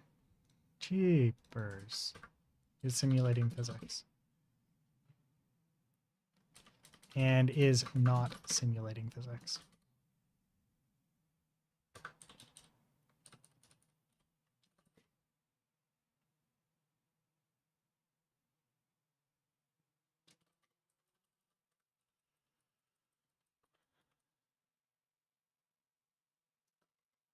Else not be enable. Now we should do this. Bool be is simulating physics.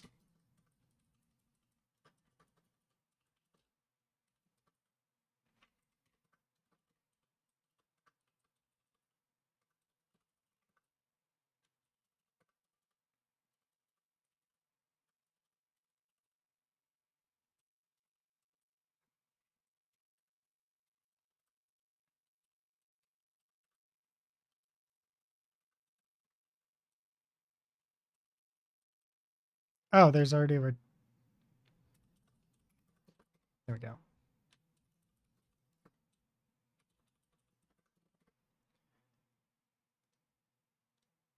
Let's make sure we save.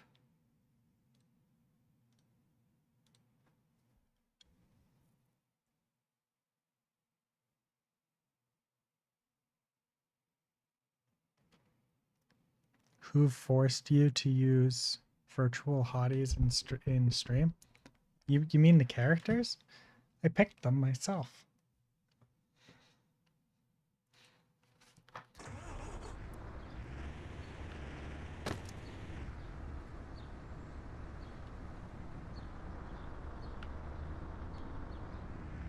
I think I need a bigger... I think I need to update the size so I can simulate it correctly.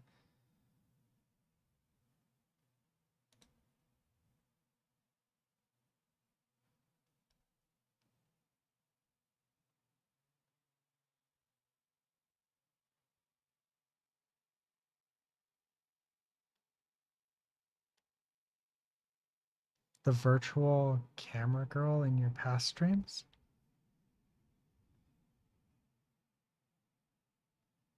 Oh, the VTuber model. Oh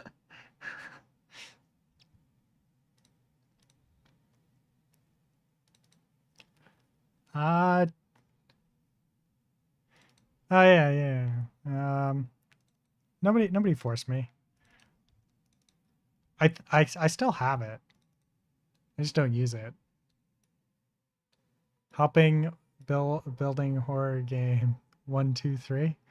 I don't think that I follow. You're working on a horror game?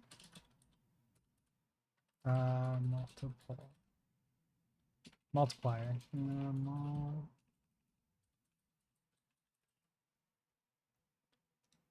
Let's do, so this is supposed to be 3. Let's make it 5 so we have a really far distance. Oh, I forgot that I had that stream. Yeah. So I took some courses on 3D modeling, and one of the teachers had a student that needed some help, so I did some programming for them.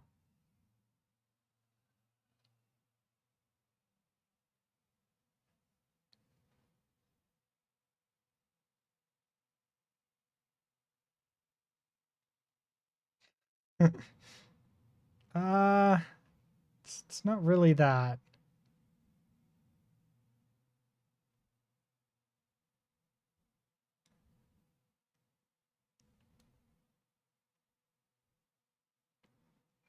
I think this requires.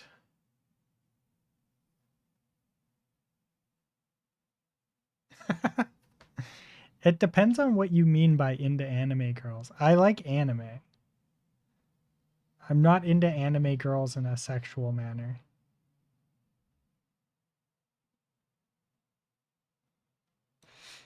I do have another game though.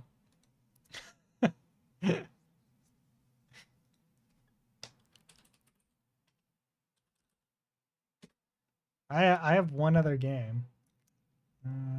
Dashboard. No, I like anime because it has a usually has a fairly decent story. There you go. The waifu says it all. I never quite finished it. Audio thumbnail. Hey man. So okay. So this game here was the reason why I built it, right? So this was made by ML Jesus TV, and he's a buddy of mine, and he was making this game. He was getting close. He was pretty much done it, and he was putting some final polishes on it, and so we joked that that I would make version 2 go up 2. And I was like, and I was memeing the shit out of it. And I was like, I'll make go up to Unreal Super Waifu Edition, because I had this model and I was like, I can use that. That's when I'm alone at home. Oh yeah. This is a don't play with the audio on with people around. It is overly sexual in every single way. Boob physics, ass physics are turned on. Boob and ass physics. I think there's ass physics. There's boob physics. I think there's ass physics. The animations are there. She breathes into the she breathes very sexually. When she hits the ground, she moans, stuff like that. It's super sexual in every single way. It's over the top.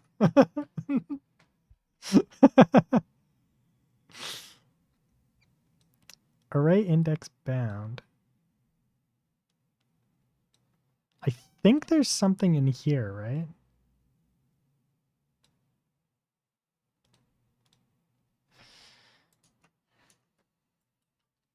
Unreal index.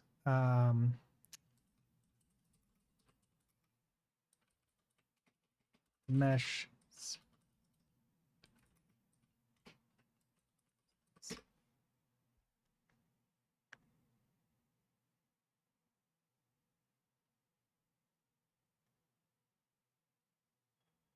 Why is there pink color next? What?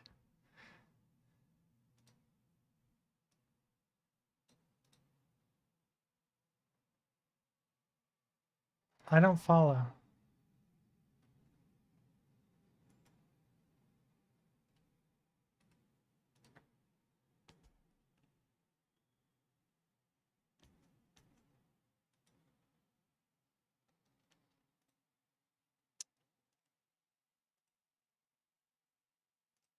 I think in order for this to work, I need to use. Oh, I don't know. It's just the person who made that specific thing did that. Okay, so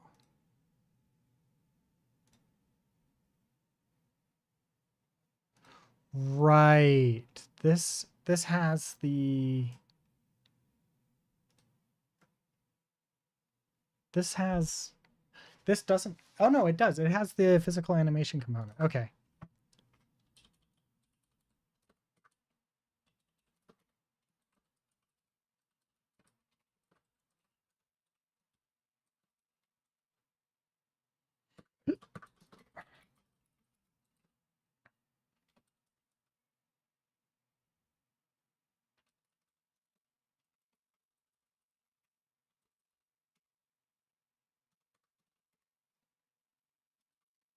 I thought that I did that.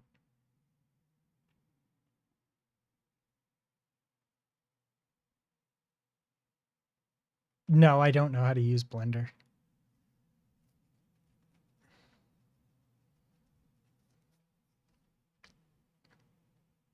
My I know three applications for 3D modeling, and it's Maya,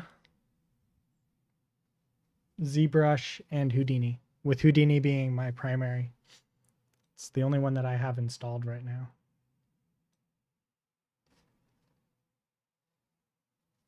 Houdini is a very different application, like no 3D modeling application you have ever seen.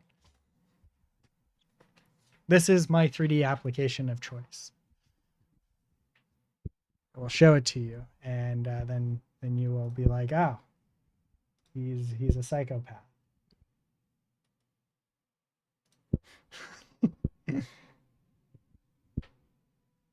Takes a little bit to open. No. The current truck is just purchased because I just needed a mesh. It wasn't very expensive. I grabbed it out of the Unreal asset store. I think I already had it. I don't remember. This is my 3D modeling app of choice. Now we can do place down our box.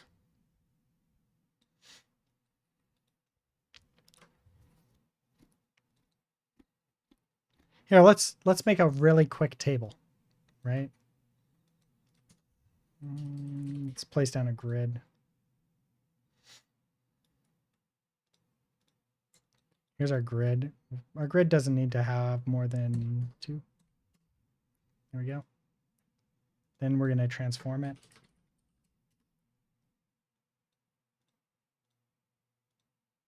No, we want to keep that, and then we'll transform this out a little bit.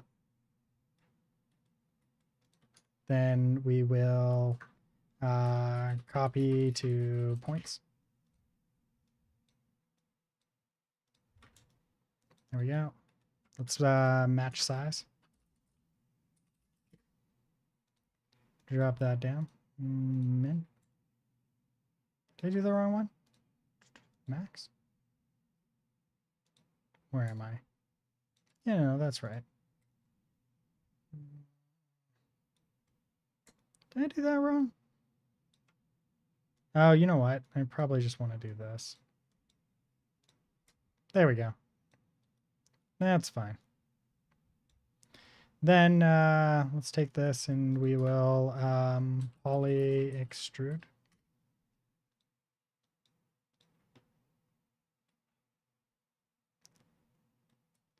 Is that it? No, it's the other way. There. And let's output the back. Beautiful. And then merge.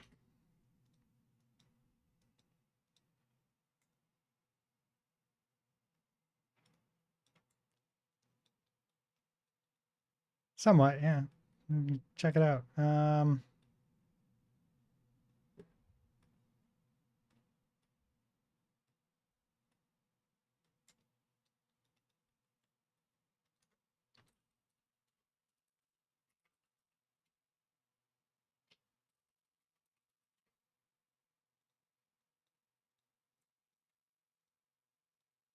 Oops.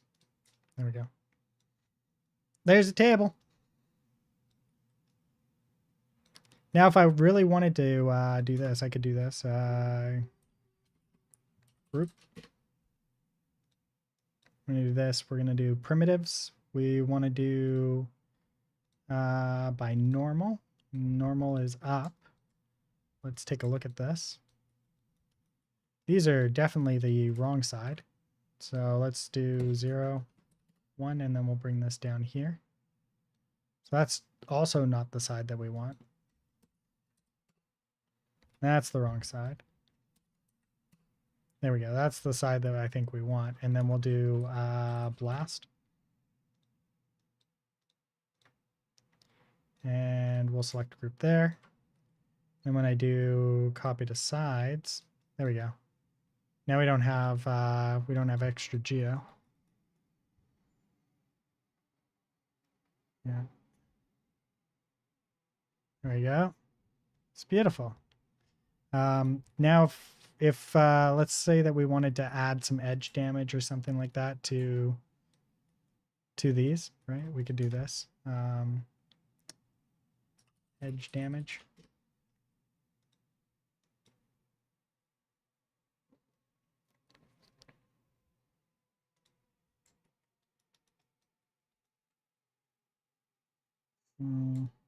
Did I add too much? Oops. Yeah, there we go.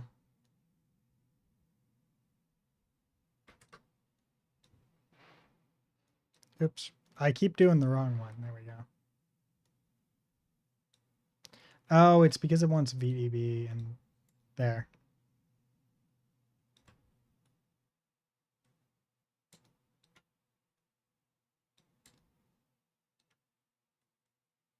Yeah, so if I just move that down there we go.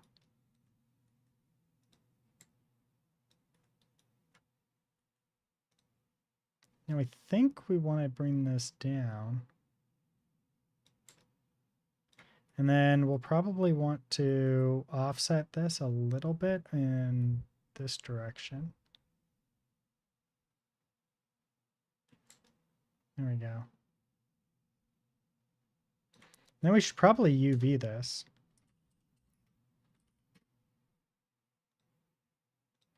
So it has beautiful little UVs. And then we can do UV.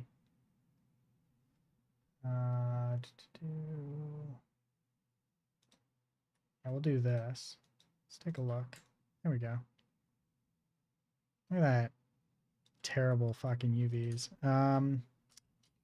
UV labs auto UV. Here we go. We'll drop this down here like so.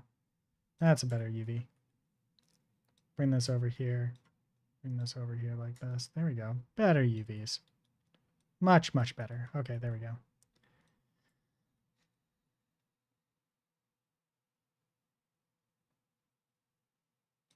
Yeah, we'll do a UV layout.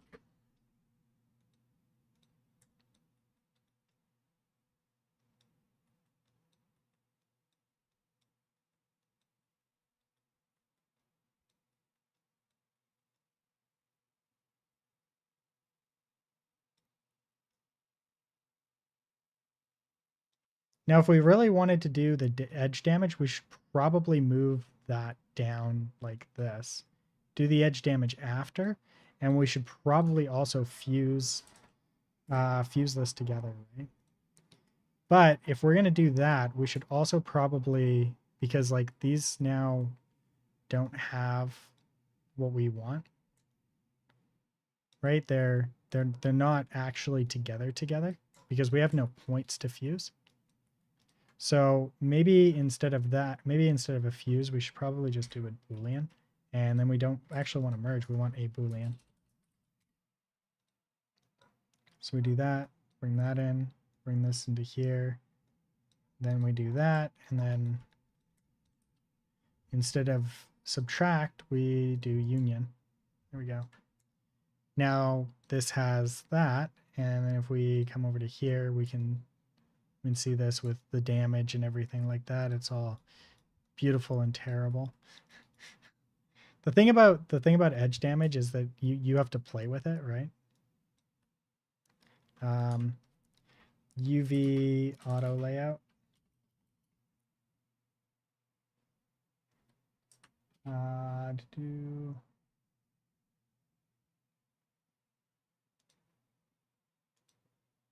There we go. better. Still bad though, because like we don't have proper UVs on this, so we should probably do a triangulate.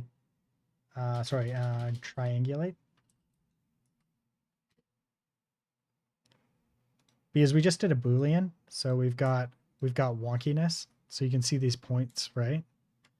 But we want to quad this if we can. Let's see what will happen there. Ugh. What about a quad remesh? Quad? Wait a minute, I haven't played with this one yet.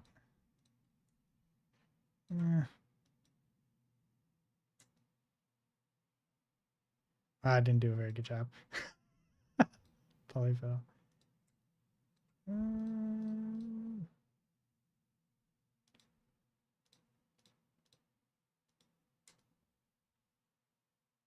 Yeah, whatever. This is still pretty good, right? Like, then it's obviously not perfect, but it's not the absolute worst. And this here could be probably better if we played with it. Don't generate slivers, avoid small edges. Look at that. Beauty. There you go. There's a better tool. Which is this one. But oh wait, I forgot about this.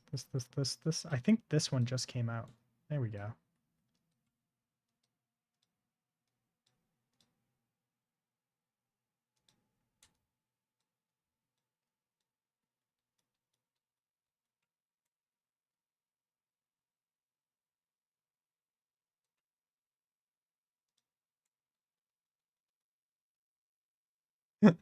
That's pretty bad. Sure,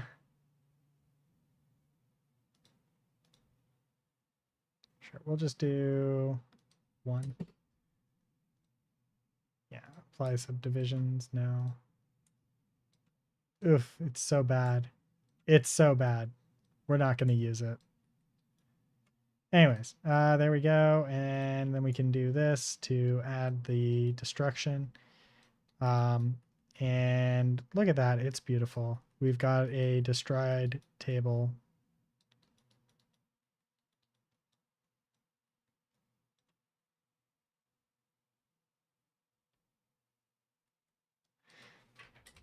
I have to think. I have to figure something out. So I'm probably not going to be able to finish the Ragdolls tonight. I think that's going to be a tomorrow problem.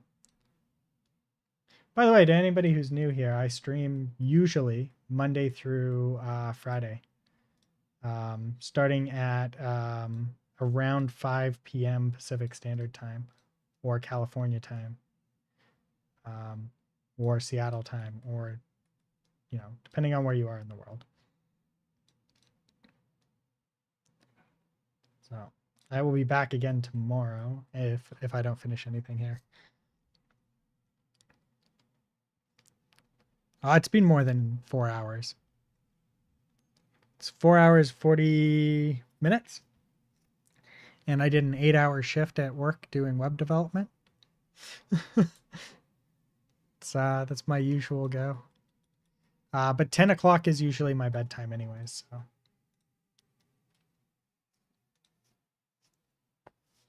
But yeah, that's Houdini. That's my polymodeling app of choice.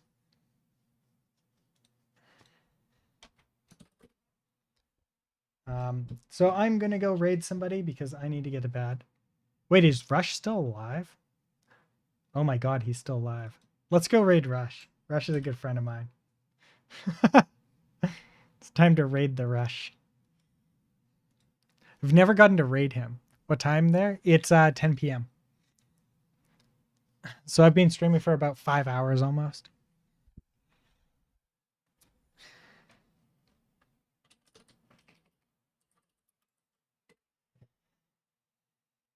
You can see the time right there. It might be blurry. I don't know.